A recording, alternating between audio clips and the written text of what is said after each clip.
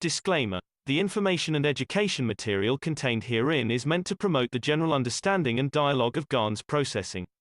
Such information is not meant or intended to serve as a substitute for a healthcare professional's clinical training, experience, or judgment. For patients and individuals, such information is not to be a substitute for professional medical, therapeutic, or healthcare advice or counseling.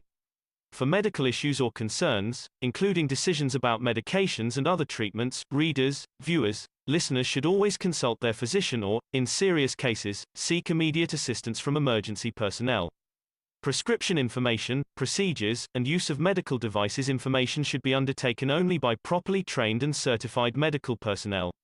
We specifically disclaim any warranties, express or implied, including implied warranties of merchantability or fitness for a particular purpose. Such information is provided, as is, and is believed to be accurate at the time of its publishing, but it is the viewer's job to evaluate the accuracy of any information found in this presentation. Every case presented is of their own experience, applied by themselves for themselves, and it applies to their case only. Every person experiencing health problems should seek professional medical advice and consult their course of treatment with a doctor.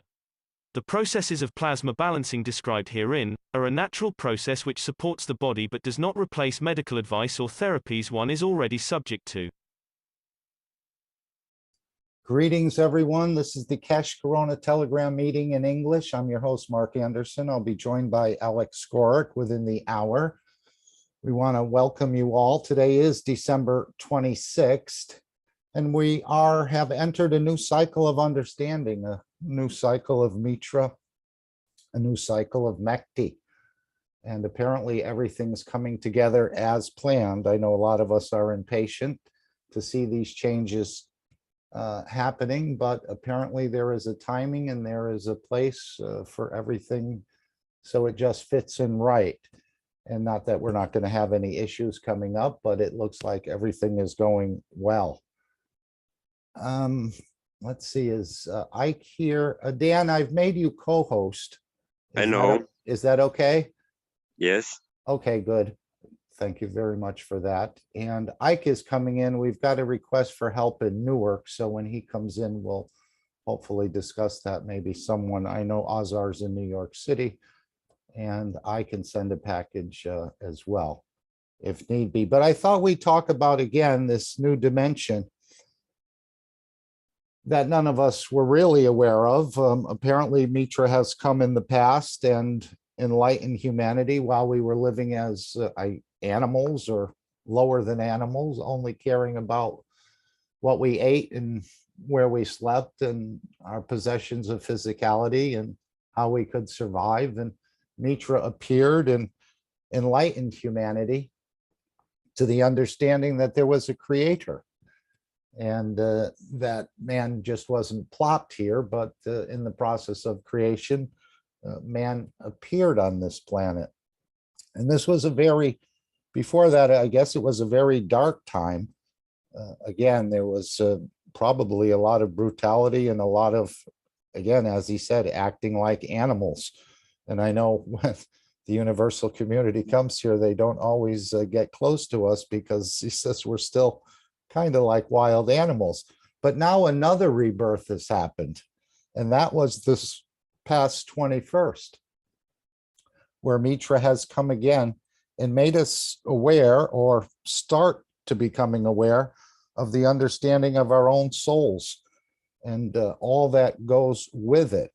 All these religions that were created were kind of fighting each other. Everyone thought they had the right way to the creator, or how to worship the creator, and so on. And as we know, over the history in the last 3,000 years, there's been 5,000 wars on this planet, and many of them had to do with this idea of religion, that I'm different than you and I need to convert you and change you to the right way of thinking. But now we're understanding this new totality, this new dimension, this new cycle that has started, and all of us are part of it. And as I said, the religions have caused a lot. They've caused separation. Even when you had met someone or whatever, if they were a different religion, even though you were friends, there seemed to be some sort of separation in the back of your mind, in the background, that you were different from them or they were different from you because they believed differently. And of course, these religions were created basically to cash out our pocket and our soul, and they've done quite a very good job. But now man is becoming enlightened and realizing that he's part of the universal community. And this whole idea of Mitra, I just thought it was another religion, you know, from the Near East or Far East or something. It went right over my head, never understanding that Mitra is actually the mother of all the creation in the universe, where we thought God went around and created everything and so on and so forth. But it's these light rays that proceed from the creator. And as they slow down and as they give off some of their fields, they create gases of atoms and GANs of atoms. And these things come together to form molecules and different types of creation. And these atoms can attract things to themselves, or they can become part of another atom and so on. And this is the process of creation, whether it be a star, a planet, a galaxy, or a universe. So none of us have really understood this. And I know Mr. Kesh wants us to understand the creator and the process of creation. And almost all the religions, as even Christianity, has gone the same way. Apparently, a couple hundred years ago, the church or the Rome had changed the birthday of Christ from the 21st to the 25th. And I wasn't aware of that either.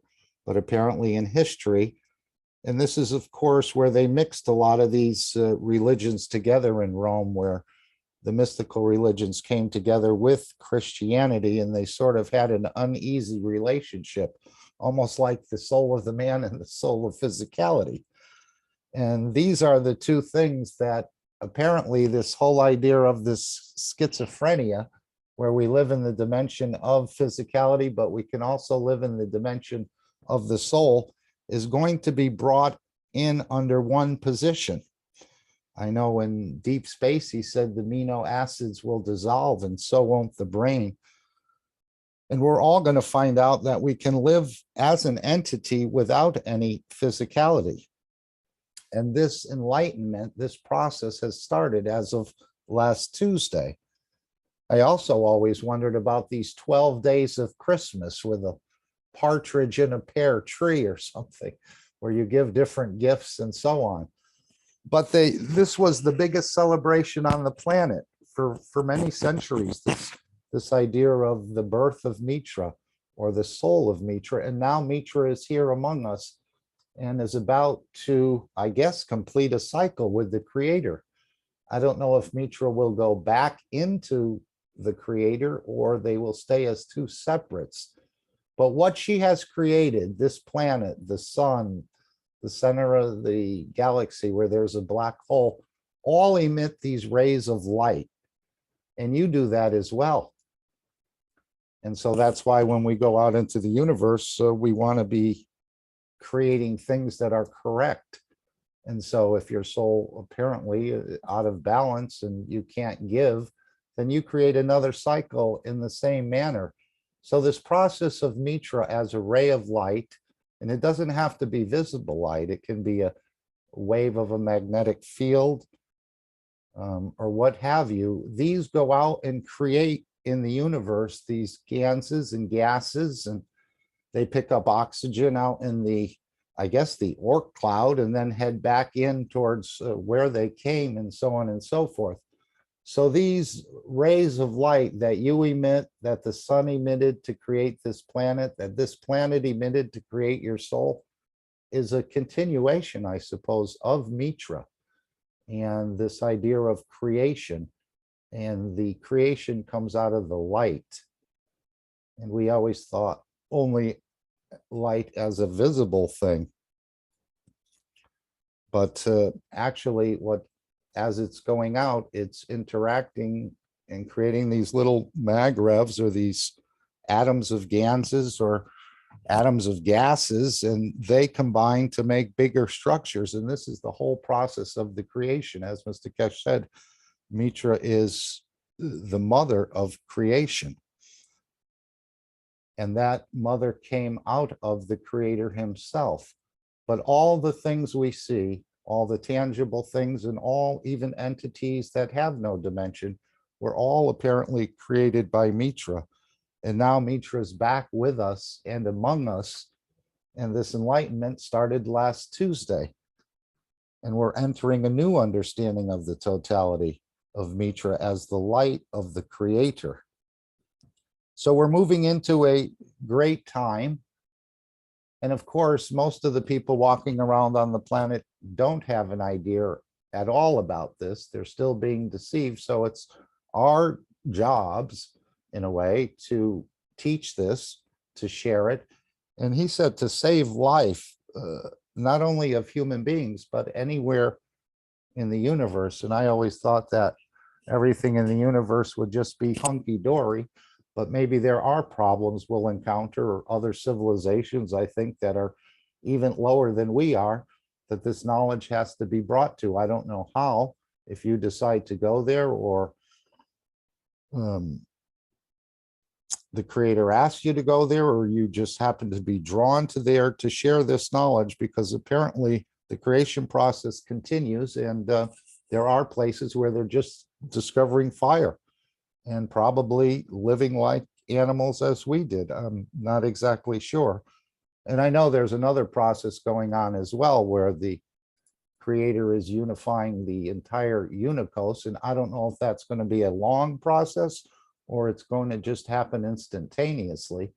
But we're all, the created entities are going to be able to move between these two dimensions of physicality and energy. And therefore they will all be equal. And it's for us to find the strength and the dimension and the beauty of it.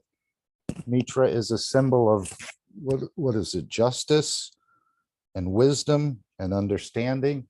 And I think he said life. And so Mitra, if you think of it that way, we're surrounded by Mitra in a way, whether it's the plants, the trees, the animals, the soil, all of that came out of the rays of light that emitted from the creator and has gone across this universe in every single direction. And as I said, created these atoms, which, or gases of atoms and ganses, which then they had their own magrevs within them and had a structure, and then can either attract or join with other structures to create even larger structures. So this is the process of creation, I believe, that Mr. Kesh is asking us to find out about and to explore. And Mitra is here to give us this new understanding, this new system of balance between the two souls. As he said in that video of the new tomorrow, we've always tried to put the souls together, but we had the soul embedded within the physicality, or the physicality embedded within the soul. And then this whole process, we could never bring the two together to understand the totality. And then you had death, and then you had to bring the souls back, and this whole mayhem. So there's something very special going on. And of course, this is all a gift from the creator. And understanding this, I guess he's set out a time of around 200 years for us to do this. And of course, another cycle of understanding is going to happen somewhere around the 22nd of February. And that's only within 60 or 70 days, let's say. Then a new cycle and more knowledge of understanding apparently is going to happen to all of us, and some a little more and some a little less. So these religions, we're not going to shut them down, but by the change of our structure of understanding, that we understand more, then we'll realize what the truth really is. So the churches will still be there, but he did talk about the abolishment of the religions. But it's not that we're going to chain the doors of them. It's that you're going to realize that that is not the right understanding. And so by us being enlightened with our understanding will sort of avoid that sort of structure that has abused the man for so long, and as I said, has cashed out his pocket and his soul. So this whole process continues, and again, Mitra put it into play, let's say, as this the sun and the energies in the universe created the sun, and those energies created the earth, and those energies created the soul of the man. And this is all Mitra. Mr. Kesh also referred to us as Mitra. But again, I think Mitra is quite special in that she's never experienced death as most of humanity has. Very good things have happened in Vienna, as I understand it, where we're going to be giving these world leaders a leg up. Some of the lies that have been told and so on has been exposed. We've opened the hand of this, or the foundation has, by certain documents.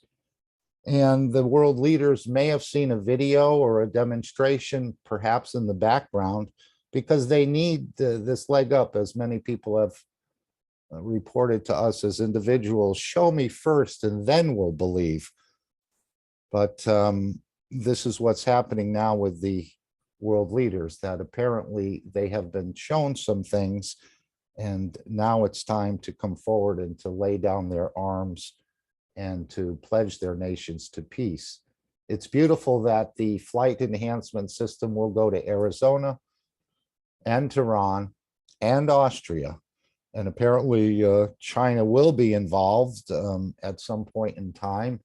He also thanked John and Yusuf and Wan Lin for their dedication to bringing this about, as well, as we're all part of this. So we want to thank everyone. We're all this part of a cell in this new structure that's being created. And it's up to you to decide what part of that cell you fit into. I know Mr. Kesh, again, he's told us, but he's told NASA and Lockheed and Boeing that the time of propulsion is over. So if anyone that you know is in any sort of space systems or anything like that, they're welcome to join the Kesh Foundation in Arizona or in Austria or in Tehran to help push this knowledge forward. So it's a beautiful time. And I think next Sunday, even though it's probably a day after, but he said this celebration of these 12 days, and this would be the first time in my life that I'm actually celebrating the birth of Mitra, or this new understanding about ourselves and the creation process, has happened for me. Again, I just thought it was just another religion that was created to deceive the man, so I sort of avoided it. Not that I've even heard the word Mitra more than 10 times in my entire life, probably. I mean, up until the Kesh Foundation. It's been hidden quite nicely in plain sight. But again, why do they counterfeit things? Why do they counterfeit money? Because the original is so valuable, they're willing to risk it. And that's what's happened apparently in these varying religions, that they've created these different paths to give us part of the truth in a way, but not exactly the whole truth. And this is the enlightenment of Mitra being here with us. And it's up to each one of us to decide what position and what function in this new system you want to be part of. And of course, again, the understanding is for the man and the man alone, Mr. Kesh says. You can't pay people to trust you. You can't pay people to love you, and you can't pay people to mature you. It's up to you as an individual to sort of mature yourself. And of course, we do share knowledge and we do share the teachings, and we want to thank all the teachers are here. But again, it's for you to find that connection that is there. It's just you. He said it's been so easy for us to live in the physicality and a little harder to understand the dimension, let's say, of energy. And so we just went for this dimension of physicality because it's much easier to understand, and we don't have to work that hard to do it. So all things look like they're coming together. Another cycle of enlightenment in February, which is beautiful as well. And then we're just going to proceed forward. More flight systems and enhancement units will start to be delivered around this planet. And I think we're going to see this technology and this knowledge break open, and it's for all of us. So by our own understanding is the way that we abolish the religions, and not actually put them out of business or padlock their doors or kill priests or do anything like that. It's just when you know a certain thing is not good for you, you try to avoid it, at least most of the time anyway. But we elevate their souls as well, and they can be part of this beautiful knowledge of enlightenment given to us by Mitra and from the Creator. So all these little systems, even the planet Earth in its creation, is doing the same thing that Mitra did. It's creating these rays of light. Even though they're not tangible, they go out into the universe. And so your soul does apparently the same thing. We talked about not copying, but this is exactly what's going on there. It's a copy after a copy after a copy, not exact copies, but a very, very similar process that takes place.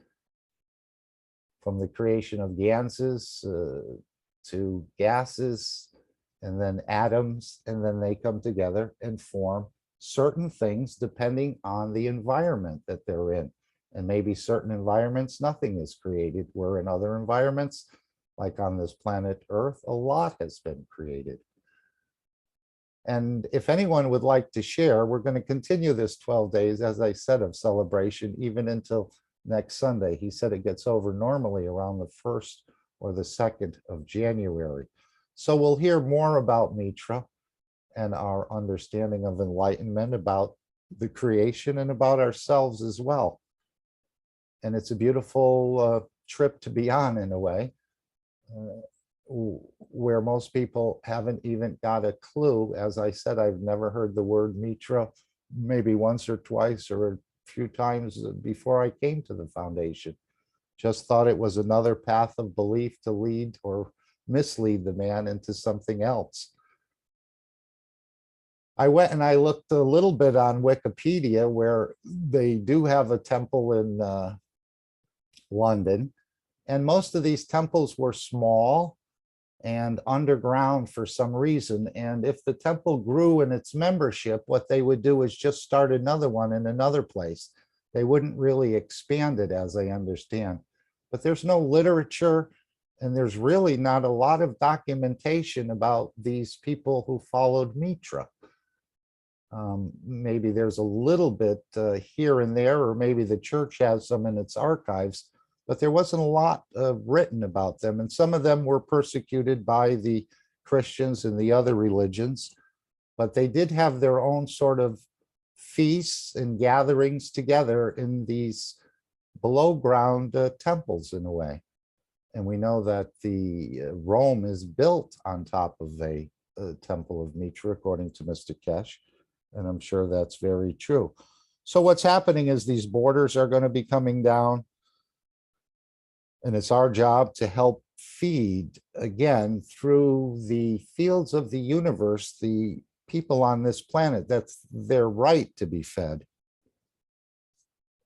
He's also talked about the elimination of taxes and, of course, the elimination of borders, because we lived for centuries without borders, and not to be controlled the way we have been controlled.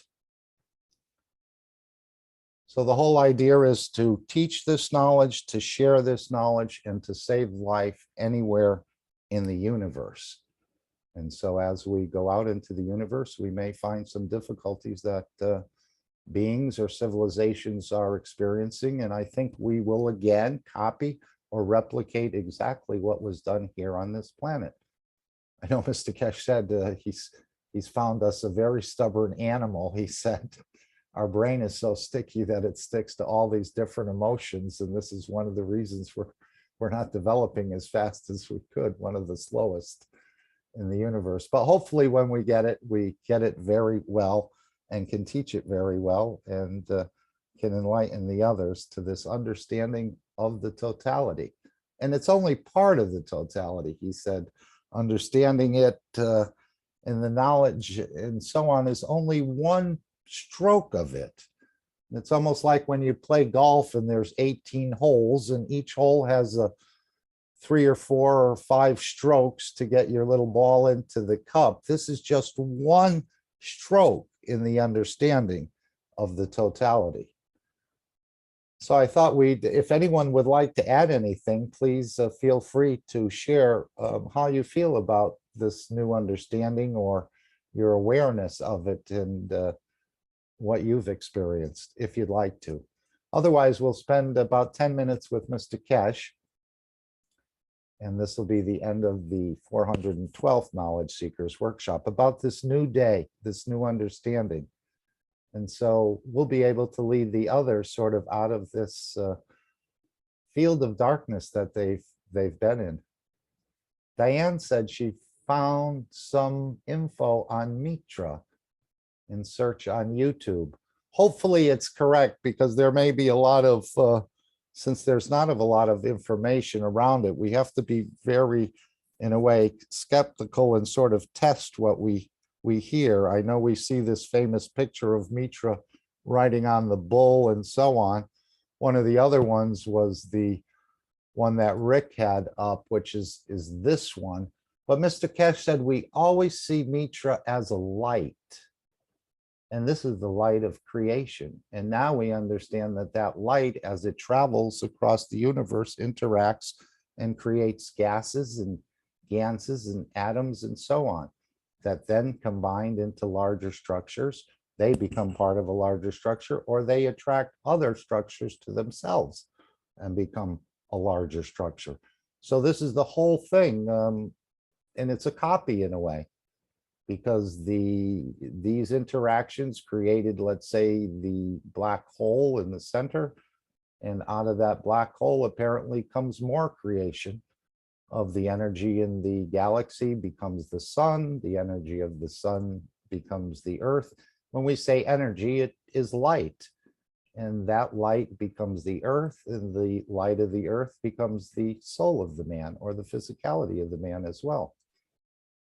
So we see Mitra as a light, and I'm just wondering, when the cycle is completed, Mitra's here, the creator's here to complete a cycle. Does Mitra go back into the creator in a way, now that the creation, she's laid out quite a bit of creation in the universe, and that process will just keep continuing and continuing and continuing. Any thoughts from anyone? Diane, you had your mic open. If you'd like to share something, please feel free. Yeah, so hi. Hi. The YouTube search, like I only watched one thing on it, and it was quite revealing. It had the Bible of Mitra, and yeah, they talked about her or him. I'm not too sure about that as the light, but I was just saying, like, you can. There's other. I only watched the one. It was like about an hour, definitely, but there were other things I didn't watch the videos, so. There's information on YouTube about it, but yeah, that's what I found is like Mitra is the light, and like we are the light. And the light isn't the sun, and it isn't the earth. It's the combination. And I, from what I understand, I'm not sure if I understand right. We started out as like as an animal, and then our older brothers and sisters came, and they did something to us, and that like triggered us to evolve, and then we've reached a point where it's time for us to ascend. And I think other creatures have done that on Earth, like that, like all of a sudden they went missing because they evolved to a point where they could go leave, maybe not the same way, I don't know. It's just okay. Very good. Very nice. Well, thank you for sharing that. I know I looked into Gnosticism for a while with this idea of Gaia and the whole thing about the creators live in the center of the universe, and Gaia was one of the younger creators, and she fell in love with man and came down to earth and created the 10th Anthropos, but a lot of it is wrong. But they were persecuted quite strongly. Gnostic means like know-it-alls. That was sort of a pejorative term that they used to say in apparently many of them were killed by Christians and others for their Yeah. beliefs. There was, sorry, Go ahead. there were some writings found on like the Gnostics, like Mary Magdalene, and I can't remember. I was years ago, I read the book, and it was all about like the Jesus. Yes, we're seeing this similarity between, you know, Mary and the worship of Mary, obviously being related to Mitra in a way, and then Christ as well. You know, well, so they had to hide, and they had to hide the writings, and I can't repeat any of the writings right now, but they had to hide because because the Romans wanted to take over, which they did, from my understanding. yeah. Well, this is where they mix the religions and so on, like that hat that the Pope wears. Sometimes it looks like the mouth of a fish. It's got like two pointy things on top of the head. And that was, I guess, people who were worshiping fish or something like that. So he incorporated that into the religion as sort of an agreement in a way, and to recognize that they were part of that. So that was the fish god, apparently. So many people, as we see in India and other places, and I'm sure Shweta can attest to this, about all these ways of finding some sort of balance or understanding with the creator.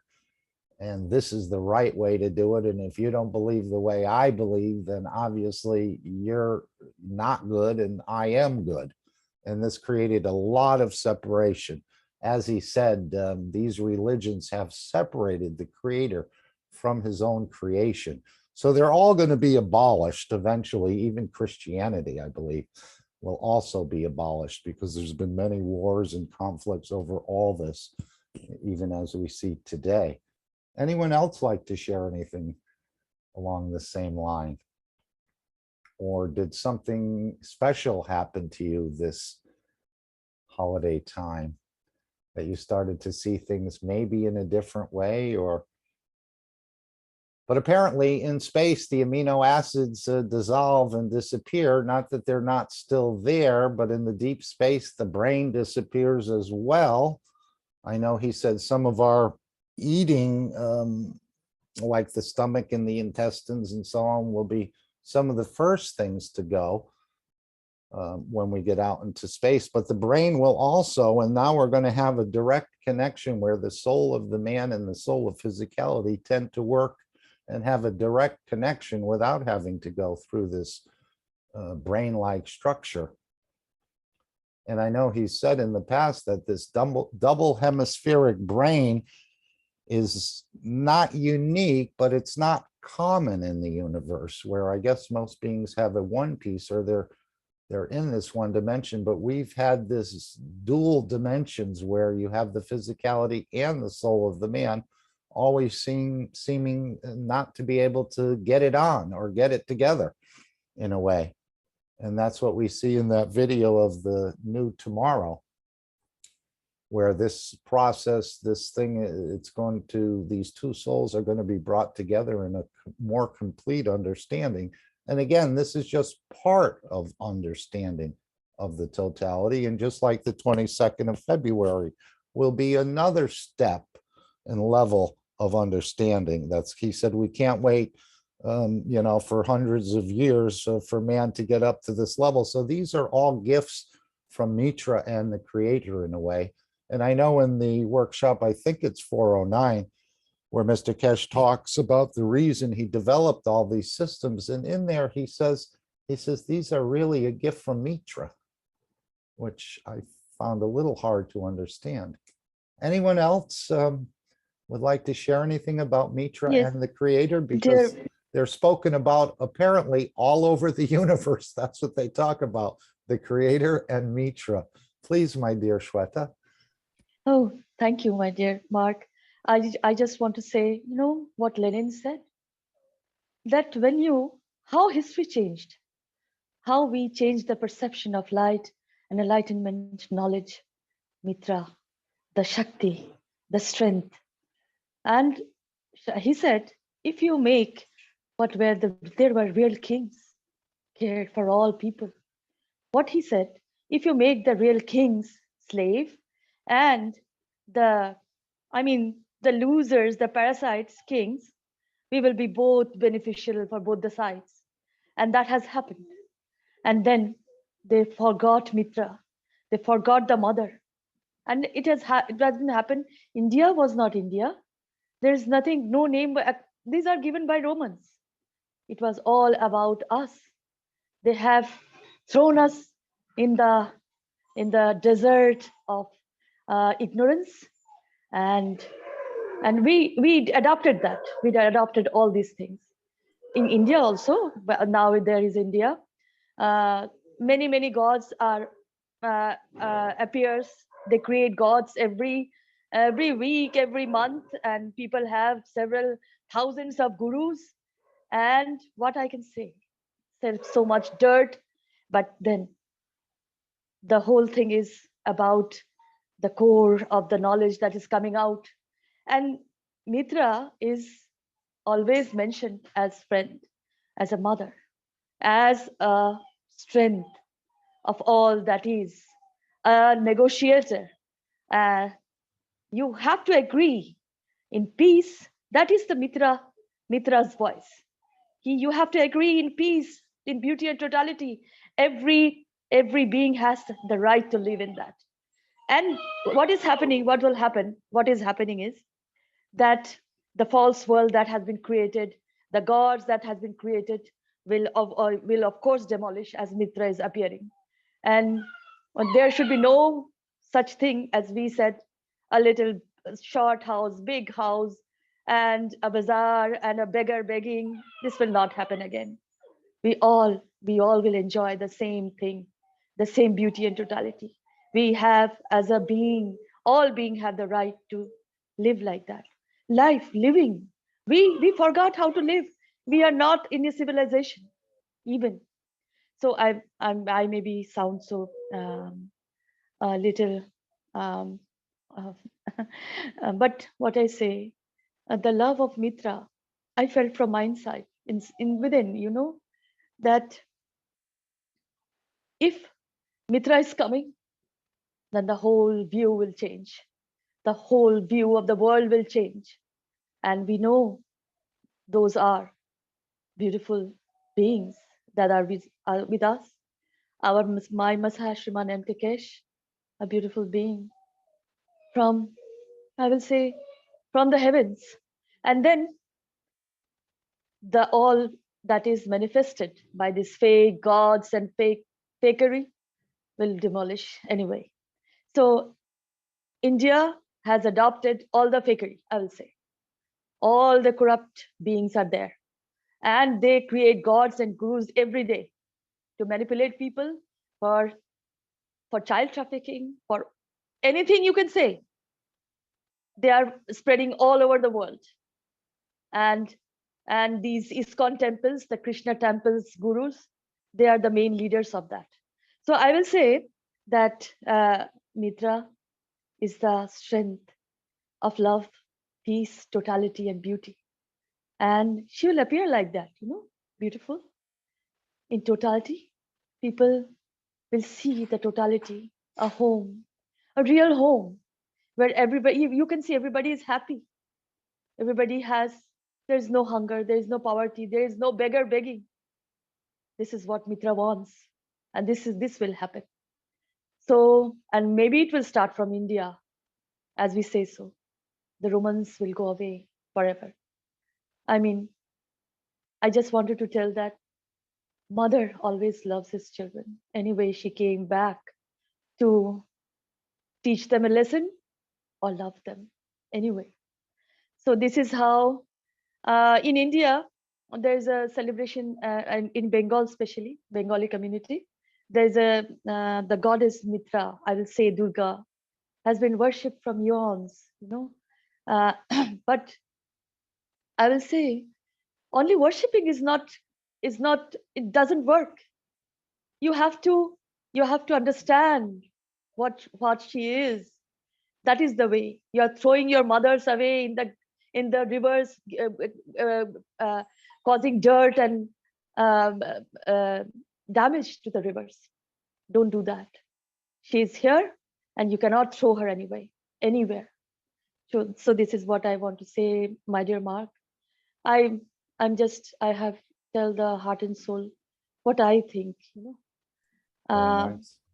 Yes. By the end of 22, he said we wouldn't yeah. even remember all the bad things about 2021 that have happened. So Oh, apparently there's going to be some massive, massive yes. changes Oh, we don't here. want to remember. Really, we Yes, don't want to remember. we don't want to Yes. remember any of the bad things, only the No, good things. And yes, only when you the good talk thing. about these borders, and that's one of the positions that the Universal Community, the Universal Council is responsible for, is to ending these borders. Oh, Because sure. again, I see Mexico and they have a border with the United States. So then I say, oh, they're Mexican people. Or I see India with a border. Oh, they're Indian people. They're different than I am. I'm different, but I'm not any different. We're all the same and we're all on the same spaceship. So these borders created by governments are doing the same thing as the religious leaders are doing, separating us from one another. We have to attack the Yes. Germans. We have to attack the Italians. We have to, and this is all another false structure that has been set up to keep us divided from one another. And we know how powerful we can be when we operate on the collective of our souls. And we see what's going on in the Vienna talks as well. So I look forward to this breaking down of the borders and the barriers. And of course, with the flight enhancement systems, there's no need for it anymore. We've lived Yes. hundreds of years, he said, centuries without borders. Oh, yes, my dear Mark, we are all in it. Just we are seeing the beauty and totality. Thank you. Thank you so much. Thank you, Shweta, for serving all of the communities on this planet. And I've been reading again the partially through the Structure of Light, which is book number 2. And it says the ray of light, or the light rays, the magnetic fields, are actually the transporters for creation or conversion in the universe to become created entities such as atoms and cells and so forth. Light rays change to atoms and ganses in the right environment. So this is the process of creation. And that's why he said Mitra, or these light rays that we see coming off the head of this individual on the screen, is the mother of all creation, is the ray of light. And it doesn't have to be a light that you can see. It can be in a wave of magnetic fields or in the soul of a stone. And obviously, this creation is all around us. Wherever you look, whether you just see dirt or sand or trees or plants or other human beings, this all came from light rays. And as they've weakened and as they've broken down and as they interacted with their environment and they've gotten into a position where they can manifest in the right environment, we see entities being created. And whether they have 1 eye and 8 legs, or whether they have 2 eyes and 2 legs and 2 arms, it's all from the same creator. We just don't understand the process of the creation and the creator himself, which we're learning more of. And we thank Mitra. And we can even worship the soul of Mitra, he said. So let's hear some of that. Anyone else want to add something about Mitra and this enlightenment that we're all going through? We're going through it. Maybe some of us don't realize it and some of us do. And again, it's just sort of opening up and sort of cracking it open in a way. And it will develop more and more as we go on. But we should be proud, as Mr. Kesh said, that we have been touched by the knowledge of the foundation, because many people, as we see, they go from religion to religion. They study Christianity, they don't find it there. They decide to study the Jewish religion, they don't find it there. Then they go to India and they study under a guru for so many years and they don't find it there. Maybe they find some things, but they don't find the totality. And even Islam will be abolished, but he said to change the soul. They have many good features and beautiful teachings in Islam as well. And I think that will be carried forward too. So we'll take, as Mitra is doing, probably some of the better things like love and sharing and no interest payments and certain things from certain religions, and we'll take the best of that and make the best of it. So this is a beautiful time, even though we're in a hard time, and many of us seem to be getting hammered down in a way with all the other things, but we're not looking at that because, as Mr. Kesh said, our enemies are there to serve us. And so we don't really look so much at what they're doing in a way, because they're part of, I guess, creating more good, even though they're appearing not to be doing good. So beautiful. We can go to this little clip from the end of the 412th Knowledge Seekers Workshop, where Mr. Kesh talks about what a beautiful day this is. And we will continue with Mitra next week. Hopefully we'll find a little bit more and understand a little bit more about this ancient religion, which has now become new again. And I think it will be a beautiful way for everyone to unite around this idea of the light as the process of creation. But feel free if you'd like to add anything.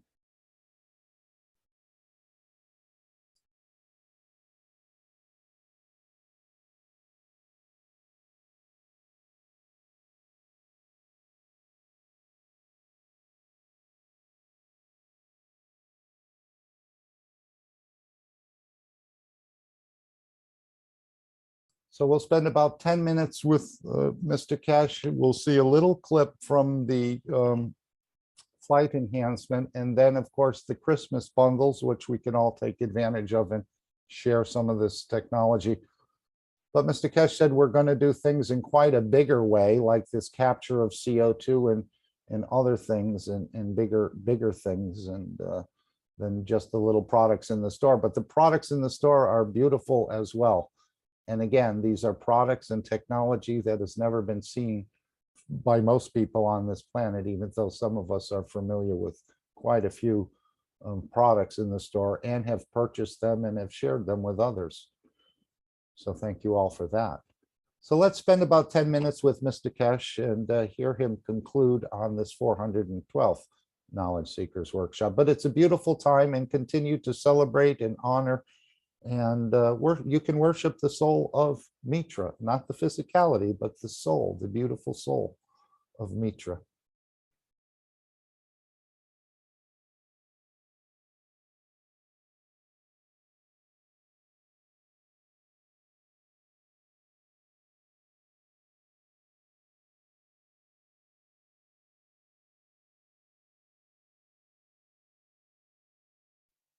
In all that time, will be present to guide mankind through this journey. Today is a beautiful day where we sit on either side of both the Christmas and the birth of Mitra on the balanced day. And at the same time, mankind will come to understand the whole knowledge of universe is at the disposal of the man. It's man who has got to reach it out, to achieve it, to learn it, and to be part of it, and to recognize learning it is one stroke of understanding and completion.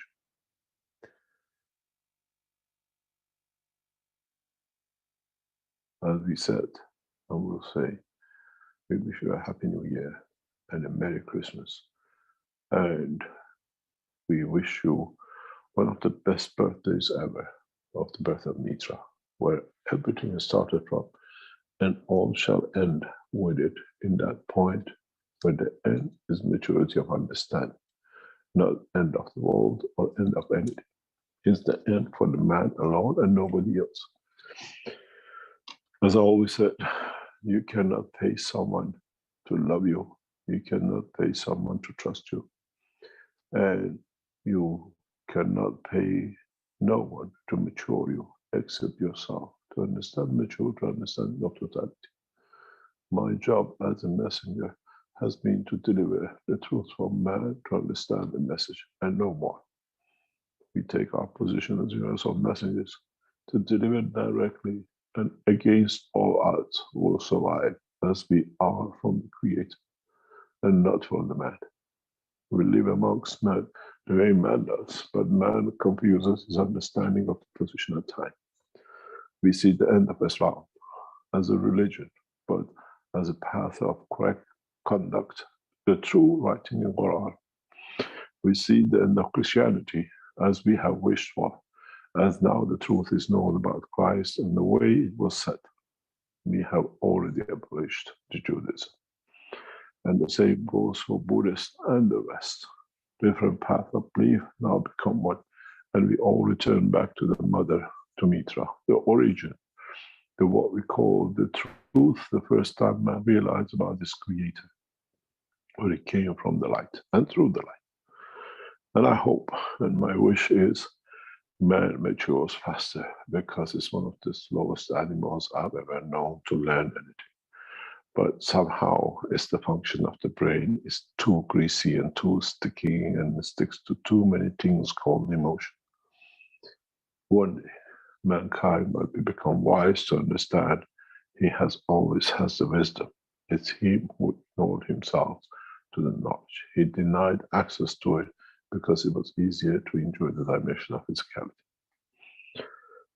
We wish you one of the best years man has ever seen in 2022. And at the same time, you will understand that it's the time for mankind to mature to the truth and the peace. And we lay our ways, and we will bring everything possible to create that condition for you to be enlightened. Be it with the machines, be it by creating conditions, being by bringing other souls within the Keshe Foundation understanding of the teaching to bring the totality together. I thank you for being here today, as it's Christmas and the birthday of Mitra, return of Messiah, return of the totality, where the Messiah is your soul. Where is understanding and maturity of your soul to save yourself in understanding that the truth sits within the Creator and nowhere else. And that Creator is reflected to the soul of the man. Enjoy, those of you who believe in the path of Christ, the next few days as you celebrate his birthday, and celebrate, and we return back to celebrate the birth of Mitra. You've got to realize that in olden days, when man who believed or became to believe in path of Mitra celebrated these days for 12 days.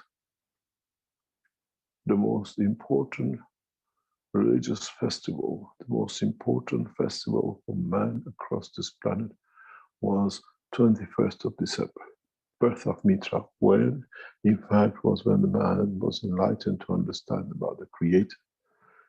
And in time, this was changed, and man with different religions decided to, in a way, to diminish the truth about Mitra. But we have resurrected Mitra to the truth of what it is, and shall wake up. Mitra is a symbol of justice. Mitra is a symbol of light. Mitra is the symbol of wisdom and understanding. And this is for a man to find all three. And maybe one day soon, we will all be enlightened to the truth understanding of the light of the Creator. Mankind will find a new dimension. And today is that day. We have entered it. We are in the second day of the what we call the change. We have entered the third day. And in the coming days, man will be enlightened beyond.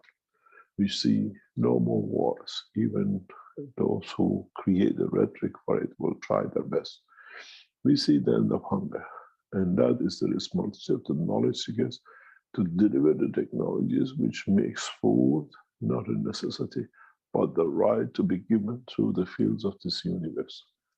And at the same time, we see the end of many, many hardships for mankind, as by abolishing what we call monetary system, man will come to respect his own time and position according to his effort he puts to serve his fellow man.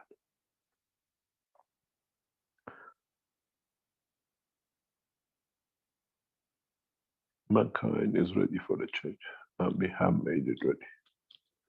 And we call upon the world nations and the leaders to lay down the arms and start the path of peace, or we'll make it for you to happen.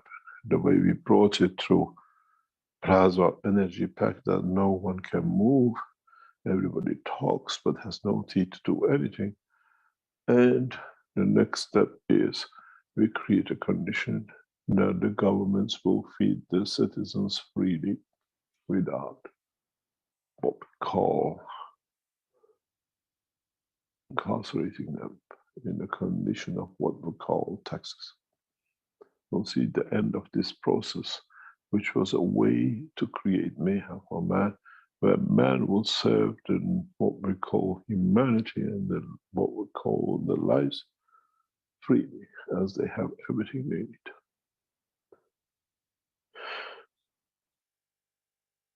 We celebrate the birth of Mitra this week, and by the old tradition, till 12 days after, which more or less falls just about around 1st of January, 2nd of January, which was the back end of the celebration of the birth of Mitra.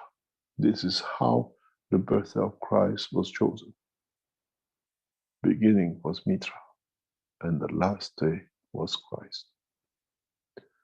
Now we understand more and more how it came to be and how it came to be celebrated and how it was positioned. Maybe one day mankind will come to understand more of. One day mankind will come to understand when the true histories and the books of the history of man and the memory of those who've been there will explain more and create more. Maybe one day mankind will read the history of the man through the soul of the man, and many ambiguities and the lies which were told to the man will come to light. And we shall see. We love you, and we adore you, and we worship you as a soul. It's your job to find the strength of it, the dimension of it, and the beauty of it. Thank you for being here today as we celebrate the birth and return of Mitra amongst us in all dimensions and shapes and forms. Maybe those of you who are enlightened will receive the light of Mitra and be enlightened with a new way of living. And those of you who are still in the path of ignorance, wait for the day of their mat, the day of judgment, as you have not judged yourself, and you wait for somebody and you don't see yourself to be capable to understand the truth, the soul will change, be enlightened all the same to understand the totality. Thank you very much for being here today and celebrate not the Christmas and the birth of Christ, but celebrate the mother of all creation, Mitra, and her birth and the generation of the new life, which is shine on man, amongst man, and through man. Thank you very much for today. And we go through a break, and today we make it a short day as we celebrate in a long way and in understanding the truth about the light of the Creator, Mitra. Thank you very much, Rick. If you want to go to a small commercial break, I will come back and we close early. Okay, very good, Mr. Kesh. I'll play the. Well, he said, he asked the nations to pledge their nations for peace, or we make it happen for you. Or we make it happen for you is very interesting. The same way they did with the energy packages. Jaco, I see that you may have something to share with us. I don't know if you can open your mic or you just put it in the chat. But he said, dear souls, hello, dear souls. This morning I woke up and felt a much higher vibration in my body. Never felt that before. Let's enhance all souls in existing more and more. Much love, Jaco. Thank you, Jaco, for sharing. Mernez, do you want to share anything about Mitra or anything along that line, if you're still here? I thought I saw you come in at some point. you're probably more familiar with Mitra than most of us because you're from this area of the world where Mitra was very popular and was practiced. Hello, everybody. Good night, everybody. Well, I was just reading recently. It seems like there are some manuscripts that Mitra has been there 7,070 years ago, and then she, after she finished her message, she went up with a chariot, which goes to without horses, and goes to the sky. It's like a spaceship. So probably she was coming from space to help people. And she said, when I go, I come back in 7,000 years. And so people say, okay, now we are 7,074 years. So depending on how long she was living. So probably it's another way of tradition, which also proves that even though these people had been promised that Mitra comes back 7,000 years ago after, which is something like now. So it's another proof that all these come together and getting more focus on Christ and things like that. Otherwise, what I have to add, I agree with Jacko, and 21st, I looked at the moon to see the change, and I really felt the moon and the environment with some clouds, more majestic, different. And I waited, and I tell you, every day seems like my heart, my emotions, my everyday living is getting closer to the part of my emotions which were difficult to get into. I know them, but I couldn't get into. It's like a canvas.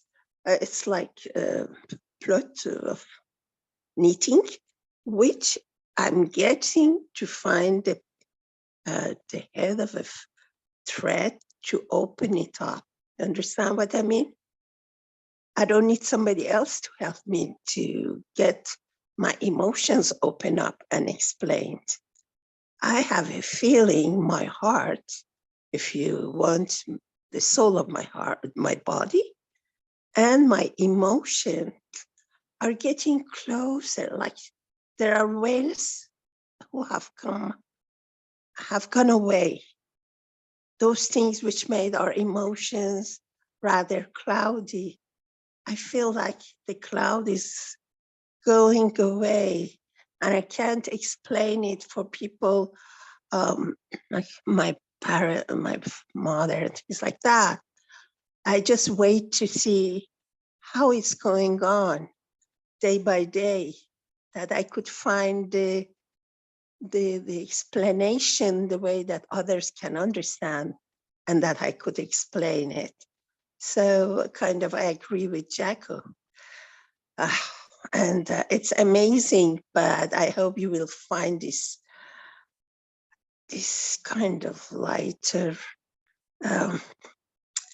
Yeah, we don't need a lot of noises around us to be amused or to be well with ourselves. Even when we are in silence, it's silent. We feel amused by ourselves. We feel in good relationship with ourselves, kind of happiness. And I wish this for you all, I wait to see what happens.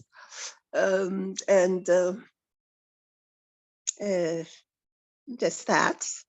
Thank you very much for everybody who is providing these teachings and working to have these reunions together.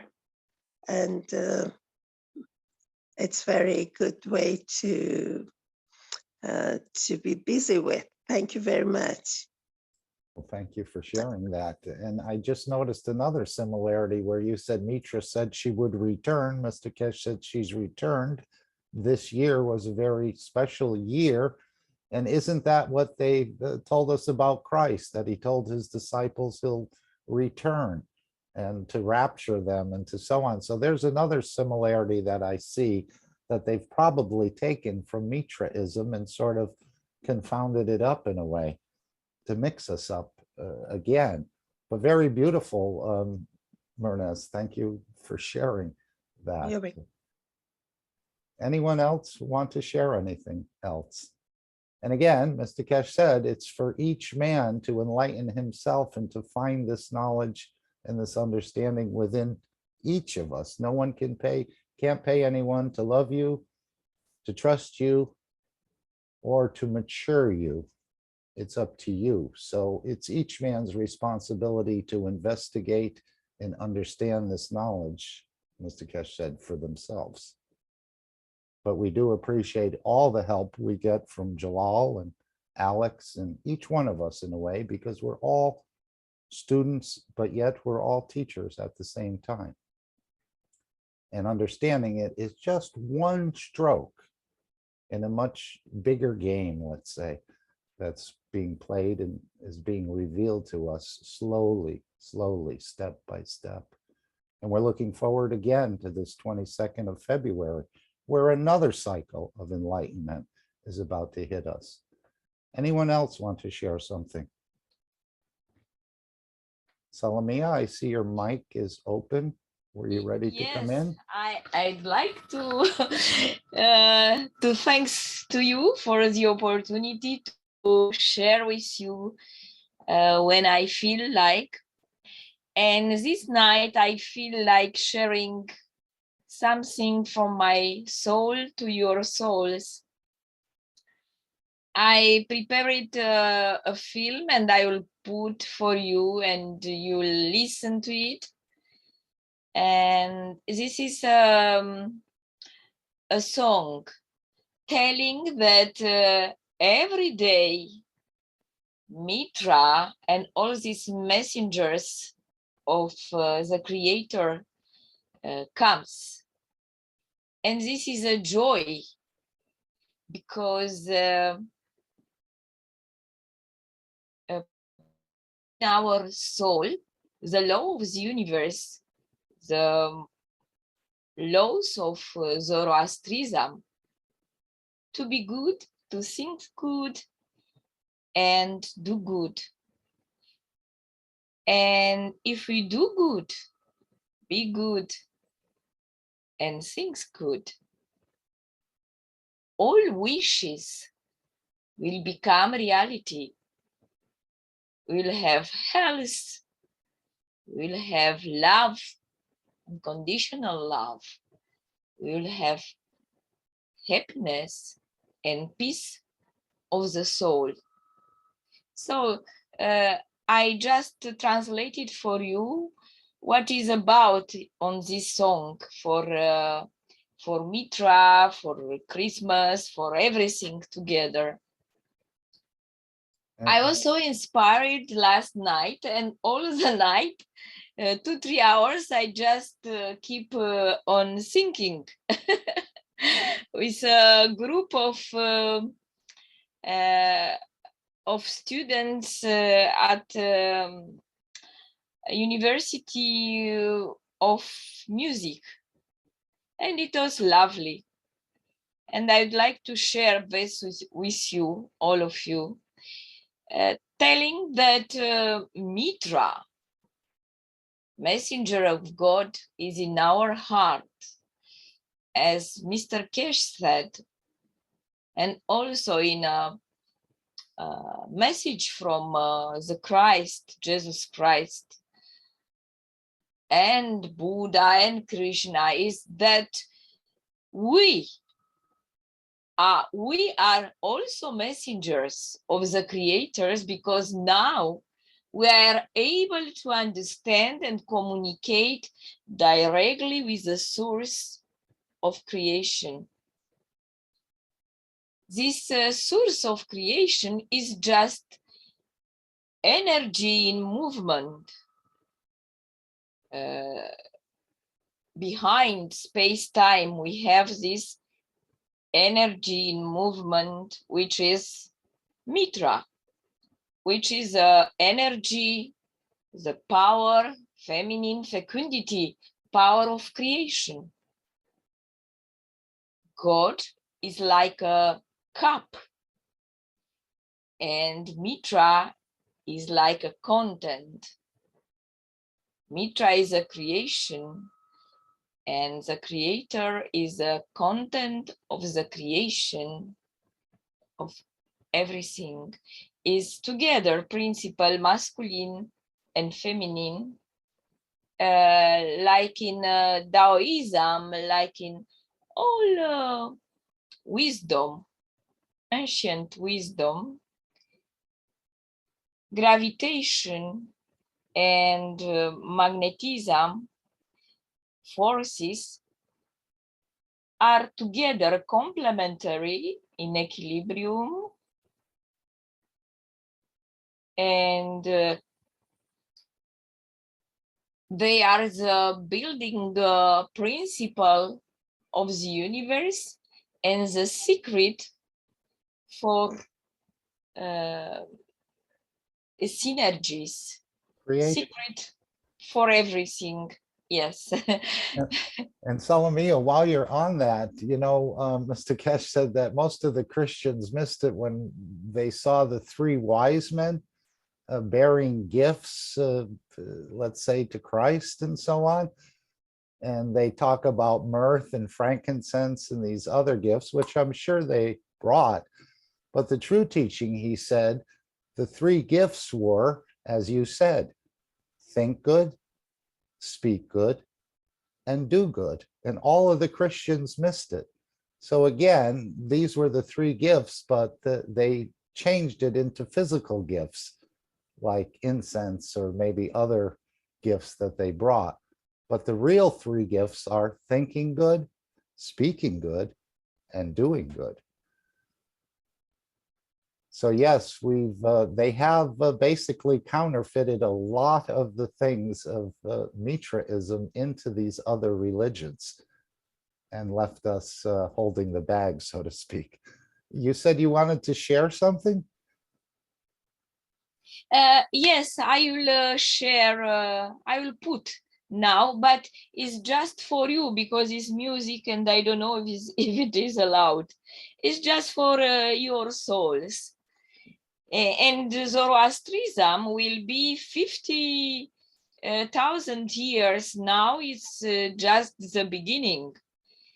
And with the help of Zoroastrism, means Mitraism, peace will be on this earth forever, because we will have peace in our heart.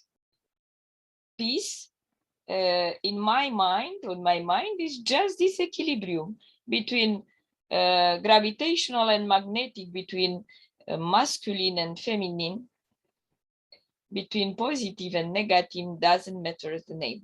So I will share now, and excuse me if I start to talk, but I'm so happy to share with you and to feel your heart and your souls.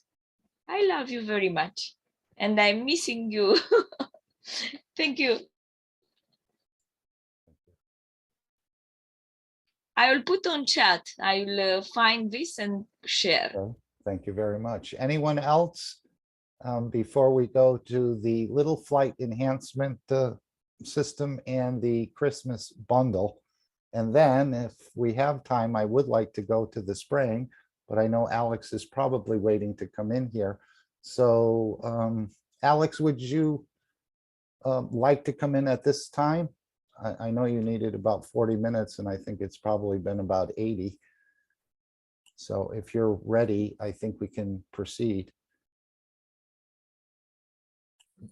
That'd be fine. Yes, okay. And we're not trying to make these a marathon meetings or anything. I noticed the meetings have been getting shorter, the teachings have been getting shorter. As he said, when we taught about the GANs and the MAGREVs and so on, we took 3 or 4 hours, but now we're shortening the teachings, and that's the way I think the education department wanted it as well, that 2 hours or so would be a good limit for each class or each study in a way. But we don't have to, it's not a hard and fast rule. But Alex, if you're ready, I think we can go to you. I want to thank you again for never missing and always being here to enlighten us, as we all do with one another. But you have the platform now to share as your soul leads you. So thank you very much for your time and all you've put together and all the different places you've shared around the foundation and continue to share. So thank you. Can you set up the disclaimer?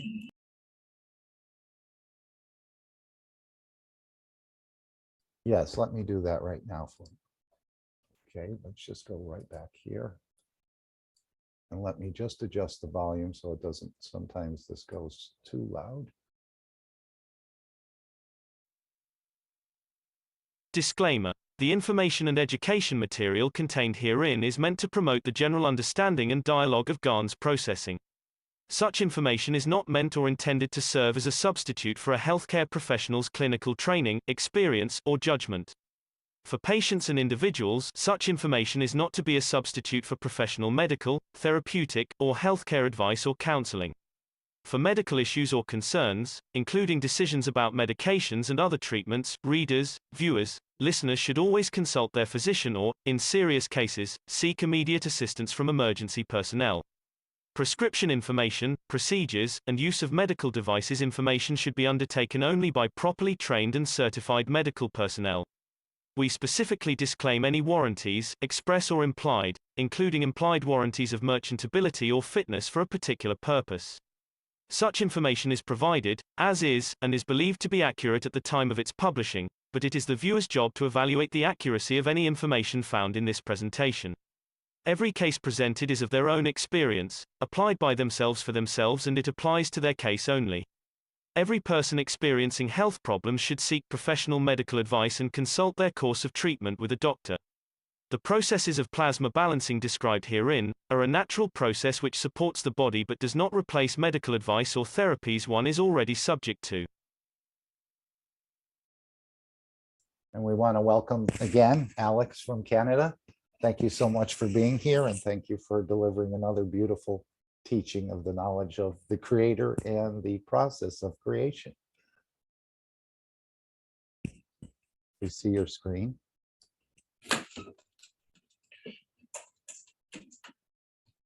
Hello? Yes, we see your screen, Alex. Can you hear us? 1 moment, please.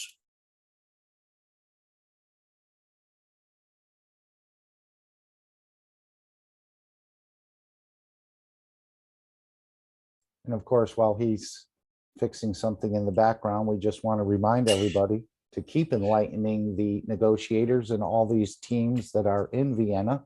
The process is not over. It's continuing on, and we've experiencing some success, and we will continue to have more successes as we do our part.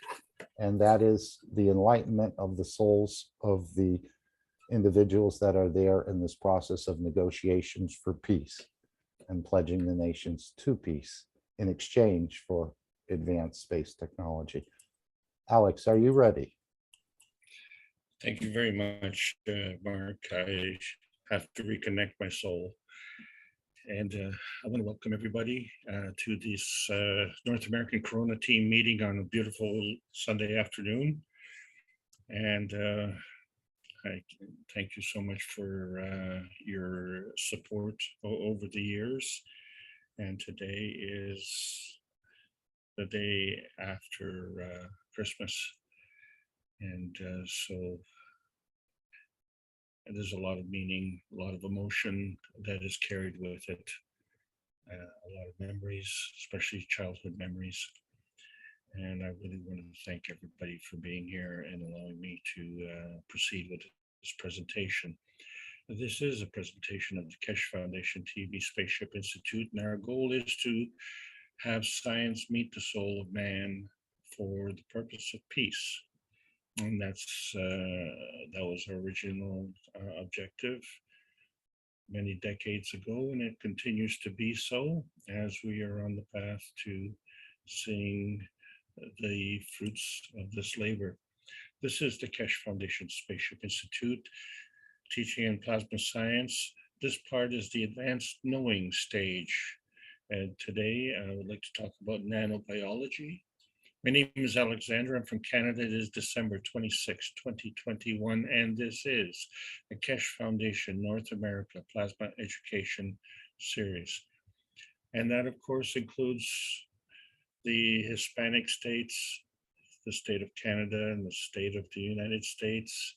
And we still have the United States of emergency emerging, as this is not funny. They are still suffering from, we're all suffering from the state of pandemic. Some add to this the mudslides, the flooding, the tornadoes, and all sorts of discomforts that go along with it. However, there is a light at the end of the tunnel, and it's starting to emerge. And the reason for that is because all the souls are converging for the purpose of peace on this planet.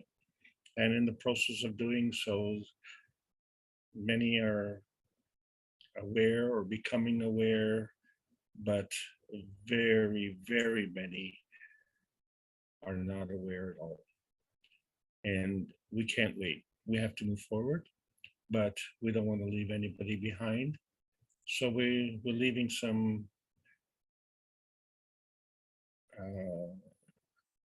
tracks in our path. We had a basic teaching program, which was basic, advanced, and intermediate. And we have an understanding program, basic, intermediate, and advanced. We're in the final stages of the knowing program, where we have basic, intermediate, and advanced. And today's topic is nanobiology. And there was a line drawn in the sand. And the reason for that is because things are not the same.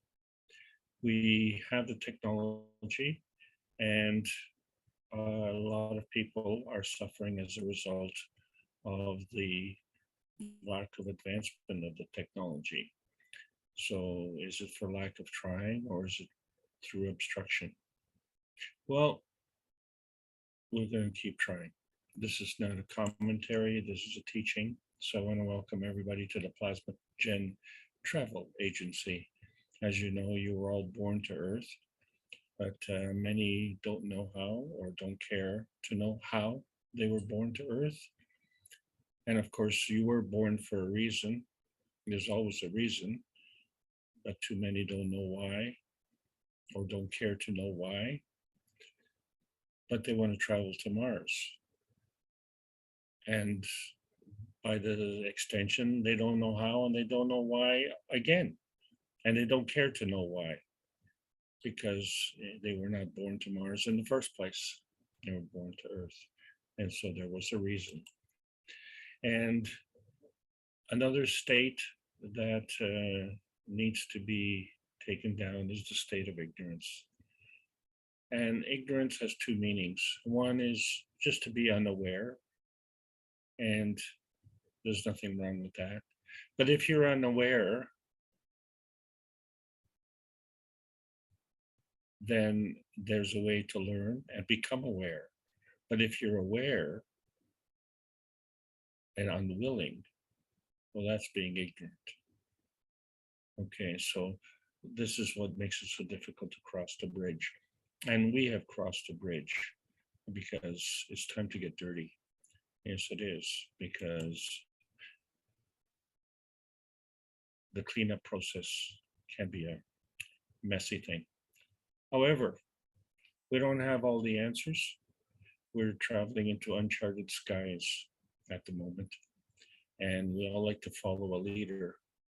And in today's teaching, I'm the teacher and I'm the leader, but I have a confession as I'm a student.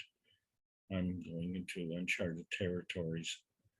And the main dependence that we've had throughout history, and we keep saying it all the time, is that seeing is believing. But we're not exactly sure what we're seeing. We really have to sort it out. And so that's what these classes are all about. And as we proceed to complete the advanced knowing series and cross the bridge into the new science, the new tomorrow, we're not interested in just going alone. We have a lot of people who, and a lot of souls who need to come with us. So we are in the post December 21st, 2021 era, the coming of Mitra. This is the new tomorrow, and is a continuation of the teachings of Maran Tebakolikesh. And so I welcome you to the Plasmagen Travel Agency, where those of us and all of us who are born to Earth, we know that we're soul travelers.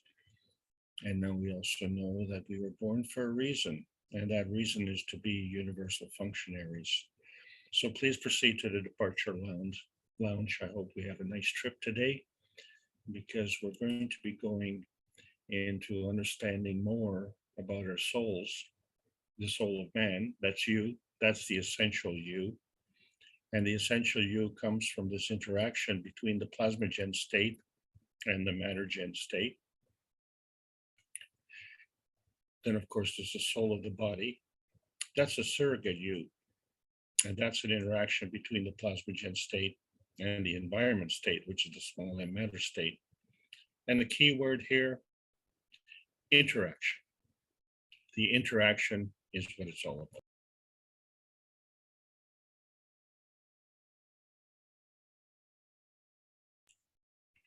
Book number 1 was the universal order of creation of matters. And it shows on the cover of the book the bringing together of the matter, dark matter, and antimatter. This is the creation of matter. And it's also the creation of the universe. And how it arrived to us is through what we call principal matter. Well, this principal matter came to us in the form of PM ticks. And that's really what we're going to be talking about today, although not in such terminology. What we're going to be talking about is the creation of force fields which represent the interaction of principal matter with other force fields, with other PM ticks. And the combinations thereof create a balanced condition called a maggrav. And many of you have heard this repeatedly. And as such, this review is very good because it helps you become teachers as well, because this is important to carry this message and to understand within you what this message means. It's then that you can transfer this knowledge of creation, this knowledge of understanding that the dreams, hopes, and aspirations of what humanity wants, which is the freedom and emancipation of humanity and the entrance into the universal community. Is that your point of view, or is that my point of view? Well, I think it's everybody's point of view, because not only do we want to know how we got from here to there, but we want to know where we're going from here to somewhere else, because the structure of light is always in motion, isn't it? And we see that at some point there was an origin of the universe, and at some point it was created into matter. But is the origin of the universe from the creation of matter, or is the creation of matter from the origin of the universe? And so that may sound confusing, because fundamentally what you want to know is the creation of the universe, and rightfully you should know that, because if you don't know that, then what are you doing here? So we need to know how the universe is created, and it's nice to be able to understand that it's actually quite simple. Well, when you say it simply, the universe exists from energy. And because this energy is always in motion, is always positive. So the thing that matters is the charge, because that reflects the energy in motion, the charge. So when we come together with the creation of matter, as we see in the cover of book number 1, that is a plasma state. But when you have two plasma states, they interact together, and it makes a very nice, neat package. So fundamentally, to explain to someone, a new student, the magnetical forces deal with attraction and repulsion. Those are the two main forces of creation. And the creation actually comes from a Maggrav condition. This Maggrav condition comes from the balance of the attraction and repulsion. So the creation is plus the magnetical energy, but the other way is what we call natural decay. And that's an unfortunate term, but what it means is a reduction in field strength, a reduction in energy. And so it comes from a repulsion attraction combination, which we call a Maggrav, plus the gravitational. So in other words, from our Maggrav position, what we emit as a magnetical force, or what we emit as a gravitational force, is part of the Maggrav condition. However, what we absorb contributes to our gravitational force, which increases our strength. And so isn't it interesting that by increasing our gravitational force, we call that natural decay? Either way, when we look at the model of ray creation, we see the neutron, how it breaks up into the electron-proton combination, which we call an atom. And in that process, we release a PM tick, which is what we started with, the energy in motion, a ray, it's created. And from that position, here we go. It's a two-way street. So we can go from a decaying position to a creating position, or we can go from a creating position to a decaying position. But it's all the same. It's all the same. Our position in physicality is the decayed position. And from that, we can create in both directions.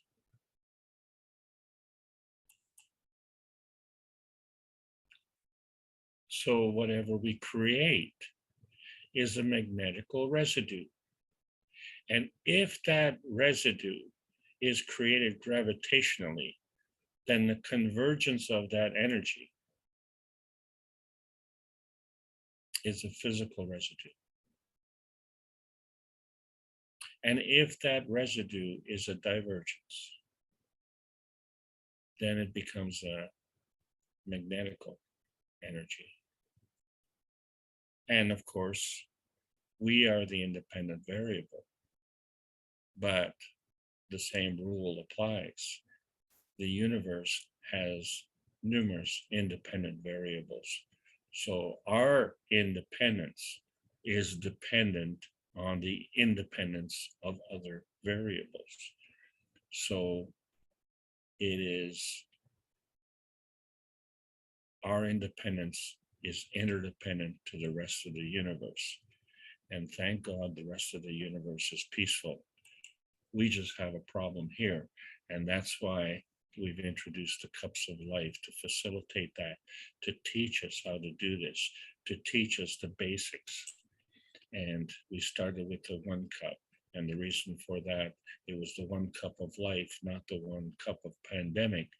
but that's what it was introduced for, but also as a teaching mechanism to show how we can take a physical zinc plate, physical copper coil, and a physical nanocoated copper coil and create a magnetical gravitational field combination. And then we've realized that we have two cups. One is emotional and one is physical, even though both were created physically. And the reason for that was, again, because of the current situation on this planet. So if we're still dealing with that, please keep creating these cups of life and keep them at least 1 meter apart, because there is an emotional component and there's a separate physical component. However, when they all work together, first of all, inside each cup, there's a combination of energies. So from there, we can create gases, amino acid, water, and all sorts of energies that emanate beyond the physical limitation of the cup. And then these cups all work together. So each individually have a magnetical gravitational relationship and a soul. And collectively, each cup has a magnetical, gravitational, and a soul. And to review these cups, of course, we have the cup of the soul on top. In the middle, we have the cup of emotion and the cup of physicality. And on the bottom, we have the cup of inertia and the cup of earth. And of course, we see that our emotion and our physicality connects our environment as indicated by the cup of inertia and the cup of the earth with our soul as indicated by the cup of the soul. And so all of this is reflected in our periodic table of elements. And so as we've been going through these teachings and we've reorganized this periodic table of elements to reflect this, well, we've taken the two columns on the right and added them there. They came from the left, we brought them to the right. And so the ones that we have been talking about in these basic teachings, hydrogen, carbon, nitrogen, and oxygen, which are the components of amino acids, copper and zinc, which are the cups of man, iron, which is our connection to the environment. We have sodium, potassium, magnesium, and calcium salts. And then today I'd like to talk a little bit more about phosphorus and chlorine, but primarily phosphorus. There is one thing I would really like to draw your attention to, that if there's something odd about these two. In fact, if you take hydrogen, nitrogen, phosphorus, chlorine, and sodium, they are all odd. The numbers that they have are what we call odd numbers, and they reflect the number of proteins in there. And then from there, we have the elemental understanding of physics. But that's not how things work. All things work in combination. So this is a good reference point to start with. But what we're going to look at is the role of phosphorus.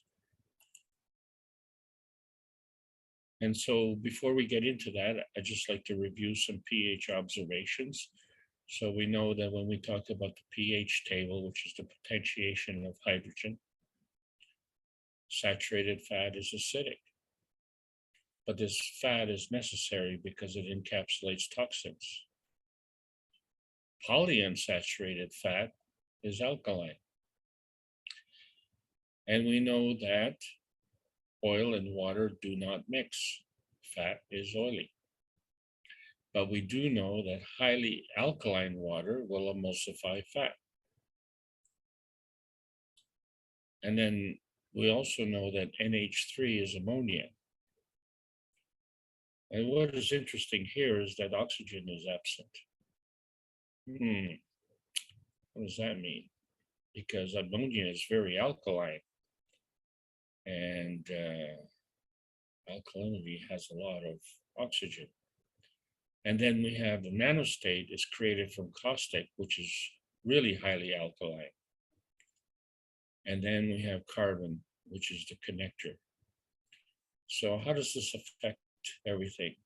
So as this is an advanced knowing class, and I don't want to scare people away because it is getting more and more technical, and rightfully so. However, we talk about the basic dimensions of transmission, the x-axis, transition, the y-axis, transmutation, the z-axis.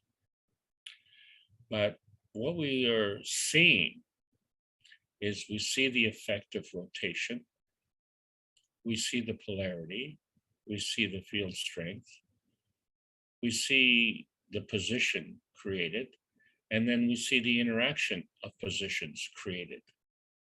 And when we say that we see it, yeah, we actually see it. We can see it in physicality, all of these things. But what we can't see is what causes these things.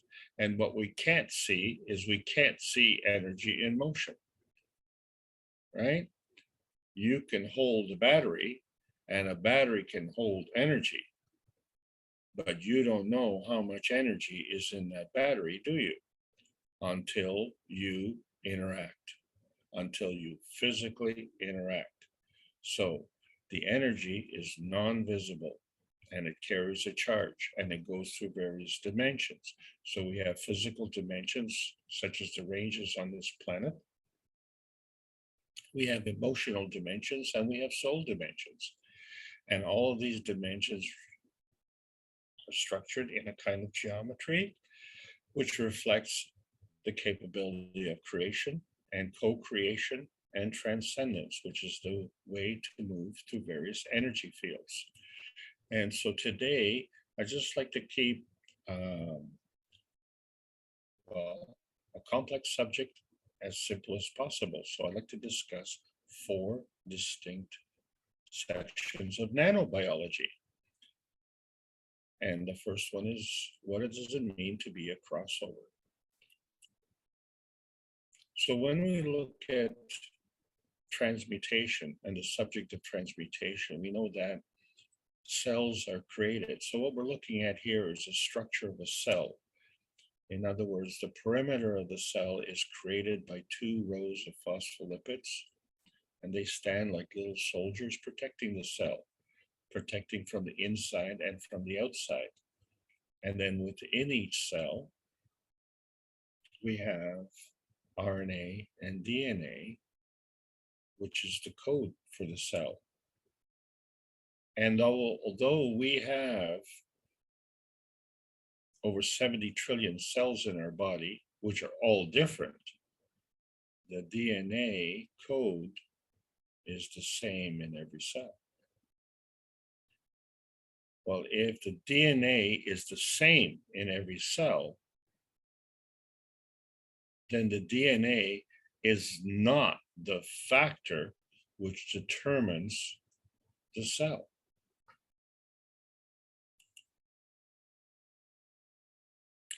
And so this becomes a problem for us because when we're dealing in 2 dimensions, we look at length and width, but that's all in a flat on-screen type, on paper type of reference. And it's in straight lines. And so one of the formulas that we do to discuss these 2 dimensions is the relationship between the diameter of a circle and the letter pi. Pi, which is rounded out to 3.14, which means if we take 3.14 times the diameter of the circle, we will go from a straight line geometry to a circular geometry. But the problem with pi is it's an irrational number. In other words, there is no pi. You have to make the pi, you have to fudge it. And that's a fudge factor. And so this is a mathematical fudging of the science. But somehow, when we look at this point, this vanishing point, and if we relate it to our physicality, we say, well, oh, we don't know if we're in hell or in heaven. And that's because we're looking along the horizon. Well, is heaven up and hell down? Well, then we're looking across the horizon. But there's a crossover point. And that's what we're talking about now. So this crossover point is the determination between what we call transmission, which is along the horizon, right? And it involves rotation. That's like the rotation of the Earth.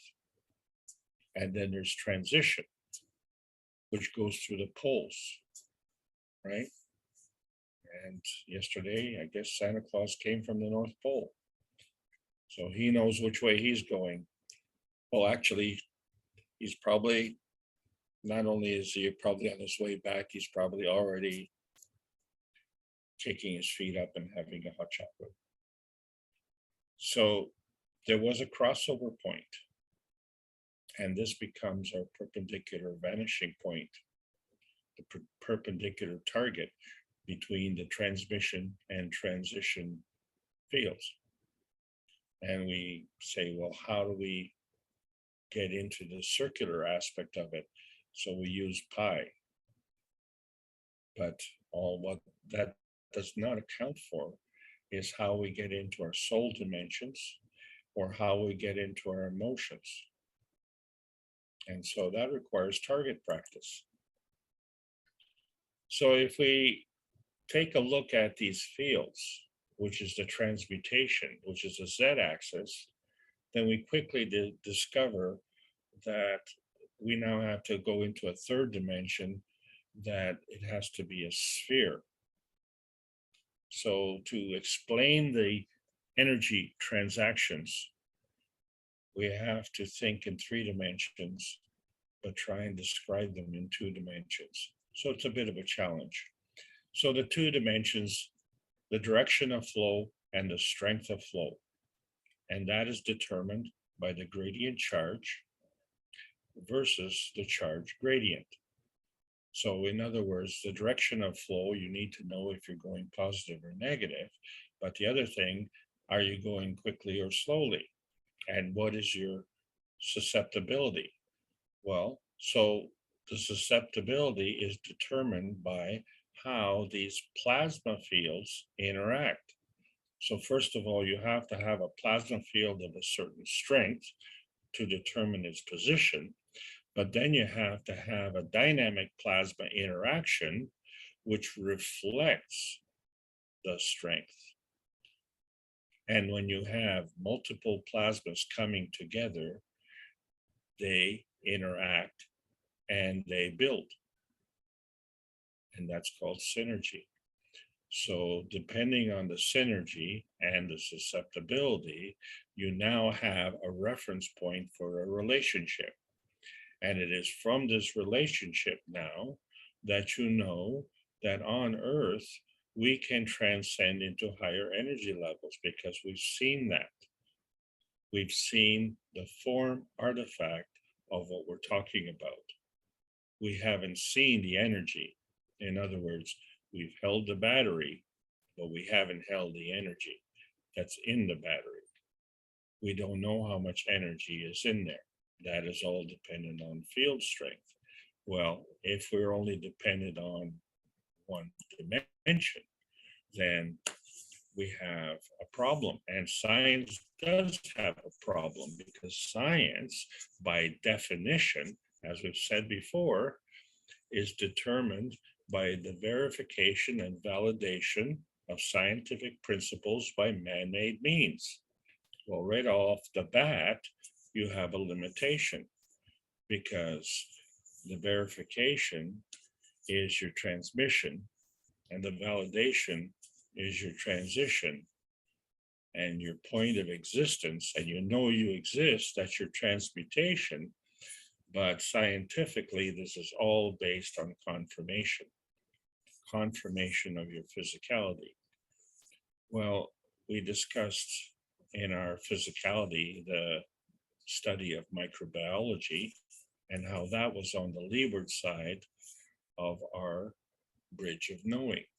Well, today we're going to go into nanobiology because we have to understand that the old science is still stuck in a box, and that box is in a range between 1 times 10 to the 6th, which is 6 orders of magnitude, down to 10 to the minus 6th, which is 6 orders of magnitude in the other direction. So within that range of +6 and -6 is the old science. And that works well with linear math and linear structures. But once you get into the nanotechnology, which is 10 to the -9th, or you get into the giga technology, which is 10 to the +9th. And what is interesting is that when you have 10 to the -9th, based on surface to volume ratios, you have more energy transfer. So the higher the energy, shall we say, the more giga energy that you have, it would have to come from a nano source. So this is one of the reasons people in power like us to do more and more with less and less until we come to the point where we can do everything with nothing. But today, we're going to introduce pico, which is another 3 orders of magnitude smaller than nano, which is another 3 orders of magnitude stronger than nano. And as such, the opposite is tera, which is another 3 orders of magnitude stronger than giga. And in the process of doing this, there's a tendency to curvature. So the straight line geometry is done. That's the old science stuck in a box. We have to go outside the box and learn about the curves. So when we look at what it means in terms of size and have a perspective of what it means for size, the genome within the DNA is 0.3 nanometers. And these calculations are just rough for reference, just so that we can have a discussion, because we're not scientists. We're just ordinary human beings trying to get a life on this planet. And the alpha helix, which is made from these genomes, is 1 nanometer. So there we are, there's your nanometer. And that's smaller than a DNA, which is 2 nanometers. But you know, the DNA is twice as large as the alpha helix. And then you look at a virus, like a polio virus, for instance, it is 30 nanometers. And we know there's a difference between viruses and bacteria, and it's enormous. The bacteria is like 1,000 nanometers. Well, 1,000 nanometers is 1 millimeter. And then you look at blood cells, which are an order of magnitude higher still, 10,000 nanometers. And then you look at the cross section of a hair, and it is 80,000 nanometers, almost another order of magnitude higher. So this kind of gives you a perspective of what's going on inside you. And Gastonasens, who I spoke about before, had a microscope, which he called a somatoscope, and he was able to do something very interesting. And that was that he was able to see the results of changing the pH. And one of the problems by changing the pH was that the DNA would change its conformity in different pHs. So in other words, if you had a healthy pH in your blood, which was slightly alkaline, the DNA was perfectly normal, and therefore the body was perfectly healthy. But if you became slightly acidic with respect to healthy blood serum pH, you became unhealthy. But what caused this was a slight extension of the DNA. In other words, it was elongated. And as such, you can see that the distance between the waves in the DNA was greater. These waves we call are the helix. Now, what happens if you get more unhealthy? Well, at some point, if you don't reverse that, then you will be dead. And we know that because when we look at the DNA of a cadaver, it's flatlined. And in that condition, it's highly anaerobic. And anaerobic means that something funny happens. And so we talk about energy. So we talked about the charge gradient and the gradient charge, right? So the direction of flow and the field strength. And so it affects the lifespan. And so when you lose this vitality within your body, and heaven forbid that you die, the bacteria that facilitated your life, which we call aerobic bacteria, changes into anaerobic bacteria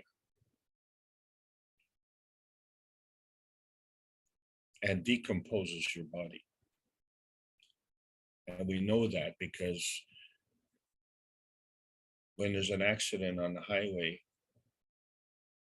and someone runs over, let's say, an animal, which we call roadkill, that will decompose in 9 days if it's not removed.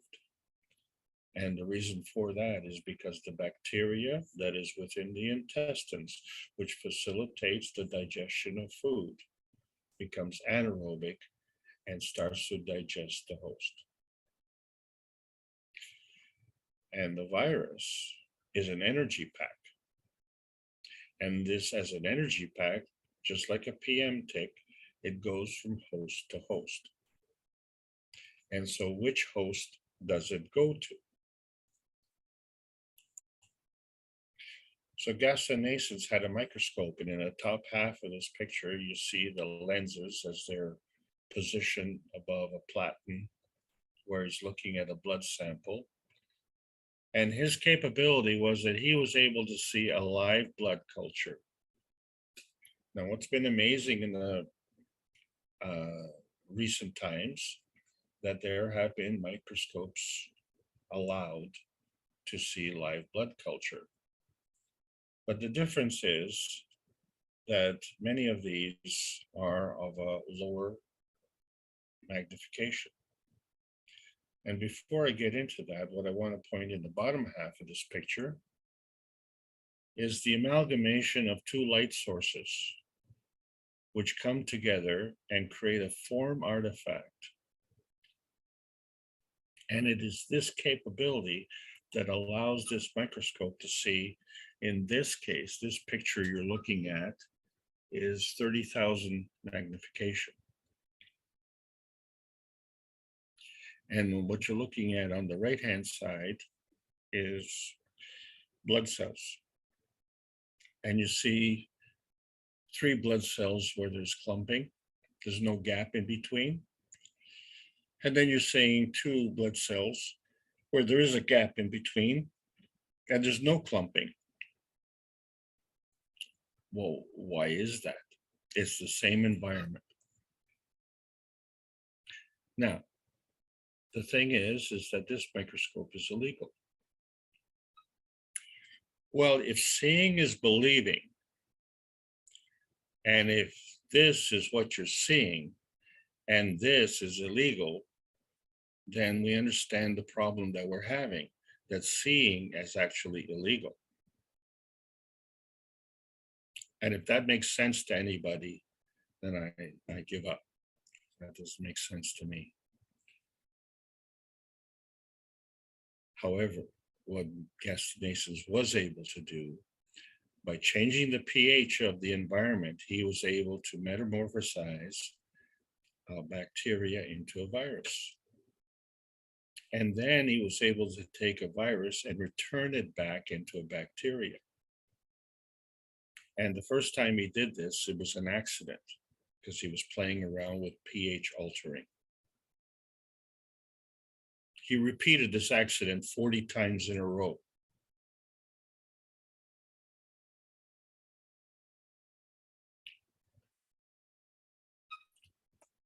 So if the virus needs a host, what he has demonstrated is that the host could easily be the bacteria.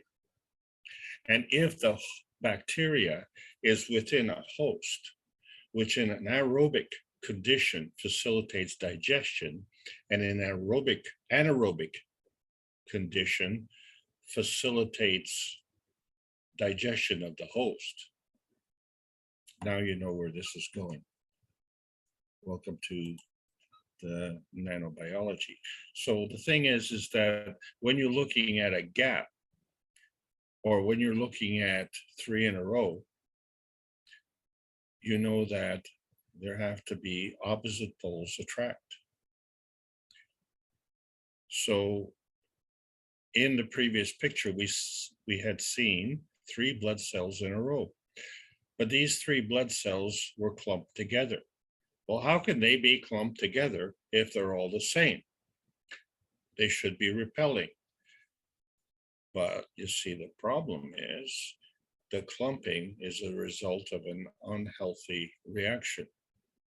And when you see the gap, the no clumping, then that makes sense. And let's say in this case that those 2 blood cells were negative and the gap would have been positive. So you know it has to be, because when you look at the gap, and we know from plasma science that when you have this repulsion, you can take these magnets, if they're all the same charge, and push them together as much as you want. But you can't, because there's a repulsion force in between. You can't see it, but you can feel the tension from it. You can put your hand in between, and you're not going to affect that gap that you can see. However, that gap is going to remain there. So what's going on? So if we remember our friend Dino Kraspedon, the famous Brazilian mathematician, he said God was a set of mutually perpendicular lines of force.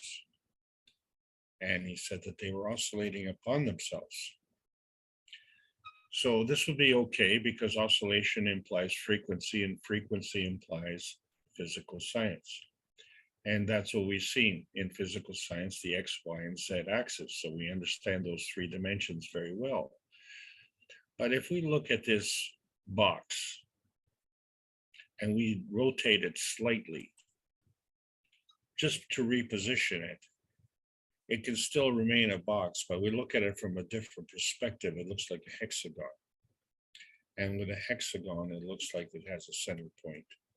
You still have the X, Y, and Z axis, but now you have a different kind of dimensioning formula. So what causes this repositioning? So let's get into what are called deflection. So when these 2 forces come together that are the same, they cannot come together. In fact, what happens, as we see in this picture, the 2 magnets on the bottom are together. They are attracted. If they are attracted, they have opposite charge. So one is positive, one is negative. They say 2's company and 3's a crowd. Well, there's a 3rd magnet. And that 3rd magnet, I don't know, it's either positive or it's negative. So it wants to get in the middle. Well, there's nowhere to go. So it has to be flipped over. And the way it's flipped and the way it's aligned is so that one side of the magnet has an opposite charge to the magnet that's lying down, and the other side has an opposite charge to the other magnet that's lying down. And so this all works. So let's say the bottom one on the left is negative. So then the left-hand side of the vertical magnet would be positive. And the right-hand side of the vertical magnet would be negative. And guess what? The magnet on the right-hand side is positive. So it all works. Okay, well, that explains that, doesn't it? So just by turning slightly, right, by deflecting slightly, where we have, in this case, let's say, positive at the top, and all the magnets in this hexagonal formation are with an alternating charge. So positive, negative, positive, negative, positive, negative. But, you know, we can bring another one there, and we cannot link up these two positives. So what'll happen is they will deflect. And that deflection only has to be a slight rotation, because what was positive at the top is now negative. And what was positive at the top could have gone to the left or could have gone to the right.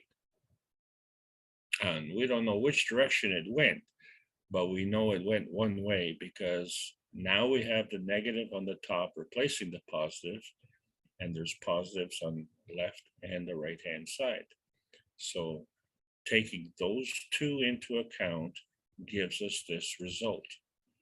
And so if we want to know, did it twist to the left or twist to the right? Well, we have to take other things into account. So when we look at the basic DNA and we see that it is a helix, and we see that we have a perpendicular relationship with the RNA. So what you're looking at here is the vertical RNA and the horizontal DNA. And the structure of this is the sugar phosphate backbone. And the connection to the earth is the carbon that's inside this sugar phosphate backbone. And because we're in the earth in an aerobic condition, then we have to add this hydrogen, oxygen, and phosphorus to complete the picture, right? Have in our DNA. So we have a helix, hexagonal structure in our helical coil. In this particular picture, this particular product, cytosine, has no sugar. But it does have a kind of offsetting pattern there. So one side is heavier than the other, okay? So that indicates an alignment position. Then we look at thymine, and it also doesn't have sugar, but it also isn't totally balanced all the way around. So here we have CH3, which we know that CH3 actually is a sugar. And so then we look at the adenine, and it is in a hexagonal formation attached to a pentagonal formation. The pentagonal formation is the sugar. And so it's attached in a certain position. And then we have the fourth, which is guanine. And that has the same thing. It has a hexagonal formation attached to a pentagonal formation, which is the sugar. So two of these amino acids have sugar and two don't. So there's a combination of the four, and this is what they do. They create adenosine triphosphate. This is the currency of life. In other words, this structure exchanges energy.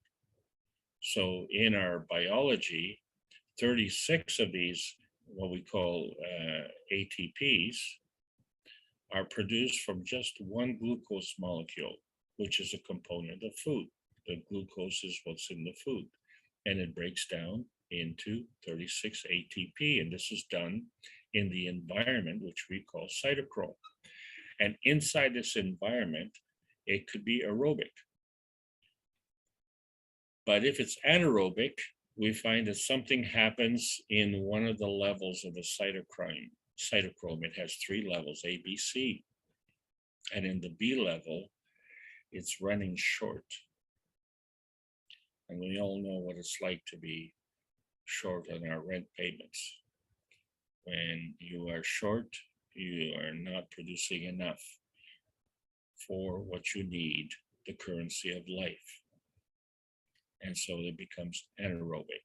So here we are in a point where we've gone from aerobic to anaerobic, and something has happened, we become deficient. So if we look at our ultimate, which is the body of the man, it's made from protein. Well, where does this protein come from? So the first part where it comes from is from the amino acids, which we know is the oily film that's on top of our cups of life.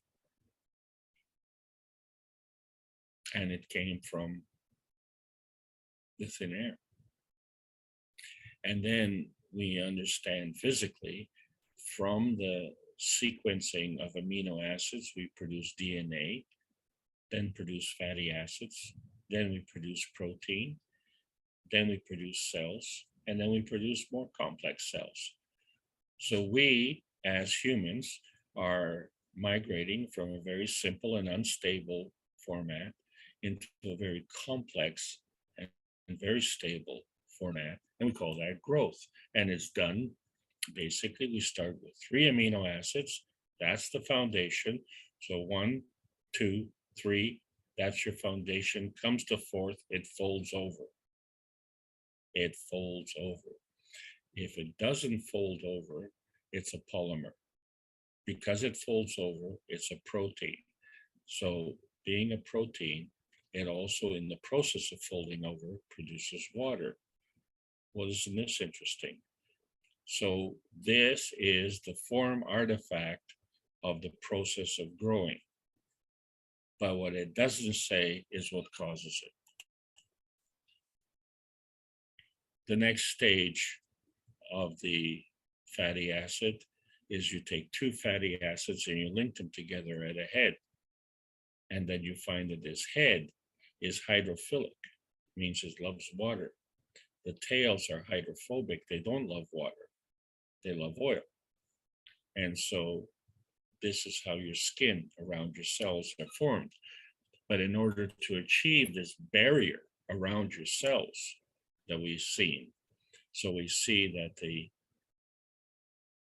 hydrophilic heads are gravitational, and there are hydrophilic heads on the outside of the cell. But to make the boundary, there are hydrophilic heads on the inside of the cell, and they too are gravitational. So we find that the tails are face to face. And so both of these tails are magnetical. But we just found out that we cannot have 2 charges coming together without some kind of deflection. So there is a transition zone in between. So when we look at the structure of fatty acids, which are the components of the phospholipids, we see how they're formed. And we see that we have a carbon in the center, and on the outsides, we have hydrogen. And they come in pairs. So there's a balance. So when you have a balance, that's like a mag-grav position. So these are mag-grav positioned vertically. Then we have, on the left-hand side, we have a water-soluble aerobic part of the fatty acid. That means it has oxygen, and it's also water-soluble. And on the right-hand side, we only have the 1 hydrogen. We don't have the oxygen. So this anaerobic, and it's oil-soluble. So here we see that we have now created a gradient going from a water soluble to an oil soluble. That's pretty interesting. Okay, but there's something wrong with this picture. And that is that we're only seeing the 2 dimensions, length and width, flat on the page. That's not the way life is. Life is spherical. Well, how can it be spherical?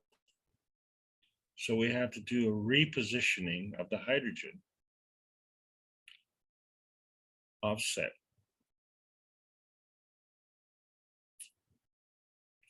And the reason we have to do that is because when we look at the link between the carbons are all the same charge.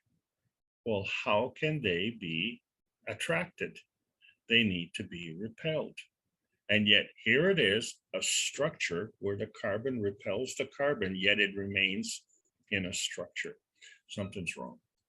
So we have to reposition the hydrogen. So let's look in the center here. We have the carbon, and by repositioning the hydrogen, we can create, we see this diagonal line. So maybe in our original picture, we were really wrong. This is more like it. And furthermore, we know that there's a size differential in terms of field strength between the carbon in the center and the hydrogen on the outside. So this kind of picture is better representative of the field strength relationship of the carbon to the hydrogen. However, there's still another problem, is that we still have this connection. So there's still a connection in between the 2 carbons somehow that's holding it together. So therefore, there must be some kind of force that is keeping this together that is not visible. And that's the point. So we know that invisible, if it's visible, that we could take 3 magnets which were kept apart by an invisible field. And if we took 1 magnet and just flipped it over, we could put it in the center to represent the charge in between. But not only that, we didn't need 3 magnets. In other words, to put 1 positive between each pair of negatives. We could just put 1 positive in the center and have 3 negatives on the outside. And why is that?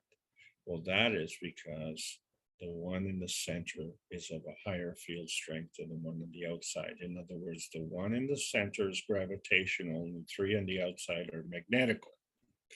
Okay, so now we understand that. So if we have our original structure and we were to remove 1 magnet, we find that the structure would remain. And so we see that with magnets, right? We can play with magnets and we can see that. So this is fact. And as a matter of fact, this is a picture of magnets. And I've removed 1 positive magnet and there's a gap and the structure remains. But the thing is that this is like a key because it is not balanced. In fact, it's not balanced like none of the amino acids that we see in the structures of the DNA. And if we flip the pole, it's like turning the key. And so this is the business of sugar. That's what sugar does. It flips over. And the reason it does that is because it comes in odd numbers.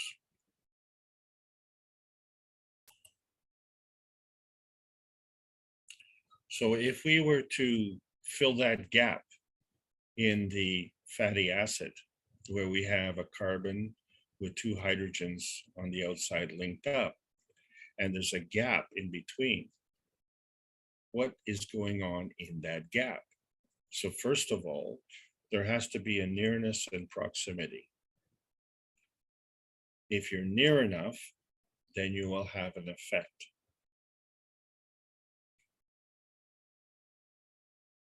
And if you're strong enough, then you will have an effect.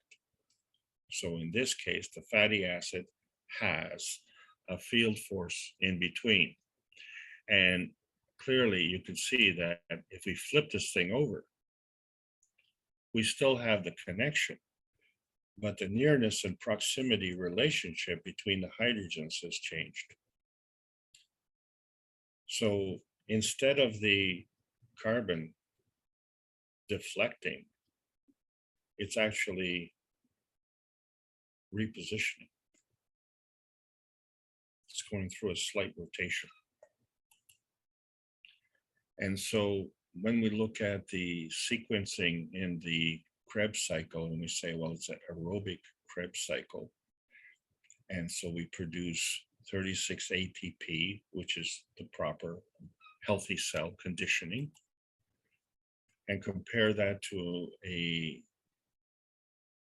anaerobic Krebs cycle, which is an unhealthy cell conditioning, we find that we're missing some of these ATP. So something is happening here that is causing a reduction in our health. And it has an affinity to the Krebs cycle in terms of whether it's aerobic or anaerobic. So the unhealthy is anaerobic, that means loss of oxygen. So what's happening here?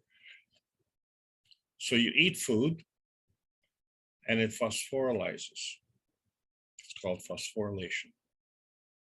And what literally happens is we take the terminus points, the highly reactive negative magnetical charges of the glucose, and we phosphorylate them into fructose. Now we know that we have a lot of fructose in our diet. The thing is, what I'm talking about here is fructose that we produce naturally within our bodies. So this is not fructose that we eat. This is fructose that we produce.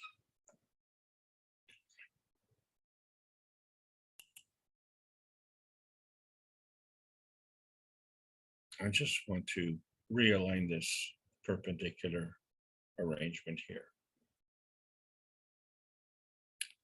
and show something else.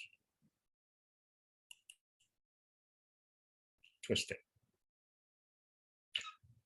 So with respect to the twisting of these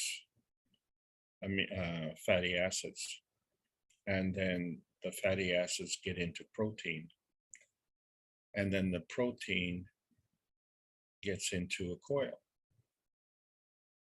And it is because of this deflection that begins the twisting. But because of the nearness and proximity, we can have a tightening. A tightening of what? Well, a tightening of the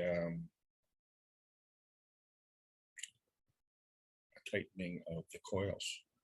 And you know that you're making coils when you do your nanocoating. But when you make your coils with the nanocoating, those coils are rigid.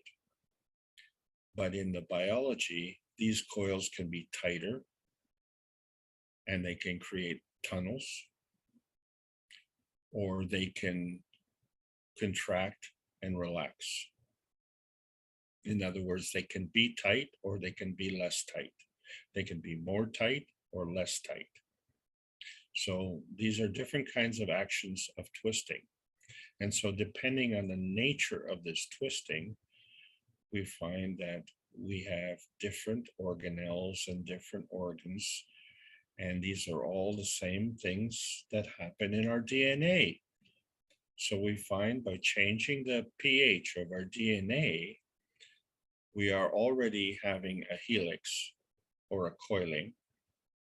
And if it's very, very tight, then we can create a tunnel effect.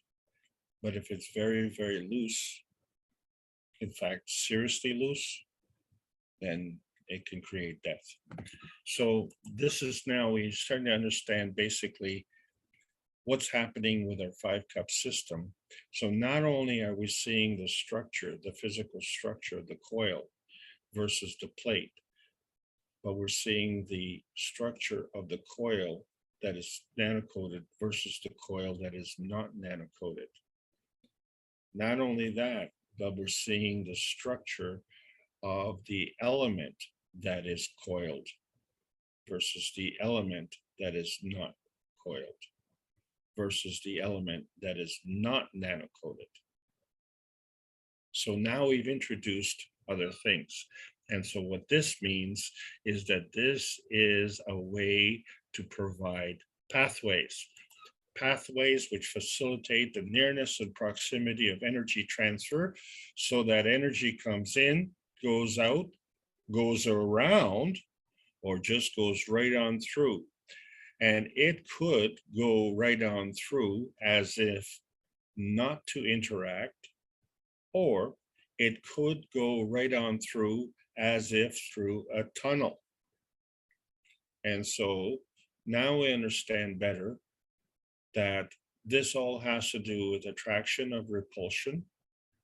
And then once you have a balanced condition of a MAGRAV, which is the balance between the magnetic and gravitational field forces, from that MAGRAV you can emit, and to that MAGRAV you can absorb. And our field of reference on this planet is between the crust and the magnetosphere of this planet.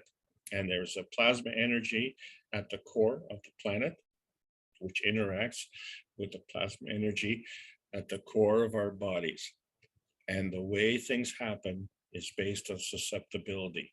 And the question is, the susceptibility of what? So we find that, well, when we have the phosphate as part of the sugar, which is connected to the carbon,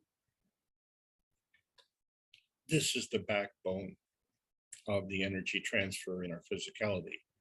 And so all of these are a physical representation of what?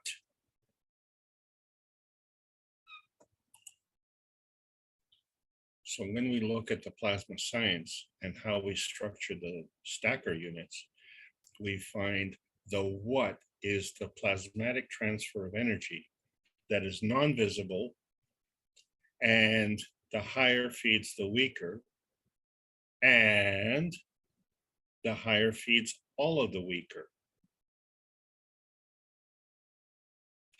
And how much does it feed?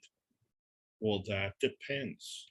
It depends on field strength. It depends on nearness, proximity, and susceptibility. And what does the facilitation of this? So we see that when we talk about our existence, we talk about the vertical people, which are the plants. We talk about the horizontal people, which are the animals. And we are part of the horizontal group because we walk vertically and sleep horizontally. But what we don't talk about is a classification for the bacteria. So we find that the bacteria is absolutely essential for us to convert our amino acids into protein. And this is common to the vertical people and to the horizontal people. So this is not another classification. This is part of the original 2 classifications of vertical and horizontal people. And if the bacteria is a host within the host and will facilitate the life of the host aerobically and change and decompose the host anaerobically, there has to be a change in the structure of the bacteria. And that is the fact that there's a relationship between the bacteria and the virus. And we know that because Gaston Masons has already proved that at least 4 decades ago. And so what that means is that when we go from 2 dimensions to 3 dimensions, which we can see now, and we cause a bending. And we talked about this a long time ago with respect to surface to volume ratios. If you want to know which way the charge is going, just look at the surface to volume ratio, and you find, and this is every muscle bodybuilder knows this, and how to build muscles, you lift weights. And so what these weight lifting is creating a tension. So in the center, you create another negative charge. So where you had one positive, now you split it up into 2 positives. And if you have a transition that goes across your arm, you are now building muscle. And in the process, you're facilitating muscle contraction. The muscle contraction comes through the tightening and twisting of protein. And in the tightening and twisting of the protein, it creates a path, just like a farmer plows a field. You have a groove, and the energy follows that groove. And so this is what facilitates the rotation. Bro, you've been talking.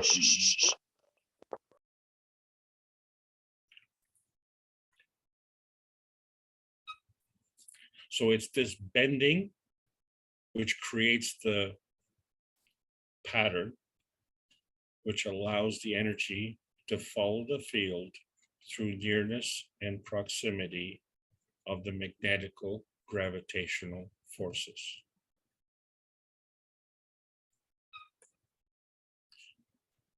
So excuse me 1 second, please.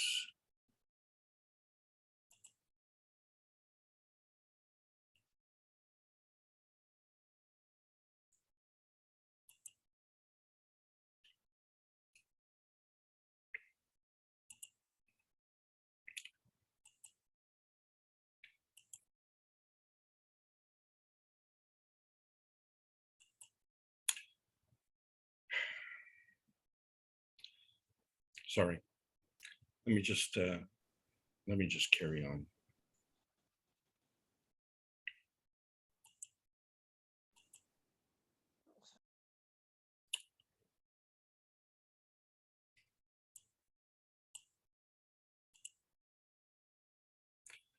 Okay.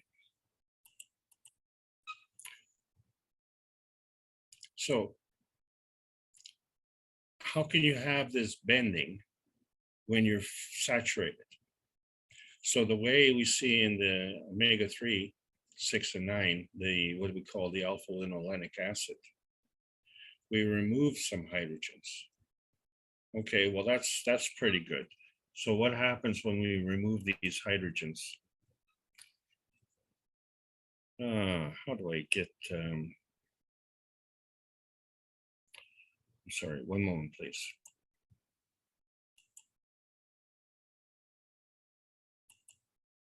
Thank you very much. Okay, we got that fixed.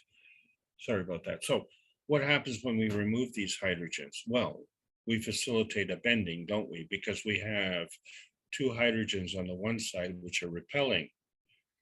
And despite the fact that they're small hydrogens, they are stronger than no hydrogens on the other side. So there's a repelling on the outside and there's an attraction on the inside.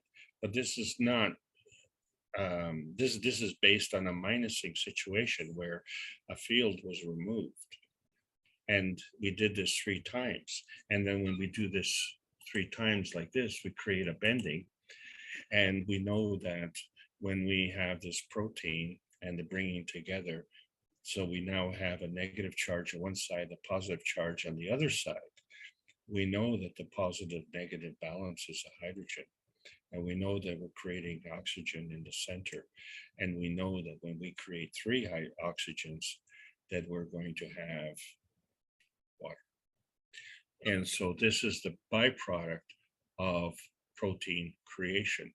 And it is this folding then that allows the energy to come in and go out. why I'm going down this path is because when we look at the DNA, we see the helical coil. And when we see the interaction, we see the folding, and we see the pathways, we see the grooves, we see the twisting. And so this is all normal. And when we look at the RNA to DNA paths, and we see that the structure of the DNA comes from the RNA, but we also know that the mRNA, which modifies the DNA, can feed back, and so the DNA will adjust. And this is how we can adjust for going to a hot climate, to a cold climate, and vice versa. So we can adjust to the environment.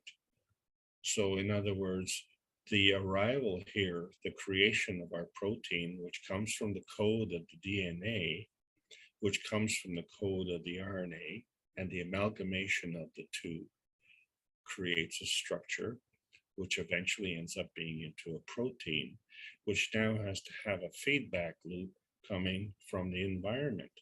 And so that's what the mRNA is supposed to do. And this is all done naturally. So what we're not talking about is what causes this to happen. What causes the folding over of the amino acid, and what causes the interaction of the RNA to the DNA, and what causes the interaction of the feedback from the mRNA to the DNA? What causes that? And where does it come from? And then we learn about the nanostate and the structure of the nanostate, especially in a star formation structure. And so we find that when we have more than 3 in a chain, that creates a polymer. But when we fold it over, then that creates a protein, right? But the thing about these nanocoding structures, which we call star formations, in space, we don't know which way is up. We know which way is up in Earth, but in space, it doesn't matter. All that matters is nearness and proximity. So then we find that we have energy flow, not only in 2 dimensions, but in 3 dimensions. So it doesn't become just a nanostate, but a nanosphere state. You have multiple monatomic energy flows in all sorts of directions, right? And when you have this pattern shape up, you create a pathway, and energy follows this pathway. And so this pathway not only has a crossover, not only has a deflection, but it has a twisting. So when we look at the basic relationship between our brain and our heart, and what we're doing feeding energy off of this planet, and what are we doing physically, and what are we doing in our society. So we are transmitting energy along the horizon, and we're transitioning energy between our heart and our mind. And the transmutation therefrom doesn't just stop at the transition to the mind, but it also carries on to the transportation of the body. The body is the transportation vehicle of all of these things combined. And there is a barrier. It's called a blood-brain barrier. And this, we know, the right-hand side controls the left-hand side of the body. The left-hand side of the brain controls the right-hand side of the body. So there is a crossover. And in order to facilitate a crossover, there has to be a twisting. And then this twisting can be tighter or looser, can be aerobic or anaerobic. And what is the determination of that? So when we talk about the crossover, there are other crossovers that we have. We have arteries that cross over to veins. We have blood that crosses over to the lymph system. What is especially interesting is that the blood does not come in contact with the cells. The lymph system comes in contact with each and every cell. We already know that RNA can cross over to the DNA. We've talked about the glucose phosphorylating to fructose. We know that from fat, we create protein.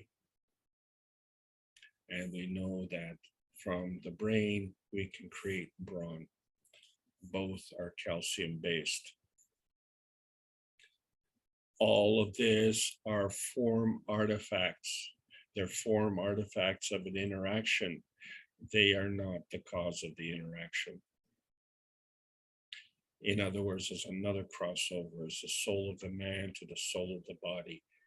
And this is the gravitational to magnetical relationship.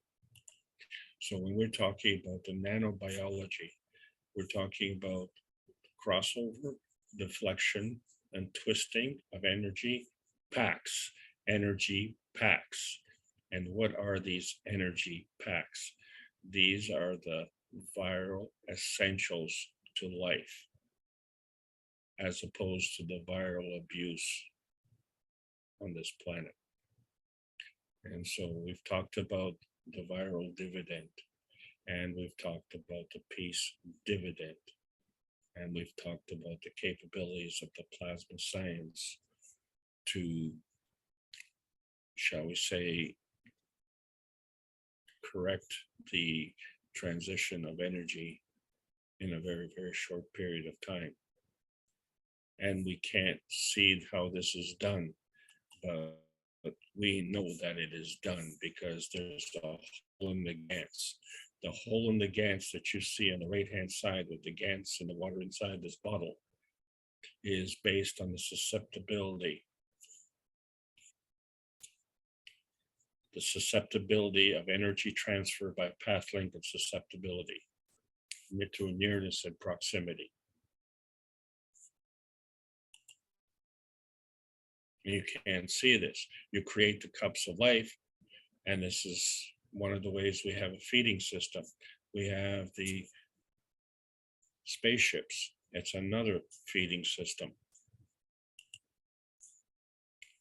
We have the magnetical giver, where the soul gives to the spirit, which gives to the body, which gives to the intention, and allows the body to give to itself. You feed yourself. You also have the taker. In other words, the soul takes from the spirit, which takes from the body. That is the feedback.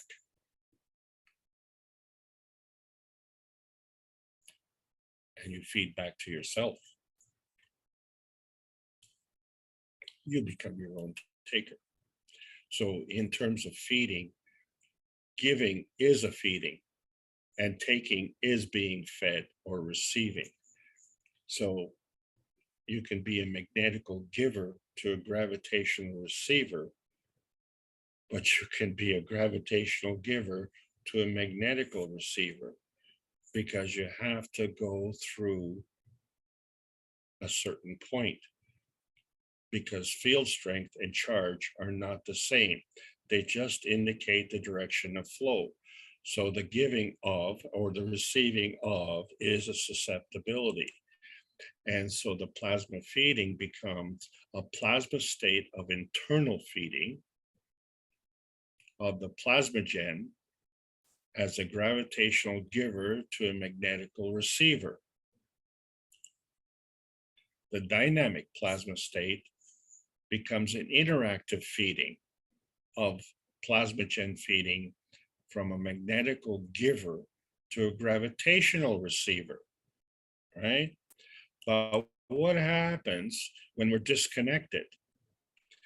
And so the soul is your friend, and the soul is you, and the soul looks after you for your welfare. But the soul of the body and the soul of the man work together. But when they're disconnected, then you have abuse. But what happens when this connection is also contaminated, right? And so it's the same thing. When you're looking at the structure of the PM tick, and you see that there's your principal matter of the antimatter and the interactive matter of your dark matter, and it's disconnected to the physical matter, which is represented and supported by the matter energy levels, then you find that we've got trouble. However, they say that dead men tell no tales. Well, it's an interesting thing that's just happened. I call them the tales of the morgue. We have been told that we have a non-active virus. A virus is an energy pack. So a non-active virus, and if a virus is an energy pack, and energy inside the battery is also an energy pack. But if the battery doesn't have any energy, you would say you have a dead battery. So a virus is always active. Nothing is nothing. Something is always something, as opposed to something else. So there's no such thing as a non-active virus. And how do you know that? Because a virus needs a host. And as we found, there's a relationship between viruses and bacteria. So a host is looking for another host. Our virus is looking for a host or another host. And we know that these viruses are not transmissible to cadavers. And how do we know that? Well, when we were in Iran, we had trouble with the number of patients in the intensive care. There were so many of them, and they were coming, going so quickly, we couldn't grasp a number on that. So we didn't look at the intensive care numbers. We went to the morgue to look at the morgue numbers. And within a matter of days, the number of daily mortalities dropped from 85 down to 25. And it continued down to 0. And it's done that since July of 2020. Now, what's really interesting is this highly contagious pandemic situation has not shown itself in the mortician population. So when we're looking at the tales of the morgue, we find that the morticians have not succumbed.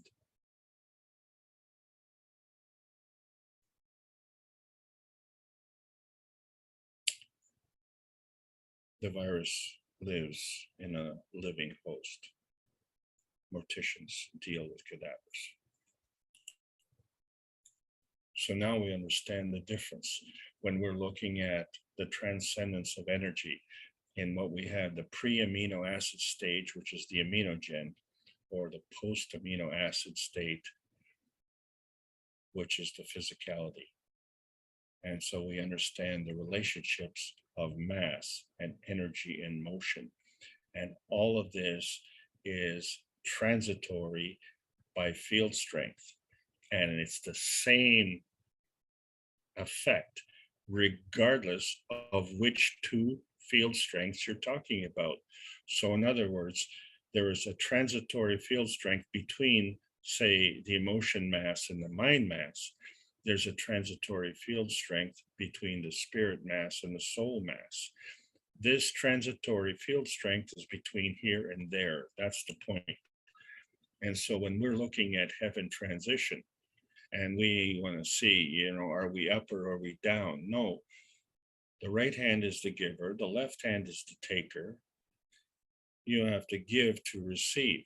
And you can do this because you are already in a Magrath condition. But we have to fudge things up, don't we? Well, that has to stop, because when we look at the new atomic math, we see that according to the periodic table of elements, the neutron mass equals the proton mass plus the electron mass. However, in the plasma physics, we have to overcome this fudge factor. What's missing is the mass of the p-n fixed and the total mass of the matter, antimatter, and dark matter. This is the totality. This is the totality that is the energy level, balance, and positioning through nearness and proximity, charge, gradient, and field strength. And so, and understand the difference when we look at the form artifacts that are on the leeward side, and this is what we worked hard to differentiate from the physical science from the new plasma science, which involves the carbogen, the aminogen, the plasmagen. These are all the study of nuclear decay, and we have crossed the watershed over to the other side. So now we understand that our point of view needs to be from the soul level to the physical level. It's the soul level which determines the physical level, right? And so as our point of view is following these energy packs, right? And so the dream energy of the spirit is the indomitable spirit. And these all come in packs, which are soul packs. That's one of the ways that energy travels. So this is how we talked about last week, the plasmagen giver and the plasmagen receiver. In one way, you're spellbound and earthbound. In another way, you are free and spacebound. And that's the plasmagen state. It's the change state. Not only the transmutation, but the transmogrification. And we're not saying in which domain. The transmutation of elements splits the light matter and the dark matter and creates light. In the physicality of this light is the manifestation of light mass. That's how we see the transmutation of energy. But we can transmute our physicality. Well, we can, butterflies can. They have transmuted into caterpillars, and from that physical point, they have transmuted again into butterflies. Isn't this amazing? So we see that our soul has a sequencing. All of this we've talked about today has a sequencing, how we see that the soul of the sun plus the soul of the earth has attracted the soul of the man. And so from there, the soul of the earth plus the soul of the man has attracted the soul of the body. And from there, the soul of the earth plus the soul of the body manifests into physicality of the body. And now we understand that the two sciences which were separate, the science of scientific verification and confirmation, and the spiritual science of confirmation, they are relationships that need to come together. And when we have a relationship that comes together, we call it a Magrav condition, the balance between the magnetical gravitational field forces. This is where the plasma science adds to the knowledge. So we see that in the matter plasma, there's a physical state and there's a plasmatic state. And, you know, we can dominate in whichever one we want. But the most important thing is that whichever state, whatever field that we have, is a manifestation. When these fields come together, whether it's in a stacker unit or in a universal cup or in a soul field or in space or wherever, any field formation is a manifestation. And it's the plasma feeding that leads to this manifestation. So this manifestation can be non-tangible or tangible, non-visible or visible, plasmatic or physical. Whichever reality it is a form artifact. And you can't see it, but you can see the results from it. And so this is why we have to cross the bridge, because even the emotion of presence is a form artifact of what? Energy and motion. And this is why the vision enhancement unit is so important, because when you see American soldiers or any soldiers who are armed to the teeth and ready to fight anybody and anything, they can't fight their own memories. And so our gift to the US military to overcome this PTSD problem is the vision enhancement units. They're sitting and waiting and ready to come, because they will do what's not visible, the plasmagen interaction, right? Which will enhance the soul and enhance the spirit and restore these patriots, just like all of us. Yeah, we want to get back to nature, but all of us really want to get back to normal. And the normal is what the majority is doing. We are all seeking freedom and emancipation. That's what the fight is all about. But look in the universe. The universe is totally normal. It's us here on Earth who are seeking the freedom and emancipation. And it's available. It's right there. The plasmagen is a kind of energy state. Tell people that's what it is. It is transcending the limitations of science. And we've got things backwards. The higher strength needs to feed the weaker strength. And these are all the matters that are involved. We start with the PM ticks and we end up with the field interaction on this planet. And it's not the fact that it's man-made that's the problem. It's the role of man and how man sees himself.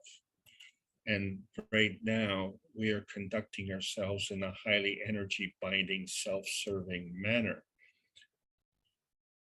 And we're doing it at the expense of others. So this is abuse. And there is a penalty for that abuse, because something is always something as opposed to something else. And this is the rule of the universe. The universe has ethics because it's about life. It's about creation. And if you're going to create, then you want to create more. And that involves a discipline, morality, compassion, and courage, which we're going to talk about more in the new classes. But when we talk about the ethos of the universe, that involves ethical behavior abiding by universal laws.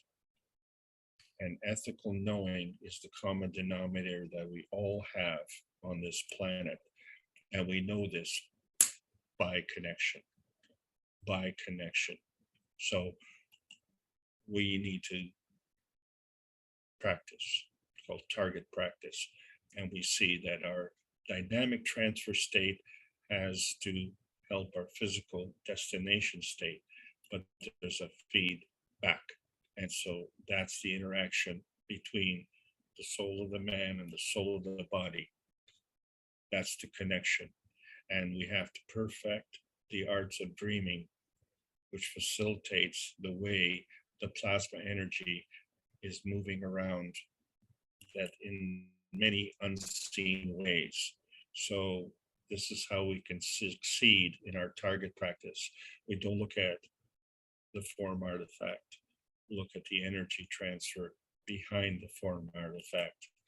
Understand we are going through a soul transition. We're between here and there. We will always be between here and there. But the difference is when we go from Earth space to outer space, we have to understand that it has to abide by the universal rules of the plasma state. And that involves the moral comforts, not just the creature comforts, but the moral comforts of man. And the ideas that we have and the wishes that we have in our heart. And they both involve courage and love. And it's hard to believe that you have to have the courage to love. So this is the advanced science. We started with we started with a biology, then we went to a microbiology. We were going to talk about nanobiology. Now we've introduced also picobiology, because it's going to that vanishing point, the plasma biology, that point that you cannot see, which allows the transcendence, the transmutation, and the transition through various domains and dimensions beyond dream state. We already have the technology, and everyone's asking in the spiritual world, how can we connect and come to the greater oneness? This is the way. Understand that the energy transfer goes at the speed of light. And so when you look at the emblem of the Universal Council, you see that there is no physical reference. It's a plasmatic reference between here and there. And this is why the Keshe Foundation Spaceship Institute is calling all Earth patriots to bring peace through the World Peace Treaty, which we ask you to sign with a pen. And understand that when you do that with your heart, you will do that with the physical, emotional harmony and vitality that you deserve. That is the truth, and that is the thing that drives all patriots. The universal language of knowing, traveling at the universal speed of life. Every patriot knows that the plasma science needs to be delivered in exchange for peace on Earth. Welcome all patriots, and welcome to the new space age. Thank you all for listening to this presentation. This is the end of today's class. Thank you so much.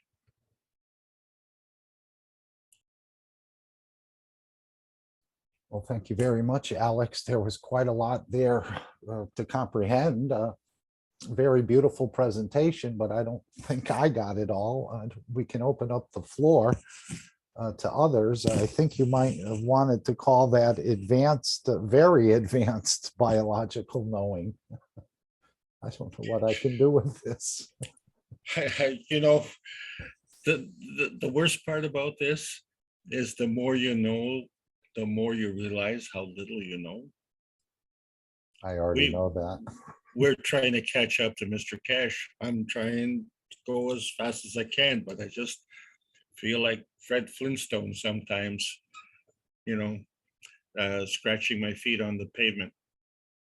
Well, this is the new dimension we're moving into, isn't it? Where we're working together with the soul of the man and the soul of physicality without any intermediaries, let's say, even within ourselves, like our brain, for example, that always seems to be getting in the way of things, which sometimes we refer to as the monkey brain in a way. So we can change, you were saying, we can change our health by the introduction of a alkaline or acidic environment in a way? Or is this a magnetic field of alkaline or acidic? So yes to both. You know, the alkaline acidic relationship is a magnetical gravitational relationship.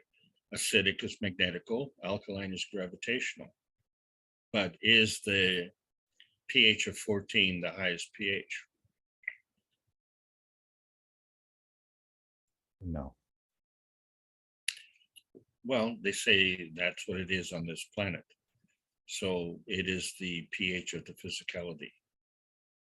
And then this idea of changing a virus to a bacteria and a bacteria back to a virus. I thought one was more of an energy package and the other one is more of something in the physicality level. See, that's beautiful. So if you have a battery and you have energy in that battery, can you take that battery apart and see the energy? No, you can't. So where is this coming from? How do they change a bacteria to a virus? They can't. All they can do is change it into a form artifact of a virus.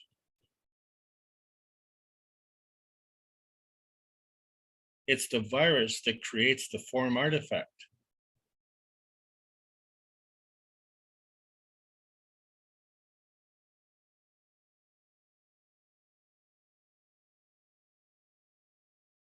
This is a key point.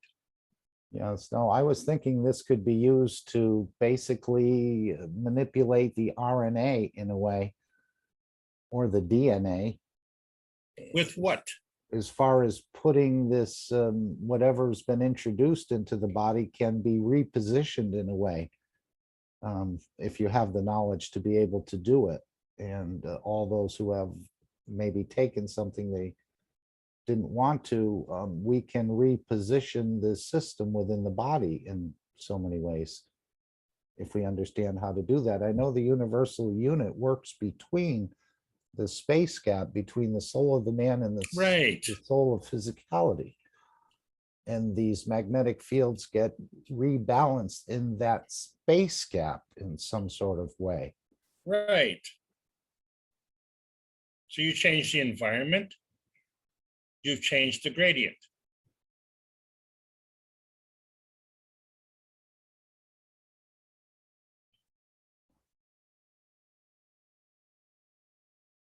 Yes, it just seems like it's beyond my knowing. I mean, it's not. The soul has a double PhD in this, but what's been presented here, I'm trying to put it together, and maybe someone else has a question. So Mark. Yes. This is a key point. I've been wanting to do this class for a long time because, you know, the thing is that we're talking about energy packs. They're non-visible. You can't grab onto them. So anything that you do in the physical domain is not an energy pack. What you're doing in the physical domain is creating a condition.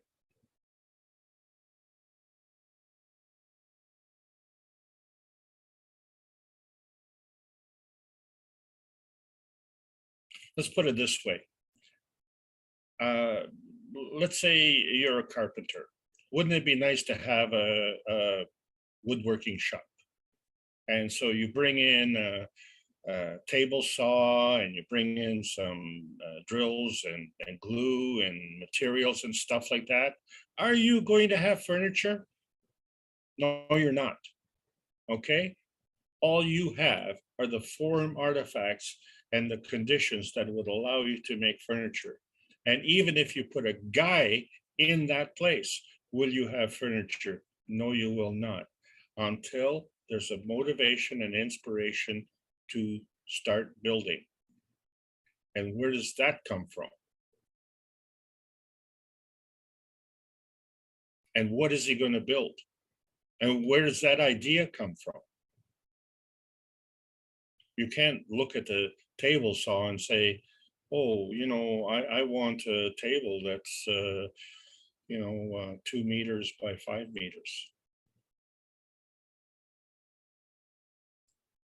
But this is where the material enhancement unit comes in, where we can wish for what we want. I think the same with the flight systems, where we can, through the emotions, we can create that, but that again is outside of this physicality you're speaking about, if I'm even understanding what you're saying. Well, understand this: if I build a table with 2 legs and you build a table with 4 legs, I would say you're smarter and you have more skill than I do, because I'm an idiot for thinking that I can keep a table up with 2 legs. A 4-legged table is more stable. It's a stable table. Yes, it rhymes. Sorry. Oh, geez. You know, this concept of our physical limitations limits our understanding, and yet it doesn't answer the questions of how we got here, where we were born, or what's going on. So, you know, from a personal experience, what I've discovered with too many scientists? The final answer is I don't know. And I don't want to know, and I don't know how to find out. And, you know, is that acceptable? And now we have, all of us here, we have this golden opportunity. And there's only a Yes, few. some there's of only us a feel few of like us. that we don't know, but as it's been explained to us that we're here to enlighten everyone, even the ones that think they can't understand this knowledge. Yeah, but They're you gonna- need to have the skill to do that. So through the 412 knowledge seekers workshops, that skill is being given through the educational Spaceship Institute, where we're giving people the opportunity to enhance their skills. You know, even just to make this presentation, just to bring all these pictures together on this PowerPoint. You know, when I started, you were at my first classes, you know, it was black and white. And it was text only. So you've seen a transition. Well, that is a representation of an increased skill set. But you didn't see the learning. You only seen the form artifact of the learning. So the learning and life is intimately related.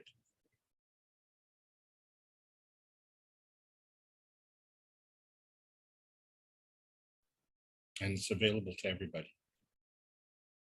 This is the other difference. So those who are feeling deficient, oh, I'm not a scientist, or I don't know this, or I don't know that. Yeah, you do. But you just have to change the environment that will facilitate your acquiring the skills necessary to do this. And how long will it take? I don't know. How big is large? There's no predetermined time frame. What has changed is the nearness and proximity to the advanced science. All of us have access to that now through the good graces of Mr. Cash and the foundation that he's created, the foundation that we all are working in and supporting it as if it's our own child and nurturing it thusly. And we're not nurturing it so that the Cash Foundation becomes stronger. We're nurturing it so that the people who are gravitating to the Cash Foundation are benefiting from that. That's the difference. Look to what you are creating with respect to your environment, not look to what you're receiving within your own hands.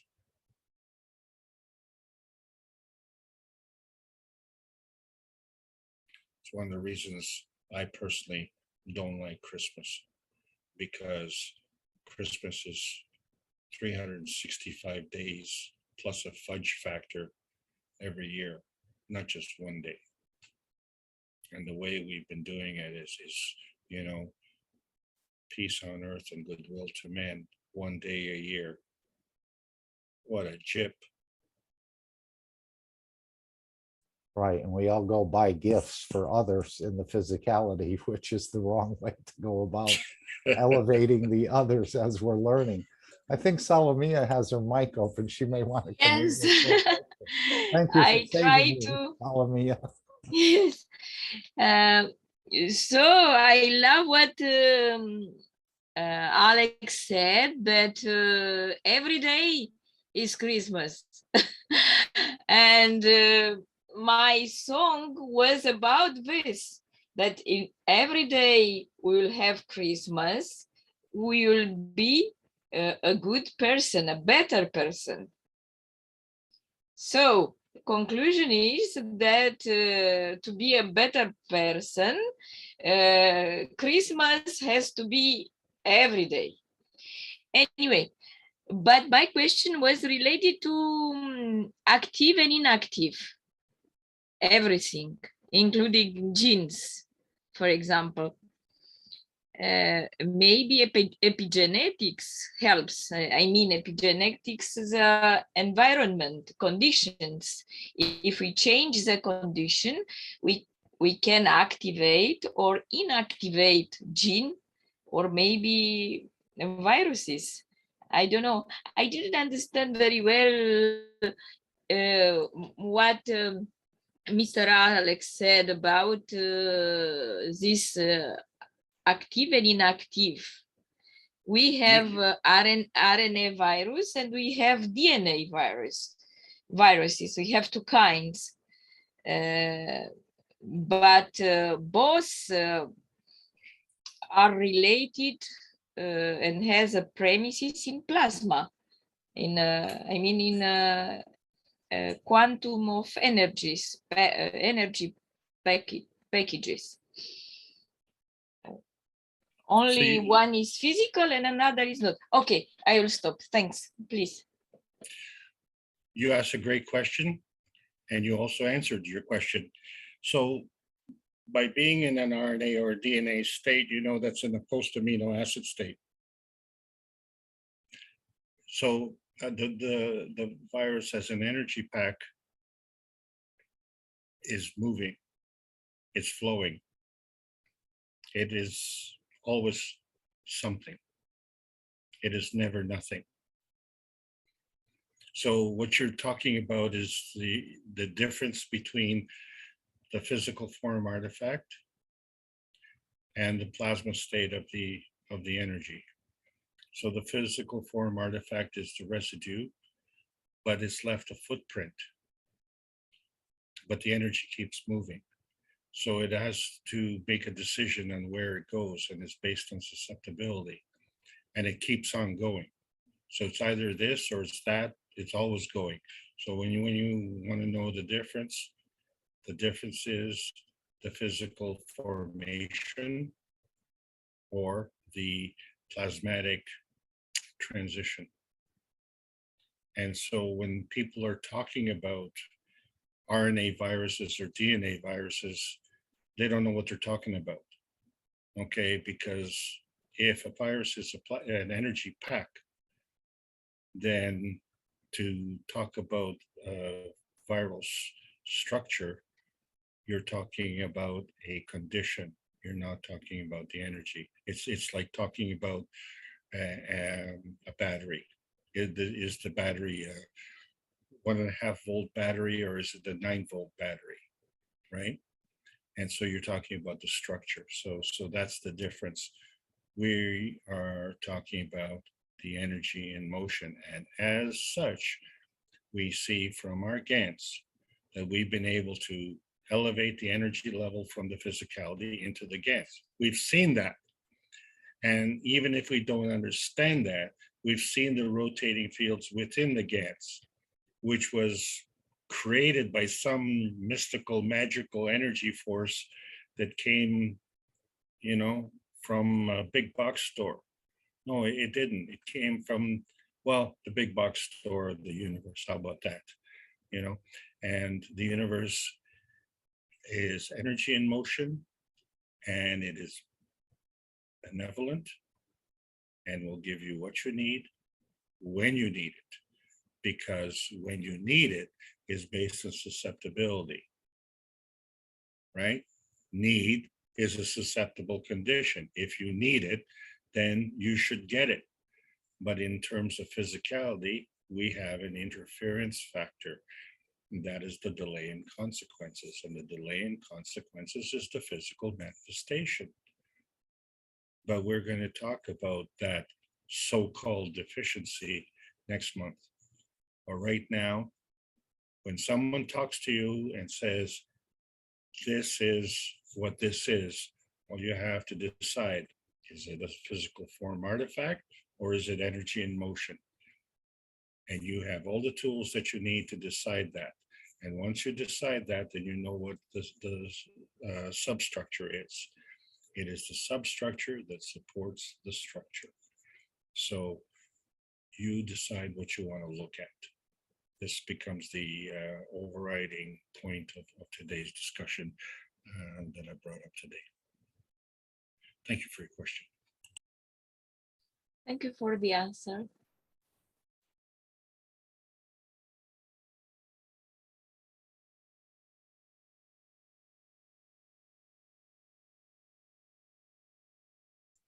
I hope someone else has a question here or a comment they'd like to make. Does this mean if we understand part of this or some of this, we can become our own doctors in a way?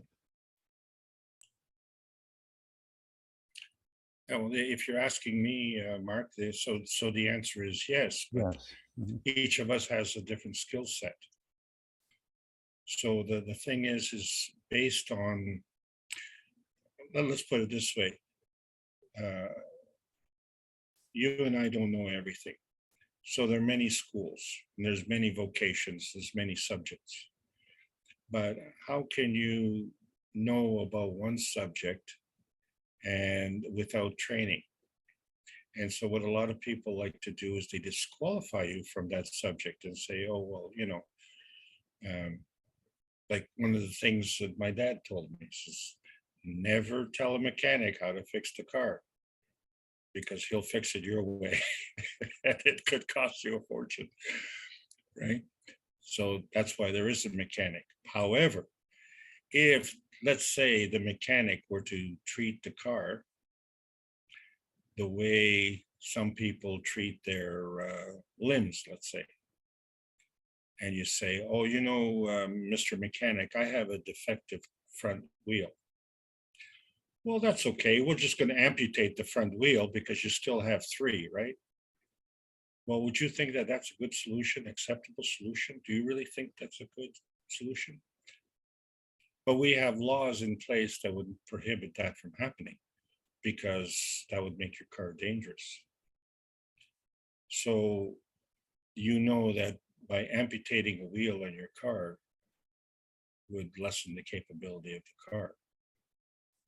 And it wasn't the fault of the fourth wheel that caused the problem. All that does is it removes the form artifact of the problem. You see what I'm saying?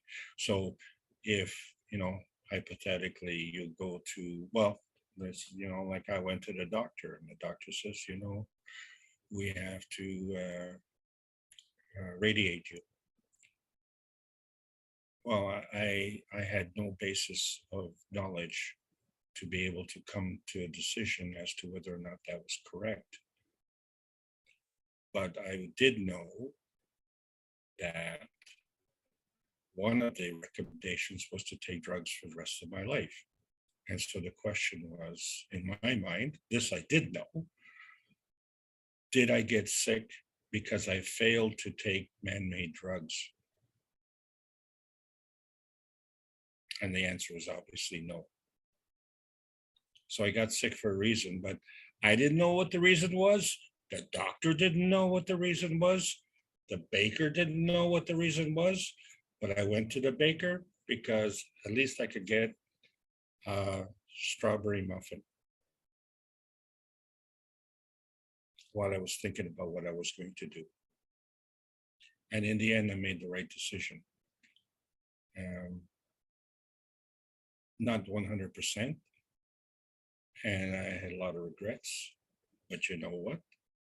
Now that we know how life is created, and we know that it is plasmagen bound, oh, wait a second. What is that connected to? Well, that is connected to the same system that you were born with. And when I was born like all of you. I had everything plus a nurturing mom. And somehow, some way, I made it through the jungle. And I don't know how I did it, because there were a lot of scary moments. But you see, your soul is your guide, and your soul is your friend. And I didn't know that.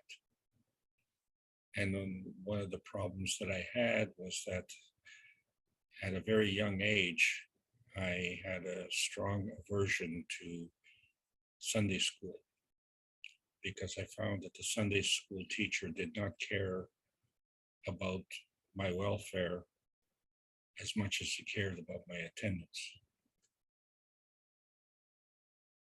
And if when I was sick and I couldn't attend, they got very upset.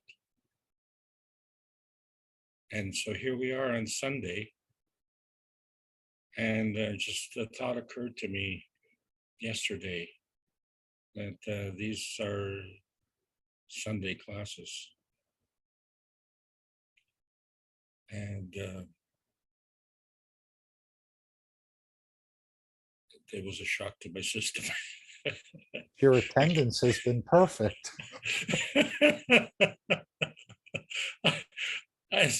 I am. I don't know if to be proud or to be ashamed.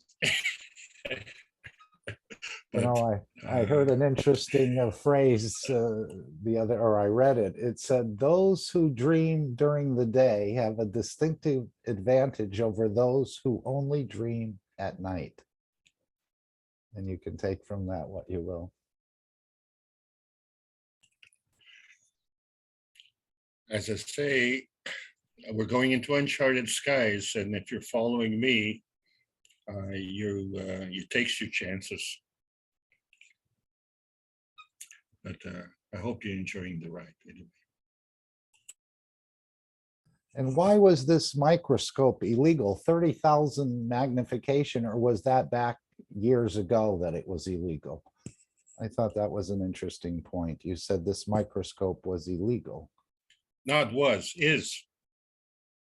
Well, 30,000 times doesn't sound like a lot of magnification. No, the one that he has is 125,000. 125,000 magnification. So they didn't want you to know what's going on in the Pico or the smaller world? Is that why it was illegal? I don't know. I can't think the way they think. It's mind-boggling why that would be illegal, but it is. And the thing is, really, that a lot of people don't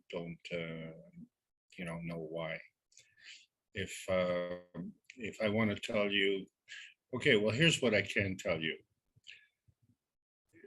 There's been a lot of discussion with respect in the dental industry with respect to amalgam fillings.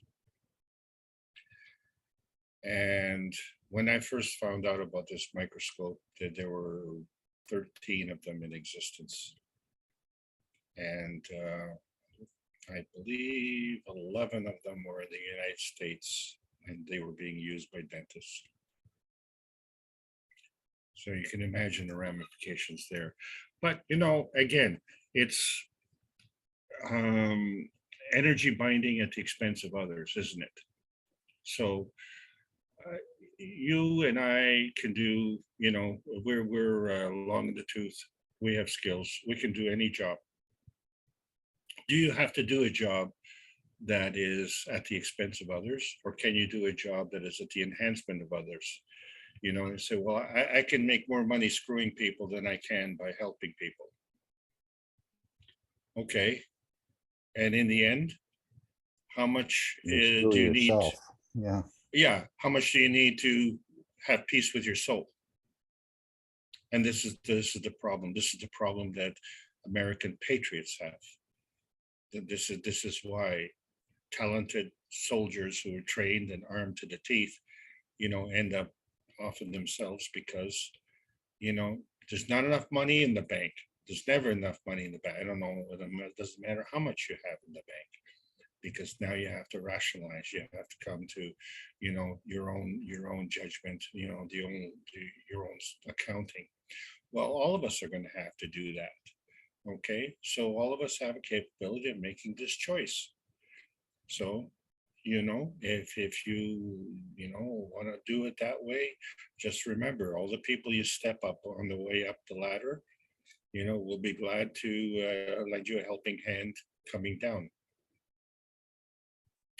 and you take it for however you want to interpret that. But, you know.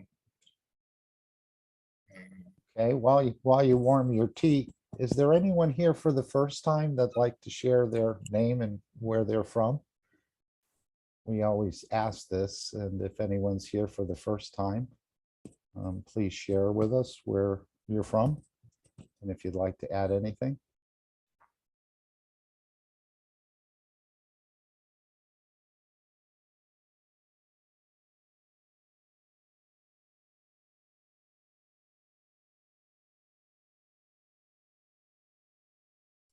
Okay, I guess you're preaching to the choir in a way today. We don't have any new people apparently, but we are becoming more enlightened over the time, and this is the time of enlightenment. And again, another cycle of enlightenment starting in February, which is very beautiful. And again, it's understanding more about ourselves and our capabilities and the creator and so on. So when you talk about these energies moving, I'm beginning to think that all these energies moving are in a way light and in a way Mitra, or this process of creation, or the mother of creation.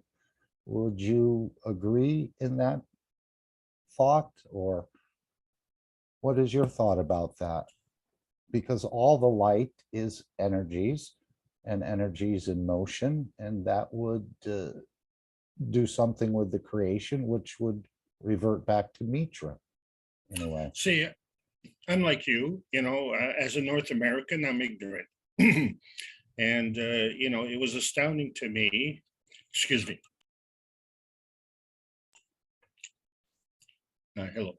It was astounding to me, for instance, that I thought the most read book in the world was the Bible.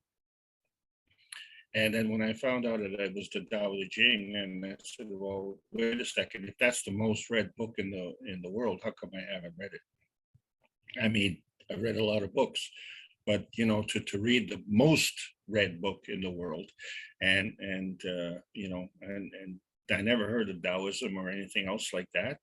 And frankly, I am totally embarrassed to admit this, but just like you, and I'm glad you admitted it, but I didn't understand Mitra.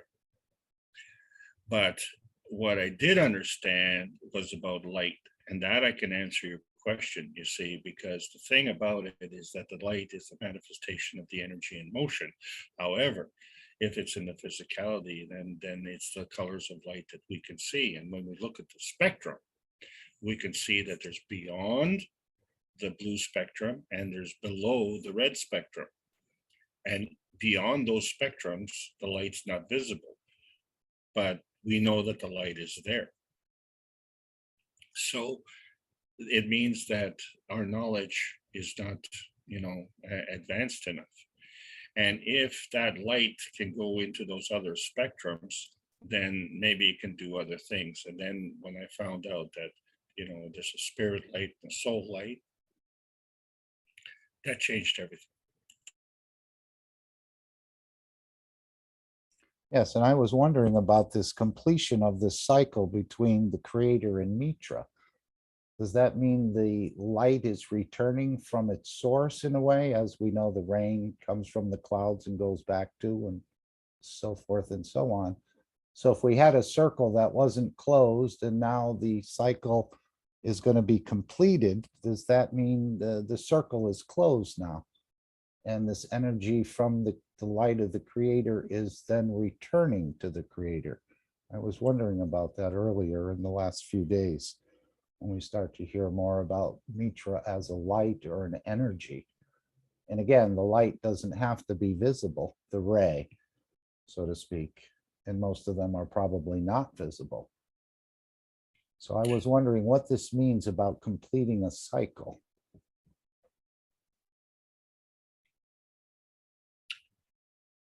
Well, I'll try and answer that in my own way. The thing is that we now know that we have a deficiency on this planet. And that corresponds very well with the fact that we have nuclear decay. But when we're looking at the elements, the one thing that we don't understand is the purity of it. So we fudge things, we say, oh, well, it's like if you say copper wire and, someone says, okay, well, that's copper, but they're not telling you that it has other amalgams in there. And so, maybe it's 80% copper. Well, okay, so it's 80% copper, but you still call it a copper wire. Okay, well, I understand that until you get into the food business. And the food business, as you know, when you look at the labels, at least this is the way it's supposed to be in North America, where the first ingredient on the label is the largest ingredient, right? And then it's gotten to the point now where the different ingredient is the label, like it's gotten backwards.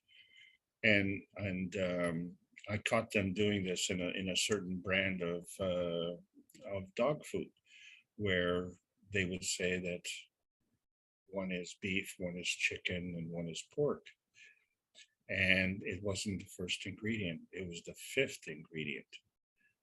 And, the regulators of the labels allowed that. To me, that's misrepresentation. Okay, so if you were to say that I'm asking for a copper wire and you have, let's say, 10% aluminum in there, you wouldn't call it an aluminum wire. I would say that, no, you're lying. It's a copper wire, but it doesn't indicate purity, and that's the point. We don't have purity on this planet. That's why we only have 80% of the energy coming from us. And that purity is the limitation of the physicality. But what is the offsetting 20%? It's called choice. It's called choice. You have a free will to make choice. You take the choice and you take the free will and you combine them together and you will have purity. And with respect to that purity, then you become radioactive. And so we are radioactive beings, but we're just operating in a very low level energy. And we're doing this because that difference we're compensating by sucking off of others, where we're taking binding energy from others at their expense, but failing to understand that it's binding energy. If it's binding from the person you're stealing it from, it's binding to you. Hello. And that's the penalty. And because the penalty is part of the delay in consequences, it says, oh, out of sight, out of mind. Really? You're out of your mind.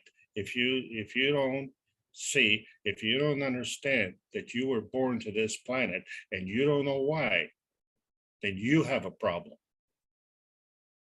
So, and that's the choice that we all have. So, welcome to the Plasma Gen Travel Agency. We are all soul travelers, and this is a tremendous revelation to understand that, all of a sudden, if you're depressed, understand your life has a purpose.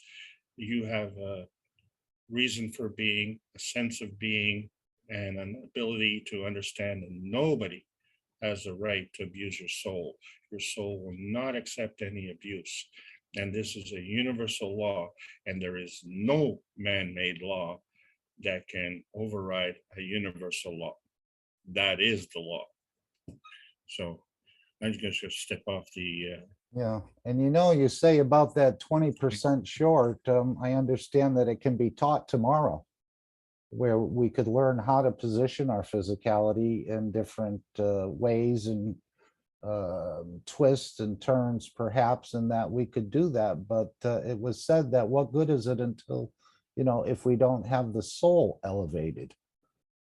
So we could make up that 20% tomorrow. None of us would be short, but apparently it's wouldn't do much good until these two souls get to working together in a way.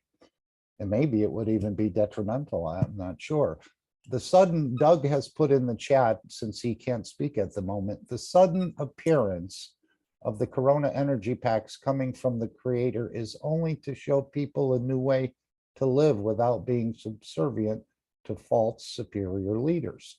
The more tricks they pull out of the bag, the more people reject these tricks. My humble understanding of Mr. Kesh's teaching in 412th Knowledge Seekers Workshop. And if I may add to that, thanks very much, Doug, that was excellent. If I may add to that, you see, one of the reasons that we've been isolated on this planet is because of our poor conduct and our poor understanding. As our understanding is increasing, then our overall conduct is improving. It's a mandatory direct, how we say, cause and effect. It becomes mandatory because at that point in time, the one thing that people always do is not only will they lie to others, but they lie to themselves. And you know how you feel when you get lied to. Well, how do you feel when you lie to yourself? That has got to be the worst feeling of all. And it's very lonely. It's a tremendously lonely experience. So I believe, and as such, I act accordingly, as I believe that we are getting assistance from many different directions. And the thing is that we can't choose which directions we get this from. That becomes a form of telling the universe to shut up. So we are now, I believe that we are getting this. So let's put it another way. The Universal Body Enhancement System is an assist for us to, shall we say, transport our bodies. We're getting the spaceship units to be able to transmutate between various domains, right? So these are all assists. Can we do it without that? Obviously, there are beings that can. Okay, we don't have that skill set. We haven't devised that skill set. So in the meantime, this is a good way to go, except that we should have done this 12,000 years ago when the first opportunity appeared. And we keep kicking the can down the road. However, our knowledge wasn't there. And so slowly and surely, we gained the knowledge. Let me put it to you this way. I knew about this decades ago, but do you think I could conduct a meeting like this decades ago? We didn't really have the technology. We didn't have the facility. We tried in many respects, but there was a limit to the field strength that could emanate from that. So, we're talking to a handful of people today, but this is recorded. And at some point in time, others will hear it at the appropriate time. So even if it's one more, it just shows you it's an increase in field strength right there. But that's not limited to that. It could be replayed over and over and over again. And so this was one of the things that then people didn't understand. Oh, Alex, you know so many things. Oh yeah. Well, I spent, several thousand hours learning. How many hours did you spend? Oh, I have to wash my car. Well, so you make a choice. You decide what you want to do. Okay. So, I mean, and I'm not bragging. I'm just saying, I wanted to learn. What about Jalal? Do you know how hard Jalal works? What about Marie? Do you know how hard she works? You don't. And it doesn't matter. Okay. All what you see is the result. Okay. But it's not your choice. It's their choice. And they choose to give. And it's through that you get the blessing. And then do you respect that? And if you respect that, then you open. Then you open and allow to receive. That's the way the universe works. Okay? The universe will give. You have to take. But you don't decide. You only take what you need. And the universe will provide. And in turn, you can do more from your MAGRAF positioning. And sometimes the universe intervenes as well, as he asked the nations to pledge to peace, or he said, we'll make it for you to happen, or we'll make it happen for you. So the universe sometimes does intervene, and these interventions are very good, especially of what we've seen, the whole change in position in the last week or so in Vienna. And they've been reluctant to intervene, right? It's Oh, like, yes, they're observers more than yeah, but you know, interventionists. who likes to get dirty?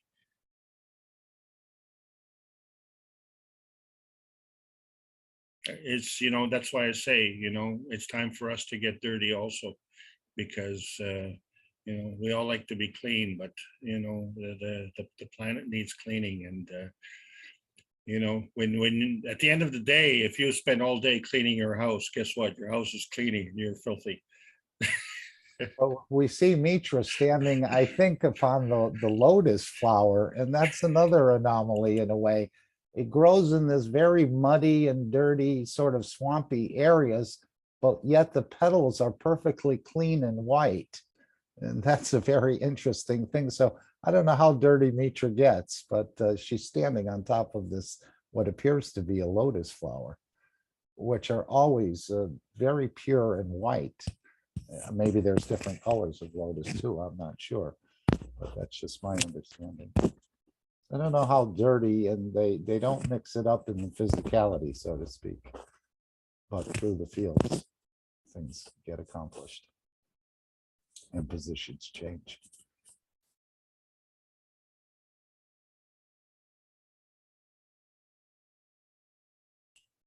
You really notice that with real estate agents, you know, if they are showing your house, you know, you want to make sure that all your plants, if you have any plants, that they're nice and healthy, and if they're not, throw them out, get them out.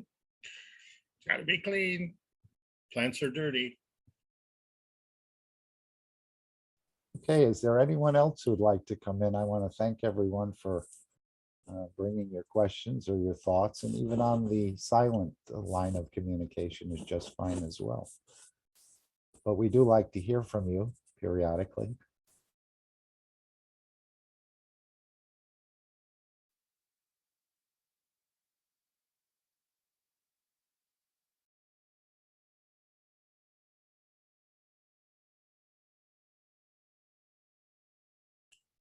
I have picked the cycle of creation to end with, Alex. I know you had talked about that, where science meets the soul of the man, but that was the, because of Mitra and this understanding, and we see these rays going across the universe. I think with this new enlightenment and the understanding more, the video becomes more meaningful to all of us. And that's what I've chosen to end the class with today. I totally agree with you, Mark. And on that note, I just want to take this opportunity before someone else comes in, is to thank everybody for allowing me to do these presentations. And I hope you've enjoyed them, that they've been a tremendous benefit to me. So I have a lot of selfish benefit that is derived from it. But I really hope that it's helped all of you who've listened, and it'll manifest in its own way. So that's no problem. There are no preconditions. It's been this is the last class of this year, and as such, when we go into the new year, we're already past the line in the sand, so to speak, and we have plans. And I hope that you assist us in fulfilling our wishes of bringing peace, health, and prosperity to everyone here. And thank you, Mark.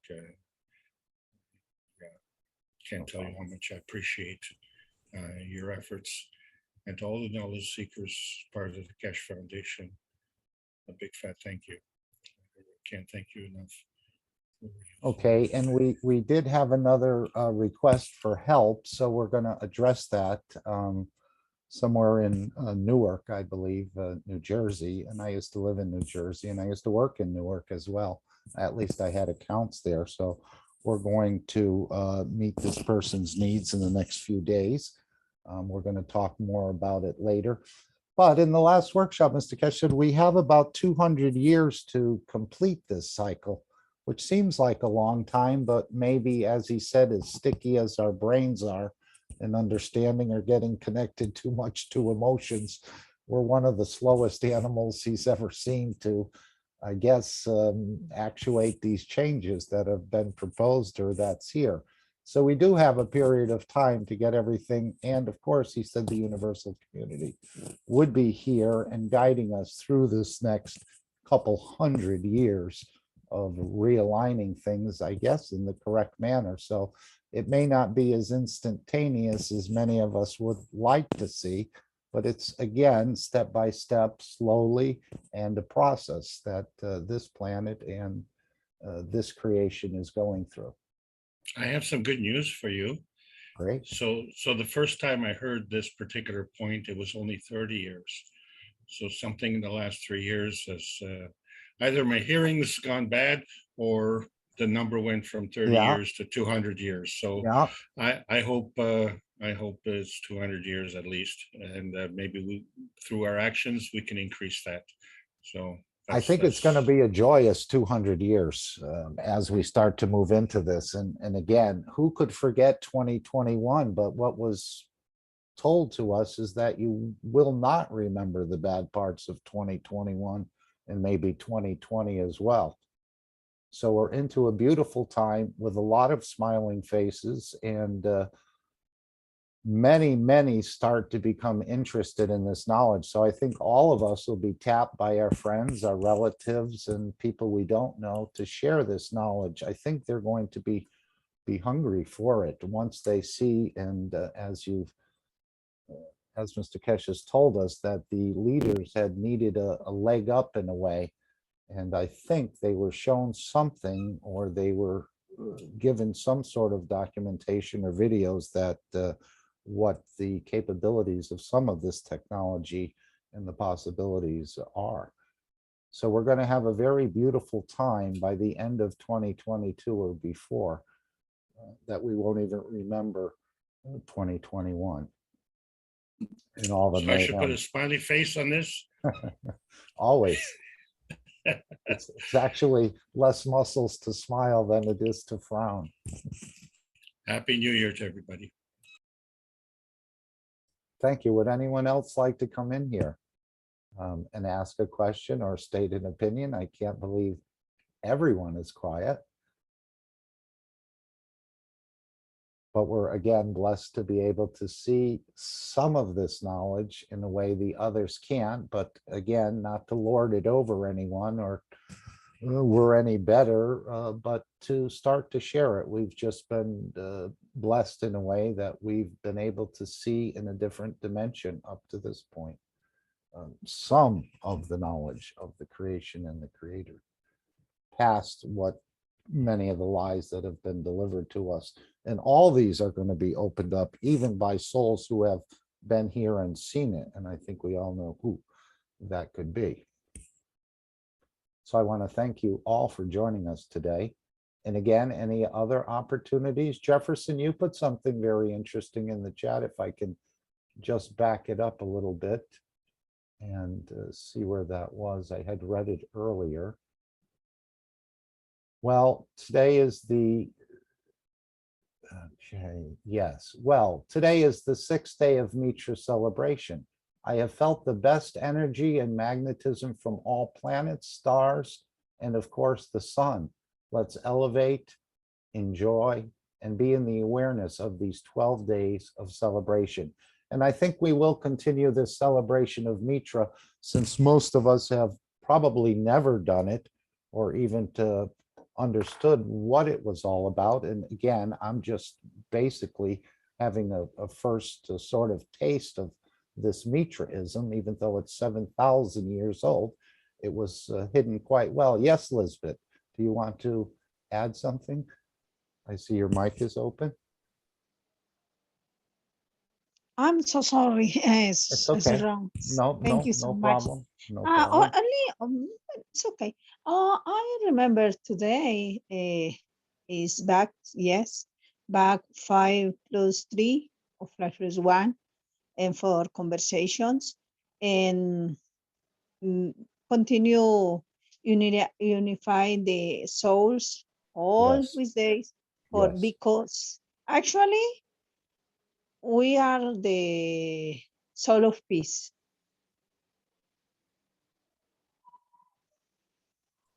Yes, we are.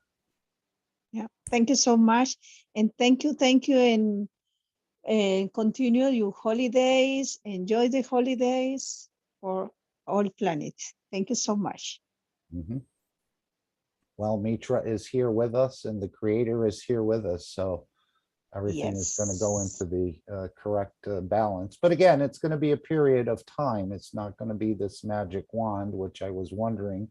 But we're all going to get enlightened. And another cycle, again, I keep saying on the 22nd of February, another cycle of enlightenment starts to happen. So maybe we'll see some new understandings or things we haven't even imagined that we could be understanding or even partake in. Jalal, I believe, will be holding class tomorrow morning at 10 a.m. CET time. So all of you who are available, please join and be part of another class. A new teachings will probably be starting when classes resume. I don't know exactly the format or how we're going to proceed, but it'll be more of a dispersal of this knowledge across this planet. And as we can see in the condition we're in with our knowledge being quite low, it's needed to be taught, and it's needed to be shared, and it's needed to save life. And it's not only here, apparently in the universe, it's needed as well. So this is some of our functions, I think, that we'll be doing in the future time as we bring these two souls together into a perfect citizen. And also the universe is being changed in a way as well. And when he says it's going to happen in the very near future, sooner than anyone, well, again, we know the time frames that we have and the time frames the universe have are sometimes, even though there's no time, out of the matter state, can be quite different in appearance. But it is going to happen, and it is being delivered. And hopefully the world leaders have come to their right mind and to see that this is the way forward for the entire planet, as one planet, one nation, one race, for world peace and justice. So thank you all for being here. I'm going to play the cycle of creation, which is about 17 minutes, and many of you have heard it before. And maybe this time when you listen to it again now or at another time, you can find that on the Keshe Foundation's YouTube playlist. It starts to take a little different meaning than it had before the 21st, for example, as we become more enlightened about ourselves, the creator and the creation. Would anyone like to add anything? Yes. Yes, it's time for say thank you so much for you, Mark. All year, work with us all the time. Alex, Gerard, many people come all the time with for Mr. Keshe, obviously, and all the time with us. So Marie, many people, Universal Yes. Council all the Yes. time. Yes, Help. thank you. Thank you for all of us. Many Again, thank you. we're all a cell, just like you are, Elizabeth. We're all a cell in this structure, and it's up to you to decide which position and how you fit into it. No one's going to force you into position, and if you're not happy with this position, you can change positions, for example. But again, we're all part of it now. We're all a cell in this structure, and it's up to us as individuals to decide where you fit in and how much you want to serve humanity. And this will relate into other positions that you'll take probably. But again, no one's forced to do anything, as I understand it, in this foundation. It's all up to what you want to do and where you find your balance and what position you'd like to assume.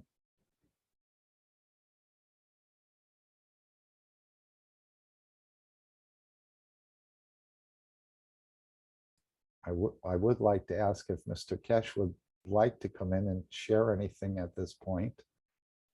I know he's been here for a few hours, so don't know if he's at the microphone or away. Good evening. No, I've just been listening. Thank you very much for inviting me. No, it was a beautiful presentation from Alex. He brings a different dimension to understanding technology, but it needs a lot of deeper understanding of it to be able to present it like this. Then hopefully, we are very hopeful to have Alex as part of the institute, which is getting set up as what we call the lecturers or teachers in teaching the sports scientists, which is a different caliber of work altogether. Thank you very much for all your hard work. It was a very beautiful presentation. It's amazing how what we leave to be understood is understood and explained in an even complicated but simpler way that in the future more people will understand. Thank you very much.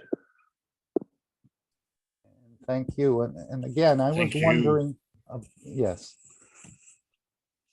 about this completing the cycle. I know you said you've completed the cycle, Mr. Kesh, several times.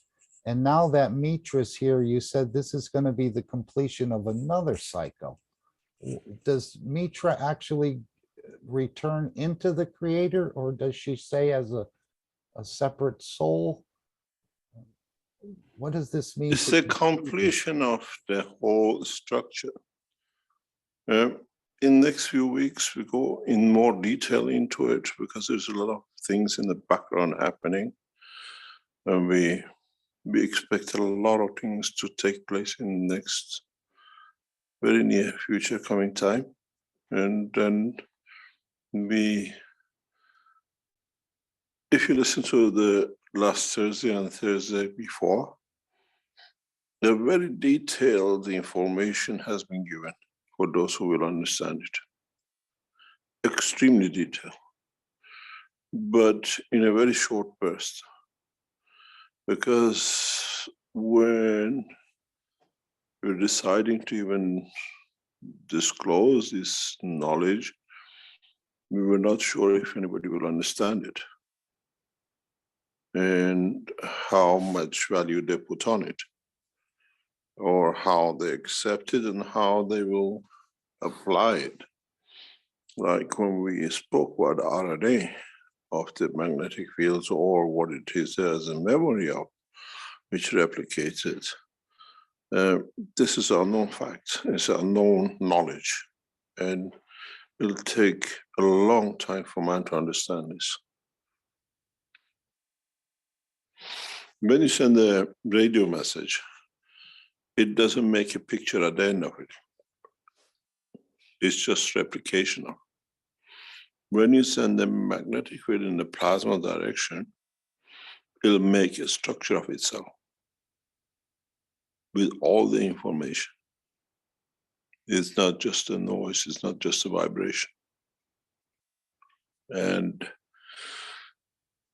it will take a long time for it to be understood. Where the magnetic field itself becomes what we call the DNA. We spoke about a light, if it's a field or is it a photon or what we call a particle. The same goes with magnetic fields. And if one understands that, then you understand what will be in the time to come to be understood more of. When Alex speaks about 30 years, that was for a different dimension and a reason that stays at 30 years. What we call the cycle, this 200 years, is for maturity to understand the next cycle.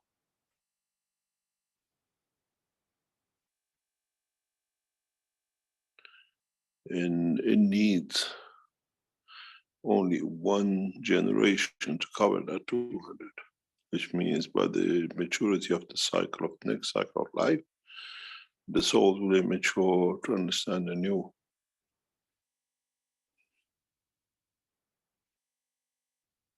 It's you look at the life as a 60 or 80. We look at the one cycle of life at the point of maturity. Then 200 years is nothing. People will live into 400 and 600 and 1,000 years.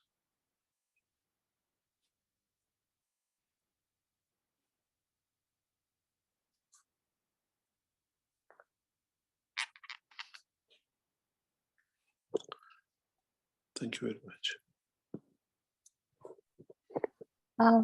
Hi, hello, Mr. Kesh. Can you tell us about Enki, Enlil, and Marduk, about them?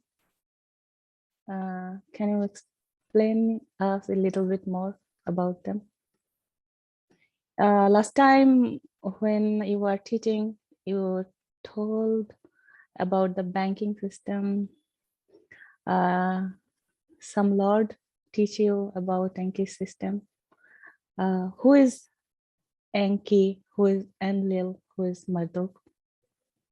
Can you tell us? And what is the relation right now? What is happening? They have any relation or not?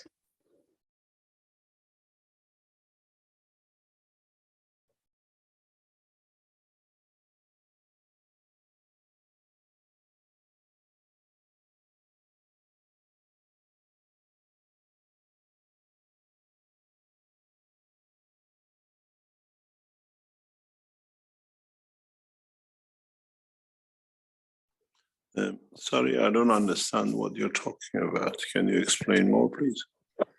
Who is Enki? And who is Enlil? And who is Marduk?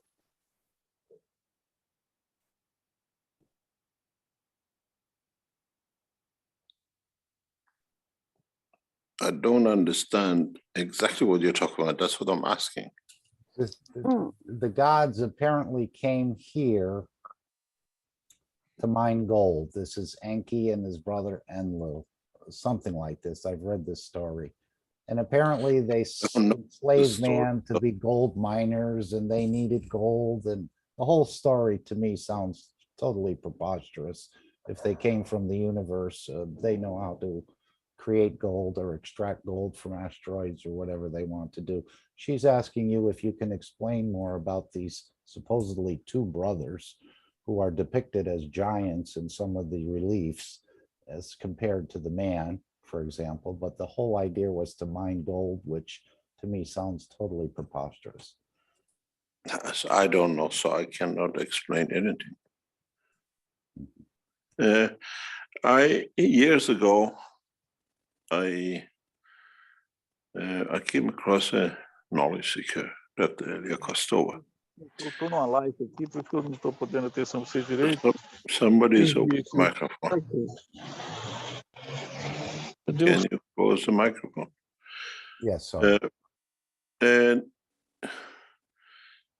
she was telling us that somebody's interfering, opening microphone, that they come from other planet, other places in the universe, because Earth is a highly valued property, real estate. And those days, we could not explain, and I tried to explain. People with the knowledge, which now we have opened, even in the past few weeks, unless you're a man of a state of physicality, if you understand the process of the creation, you don't need to go anywhere. this shows that's how people used to think. And so they riddled about it, that it makes sense to them that there are people here to come and take. If you have a material enhancement unit, if you have the knowledge, you don't need to go and dig anything, not even now on this planet. There is a lot to teach. There is a more advanced system than the present material enhancement unit, which I don't really know how even to explain that such a technology exists. In a very simple way, some 2 or 3 years ago, I referred to it and I saw from a few knowledge seekers questions which baffled me, and I thought knowledge seekers are not ready for this.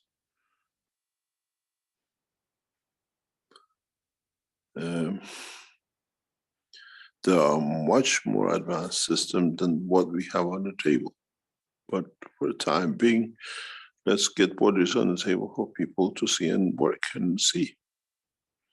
And for them to understand much, much more advanced technologies. And once you know these things, you can create the soul of a stone. Why do you need to make the stone? And at the moment, you're in what they call maze of making matters, and we're trying to show you we can create energy from matters. But once advanced technology, which we'll introduce maybe in the coming time, you can create the soul of a stone. Do you even need the matter state of the stone? Doesn't matter what it's made of. And part of the teaching of the last Thursday is heading that way.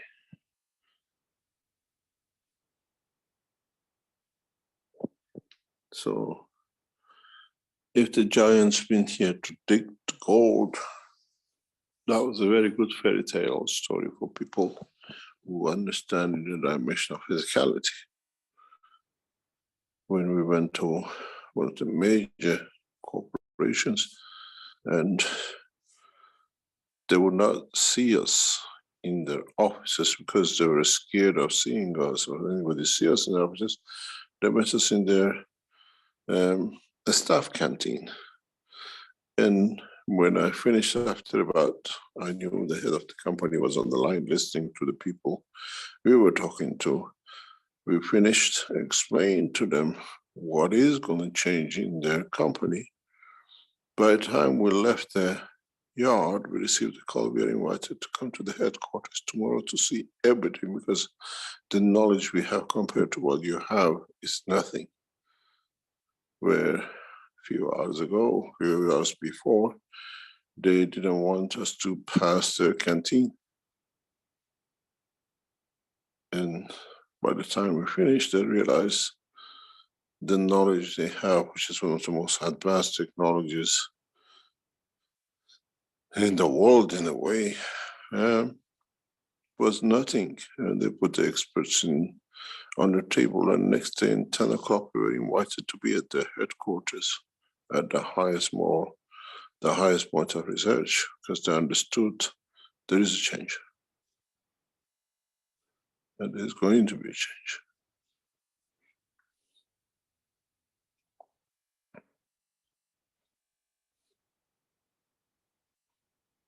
So when you speak about these giants coming and digging gold, it was a good fairy tale story for people who believed you need giants to come and dig out. Now you have the enhancement unit. So if you understand it now, at the moment you're in matter state of it, but if you understand what is to come, you don't even need that state of it.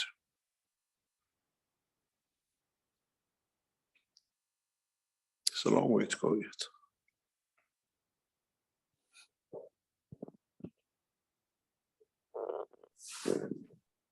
Thank you.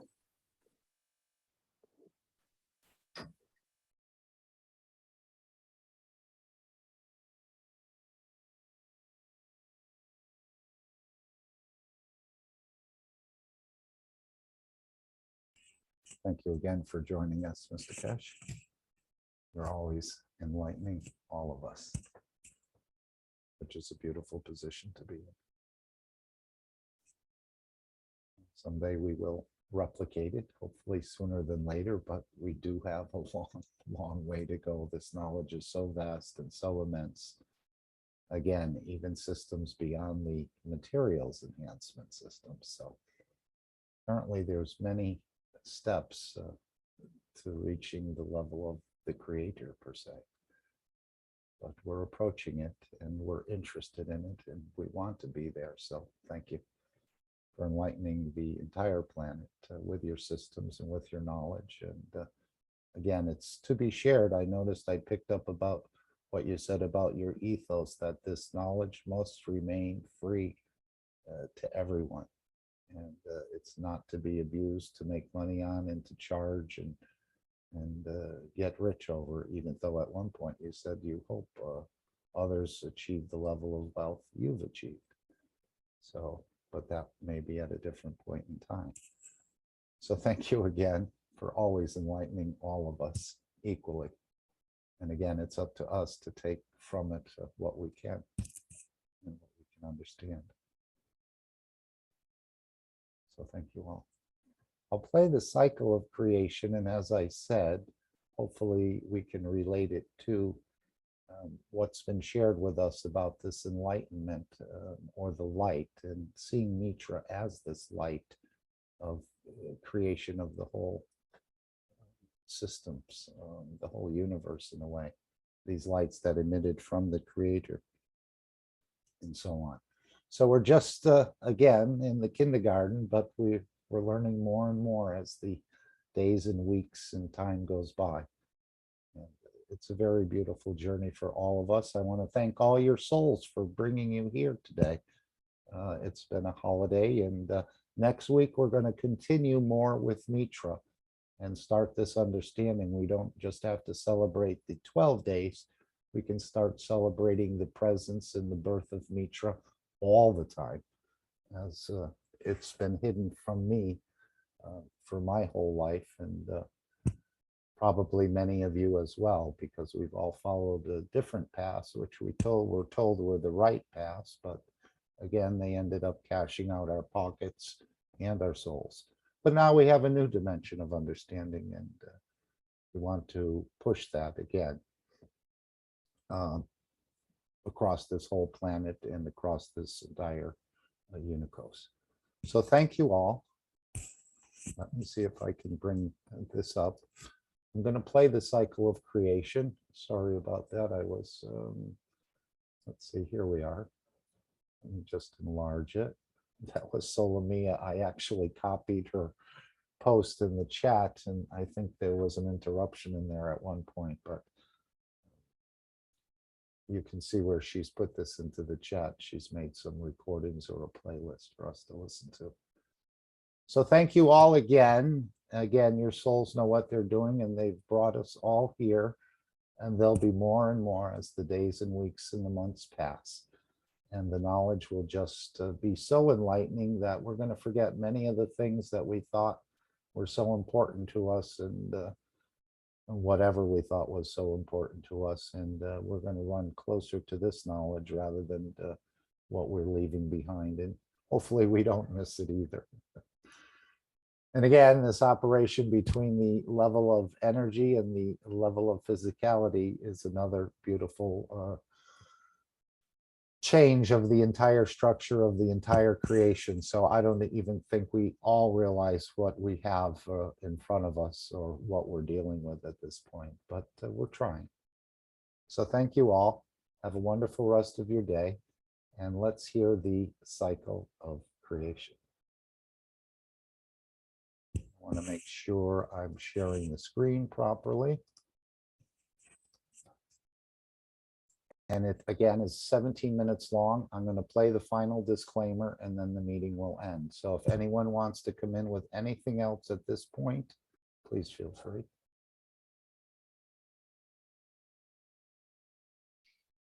I would like to share something what is in my mind about Mitra. if I'm allowed. Yes, you first and then Jalal. Okay, thank you. Ladies first. I have the feeling that Mitra is energy,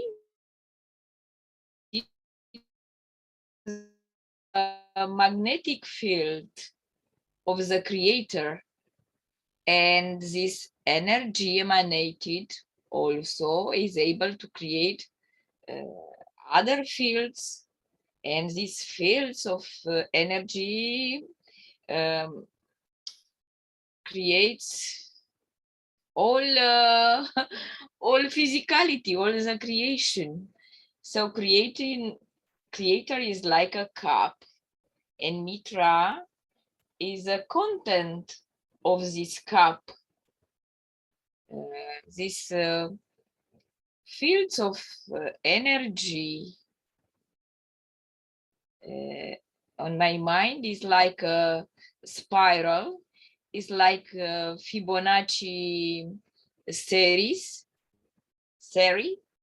of number means growing and growing. The principle of fecundation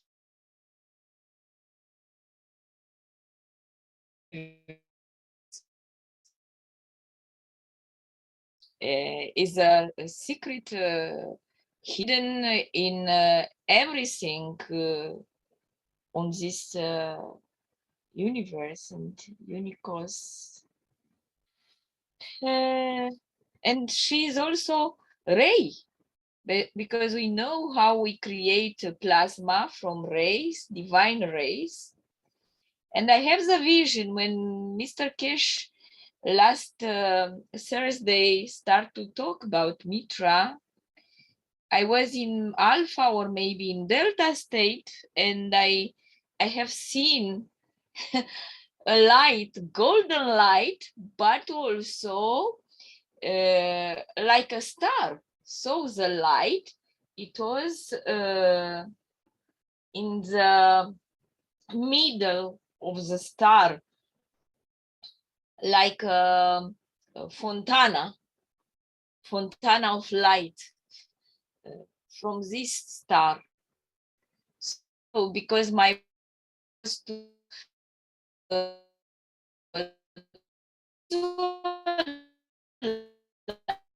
Mitra just appear like this. I was so happy because I received this answer. Yeah. I don't know if I am correct or not, but it was on my vision and on my emotions also. Thank you very much for listening me. Maybe I was asking you for confirmation if I am right or not. We missed part of your words. If you listen to the recording, you'll see your connection was going in and out at various points. So we didn't catch everything. But apparently, if Mitra is the mother of creation, wherever we look and wherever we see, this is the evidence of Mitra. So whether you're looking at the sun, the stars, the galaxy, the trees, the plants, the other human beings, this is all from Mitra, as she is the mother of creation, which came from the creator as a ray or as a light. Jalal, are you still present? Yes, thank you, Mark. Hi, everyone. Good evening and Merry Christmas, all of you. I wish all the best from the teaching for all of you. I have a simple question. I hope it is simple to Mr. Cash, if I may. It's about MS. Is that disease what we call MS? It is where the nerve goes from conductor to resistor, and is it all the time like this? All the MS disease is like this? Disconnect? You're referring to multiple sclerosis. Yes? Yes.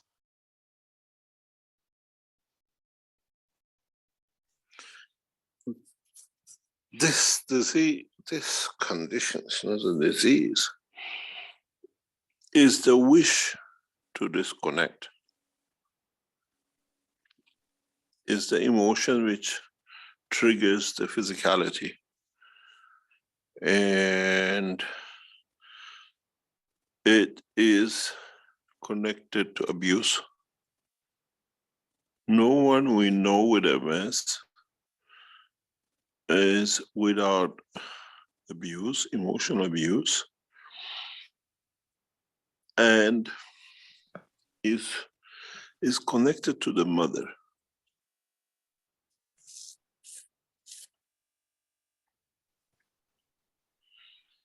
We've done a lot of work on this. We actually closed the book of MS and ILS some 4 or 5 years ago when we understood it fully. And it's the wish and the abuse which brings it, especially from the one who we considered to be loved. And an MS has 2 directions. It's totally associated with abuse. And the wish to be in that position. With the attention seeking, It's a kind of HC, or what we call AD, with the HC taken out of it.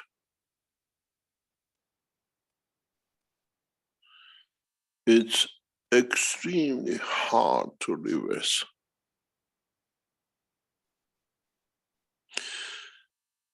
I know this because we have worked on a couple of cases over 12 years ago, extremely bad, wheelchair-wise and everything. And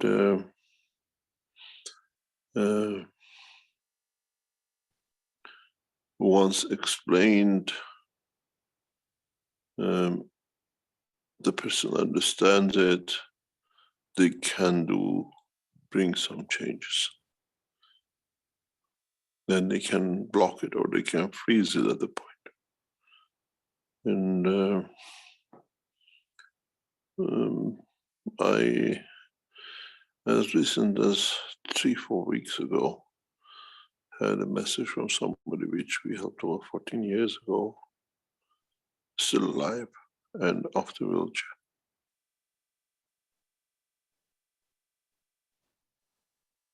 She just happened to come on the, what do you call it, on one of the chats. Because once they understand it, they can reverse or bring emotion to stop.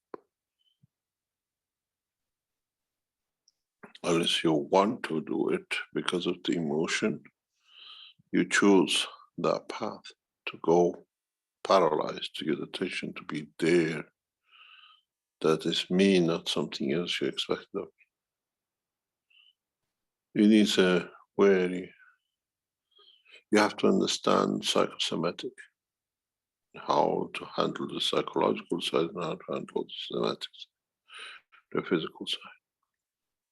There's no use working on the physicality. You lose physiotherapies and everything else. You have to understand the psychology of the whole structure, and the physicality just walks off it. At the moment, the doctors just deal with physiotherapy, keeping you mobile. You got to remember something very, very important, especially those of you who are at this level, that go back to the videos of 2-3 years ago when we didn't show the gentleman in China being in a wheelchair, and in 2-3 days of walking, if you remember. Yes.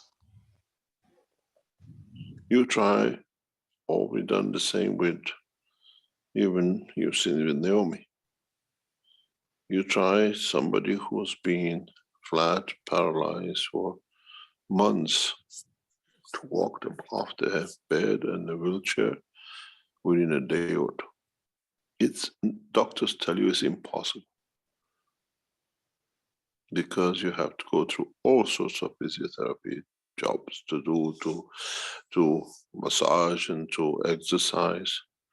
And how come the people we handle, being in the wheelchair, not being able to move, to just walk off after 2 or 3 days? Nobody has explained this, and I put it to many, many doctors and physicians.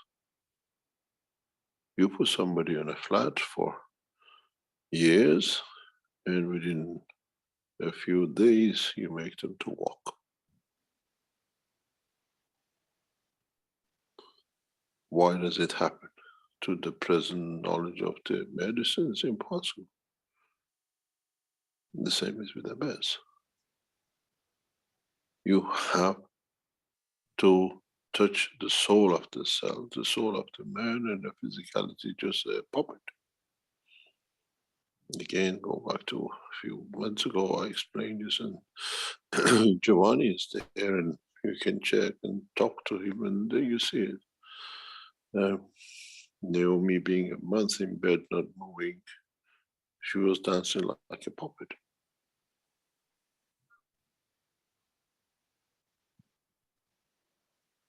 Because we touch the soul. You have to understand it. You have to understand the interaction of soul of physicality and soul of the man, and you, if you can strengthen it, the physicality follows.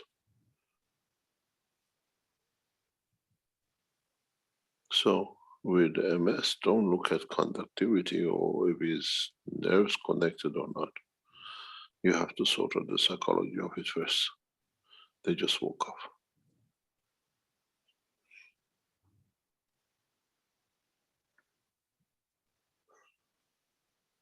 This one is not yet paralyzed. It is the earliest stages of it. Doesn't matter, even if in the last stage, if you can reach to understand the soul, you can reach the man, man will walk off.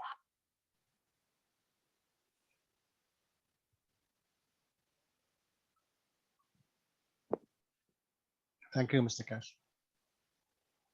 Thank you very much. You know, we are not medicine men. We understand the operation of the soul. And that's the medicine to the whole of the physicality. Otherwise, you'll be keep on creating vaccines, injections, and tablets.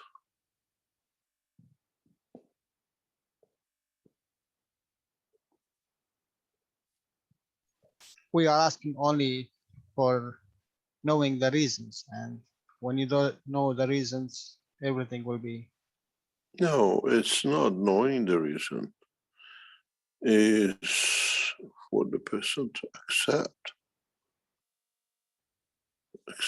the reason to themselves.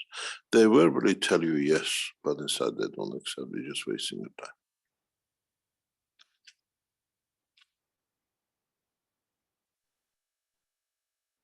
You're absolutely wasting your time.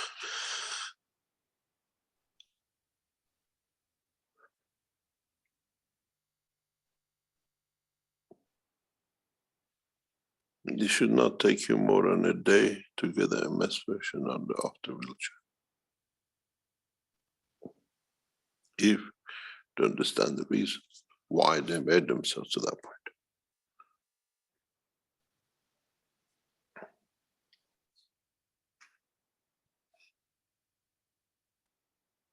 Conflict with the cultures, Mr. Cash, especially with what I know, coming from religious background to Europe, and see diversity of doing things, and not really. These things are masks. The reality is far deeper than that. Especially people who go this way, you have to go in a deeper way of understanding them understanding their own reasons. This is why we say we are not doctors and we don't treat. We process. We process for them to understand the process of what they've done to themselves.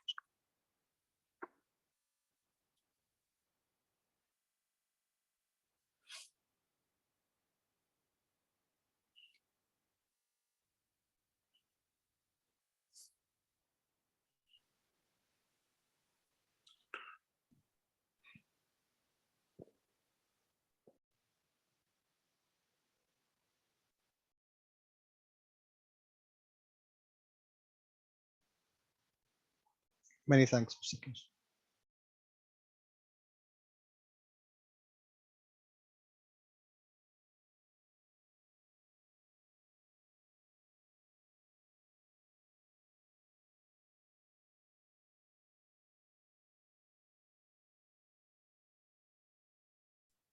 Thank you, Joel. Thank you, Mr. Cash. Okay, I think I will play this now. I think it's heading towards midnight in Europe. But again, we continue to enlighten the souls at the 6, 12, 6, and 12 hours of the negotiators, and we continue to release the GAN's waters for the elevation of the soul of this planet, and of course the connection of the wellness centers, the 1,000 wellness centers that'll be built in the coming times. And as everybody gets on board, I think we'll see an acceleration of this development within the Keshe Foundation, and to become a very strong entity along this planet where many people are going to go for the answers to, let's say, what ails them. So thank you all again, and we thank the souls for being here, the ones we can see and the ones we can't see. So thank you all, and let's play the cycle of creation and then the final disclaimer, and then the meeting will end. But feel free to watch this at any time. This is in the playlist of the Keshe Foundation website on YouTube. So you all have access to it. Watch it as many times as you'd like. Thank you again. Thank you, Alex, for continuing to deliver, and you have perfect attendance. So thank you.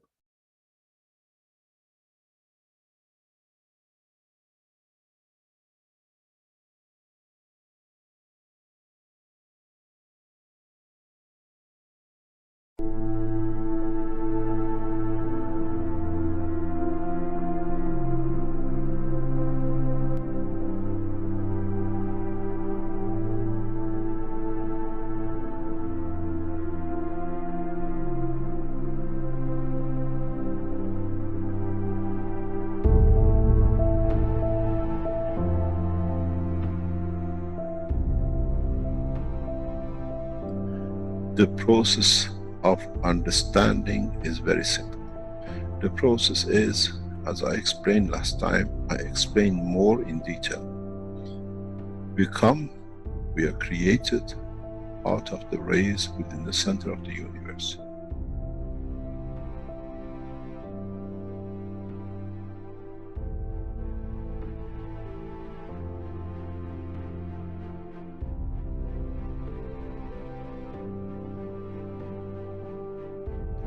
In interaction and reduction in strength and division by the strength in certain strength fields, in collection of the totality of the expansion of the universe, some energies, some dynamic fields have come together. Over billions of years, these fields lead to the creation of what we call the sun.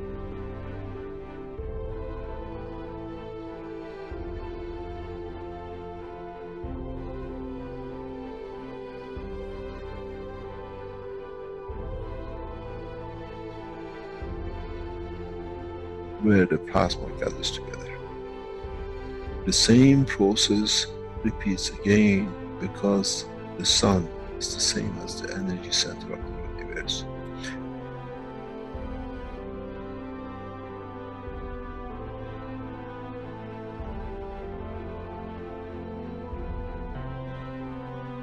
Now, the heavier, the larger amount of the energy which is collected in this span of the universe, we call the sun, that it radiates out, does the same thing again.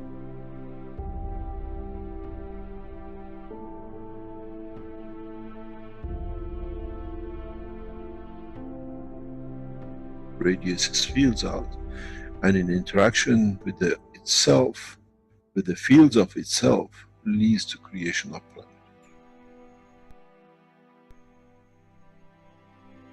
In that process of the creation of planet, the same process happens again.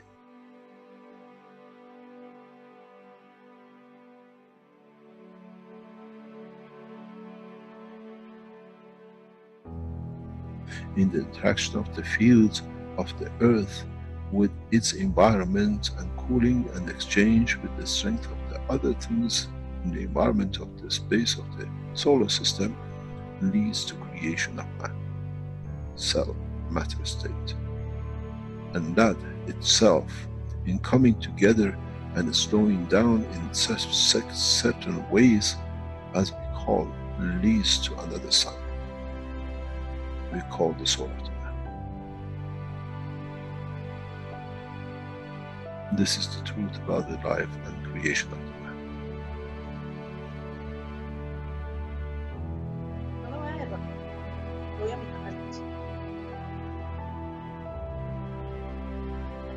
But if the soul of the man can understand and absorb and be correct with his conduct, he can become the strength of the fields and carry the strength of the field of the planet which came to his creation. And if the soul can understand with the same process, can interact, can be correct, can absorb with itself the totality of the strength of what it needs, he shall become the sun.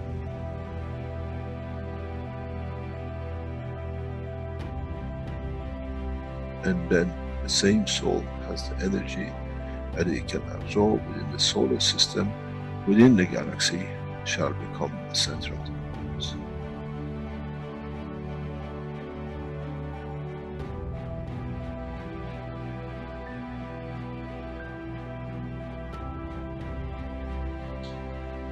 This happens on earth, we call it the rain. Come from, goes back to.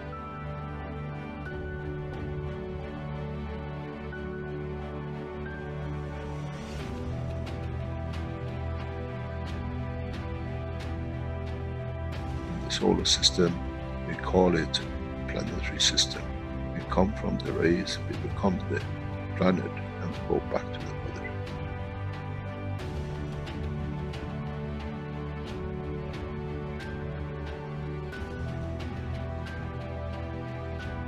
The same thing happens with the galaxies, with the solar systems, which they get absorbed back in and chewed up back into the universe.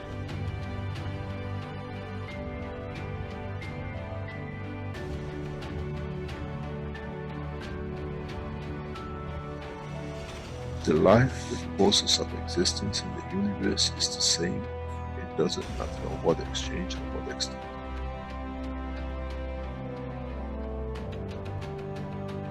So, what is the man fighting for? Why do we fight for something which has come from the point of the creation, and in the process it goes back to the creation? The soul of the man, as the energy of the earth, gives the face of the man, the face of the earth, and that process is the same for the soul of the man. Our soul, in reduction in strength, in interaction with the emotion of the field of the environment, leads to manifestation of the existence of the man. But once it's completed, does it need the face? Or can it be and becomes free from it, what we call the soul of the man, to be free and detached from its existence?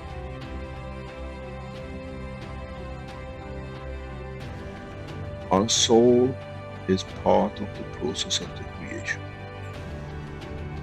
The key to one question, who man shall be in the future, to be answered, as we saw the sun became the earth, and as we saw the earth became the man's soul, what will be the destiny of the soul of the man now becomes free at the point of departure from physicality?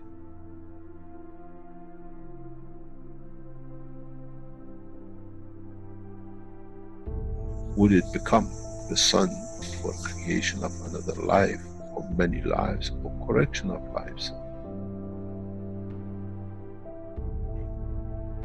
This shall be, and this is how it happens.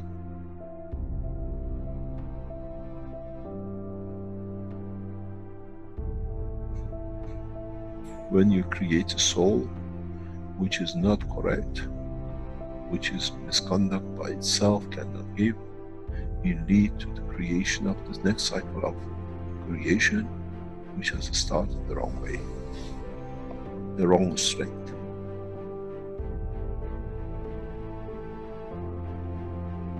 This is one thing the man has never understood. You become the creator of another universe, another cycle.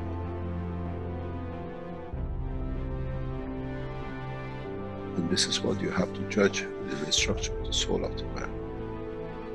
What would I like that cycle to be? In the physical life, we create children. In the dimension of the life of the soul of the man, what that man, what that soul will create. If man has thought up to now, that's it, my end, my point, when I die is finished, there's as much fallacy that when the sun is destroyed in any shape or form, there shall be nothing left. But we know the part of the sun becomes part of the galaxy and becomes part of new life. So shall be the soul of the man.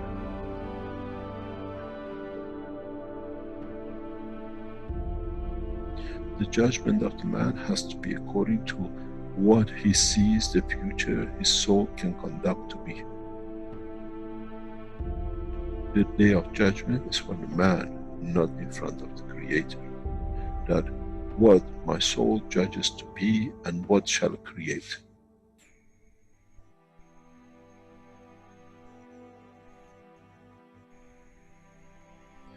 Man never understood and shall never understand till can solve this dilemma within itself.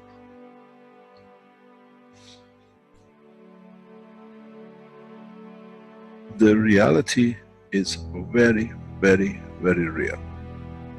And that is, as we've seen, the energy of the galaxy become the sun, the energy of the sun has become the earth, and the energy of the earth has become the soul of the man.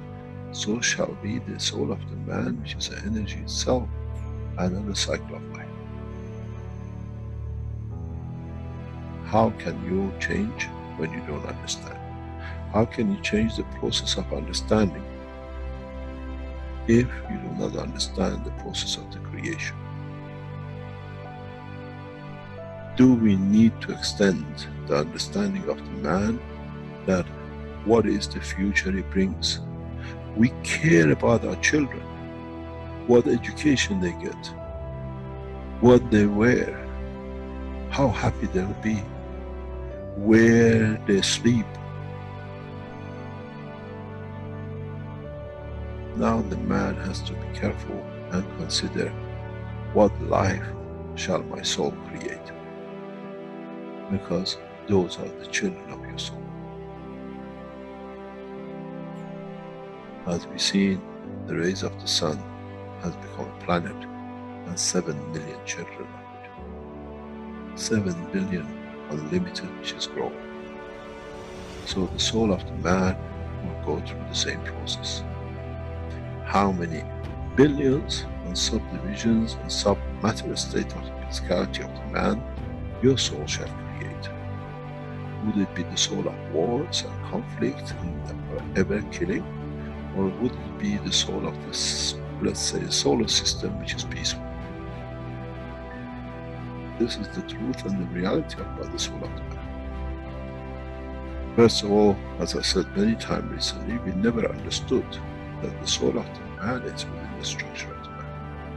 And now that we understood, we understand on departure from the physicality of the man, the same process will carry on as it did for a star, planet, and the soul of the man becomes another energy source, a higher order, which itself leads to the creation. It becomes the star, it becomes the center of the new cycle of creation.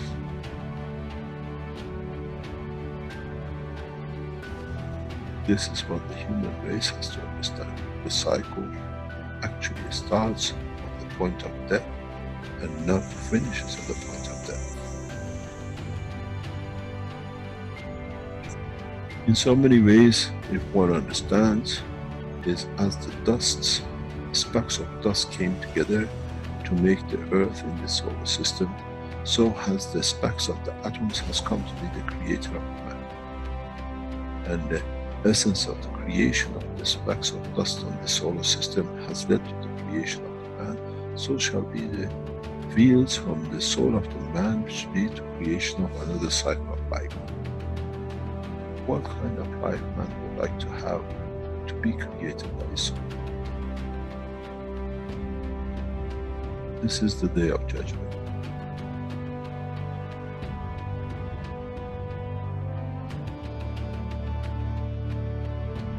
This is what man never understood.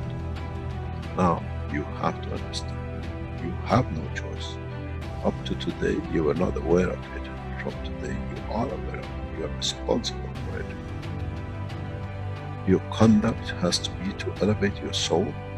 That in elevating the soul, what you become the creator of stands correct in the conduct of the citizens. We don't give fairy tale. This is the truth. But as you've seen, the process does not stop with one sun. The cycle carries on.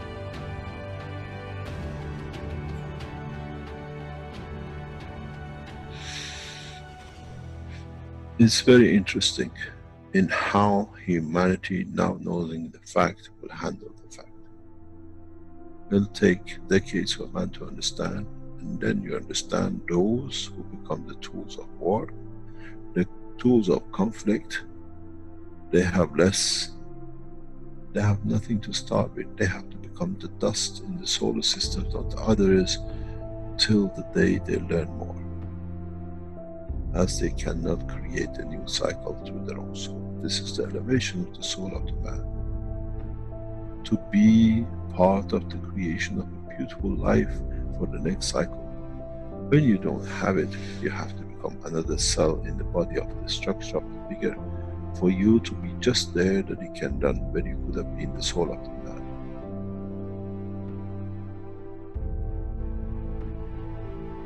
They say, do not create fear. I give you the point of love from creation. If you cared about your children on this planet to have the best, your true children come out of your own soul in the coming time. How would you like to educate them? How would you like to be when you are in conflict with yourself and the cause of so much mayhem? This is the truth, and the man will take a long time to understand, as now that we understand the soul of the man is an operator for the creation of the future extent of the life of the man.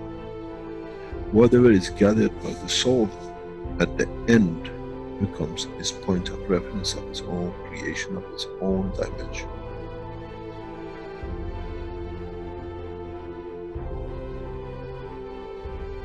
But the strangest thing is, what he creates from his soul shall become the creator of the other souls.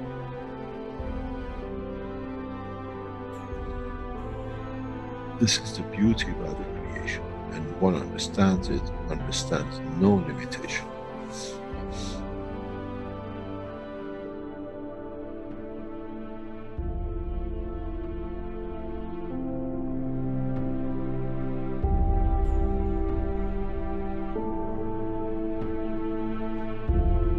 questions.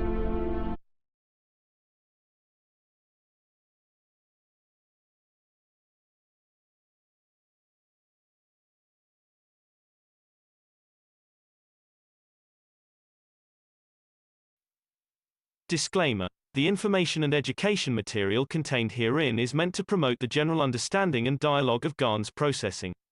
Such information is not meant or intended to serve as a substitute for a healthcare professional's clinical training, experience, or judgment. For patients and individuals, such information is not to be a substitute for professional medical, therapeutic, or healthcare advice or counseling.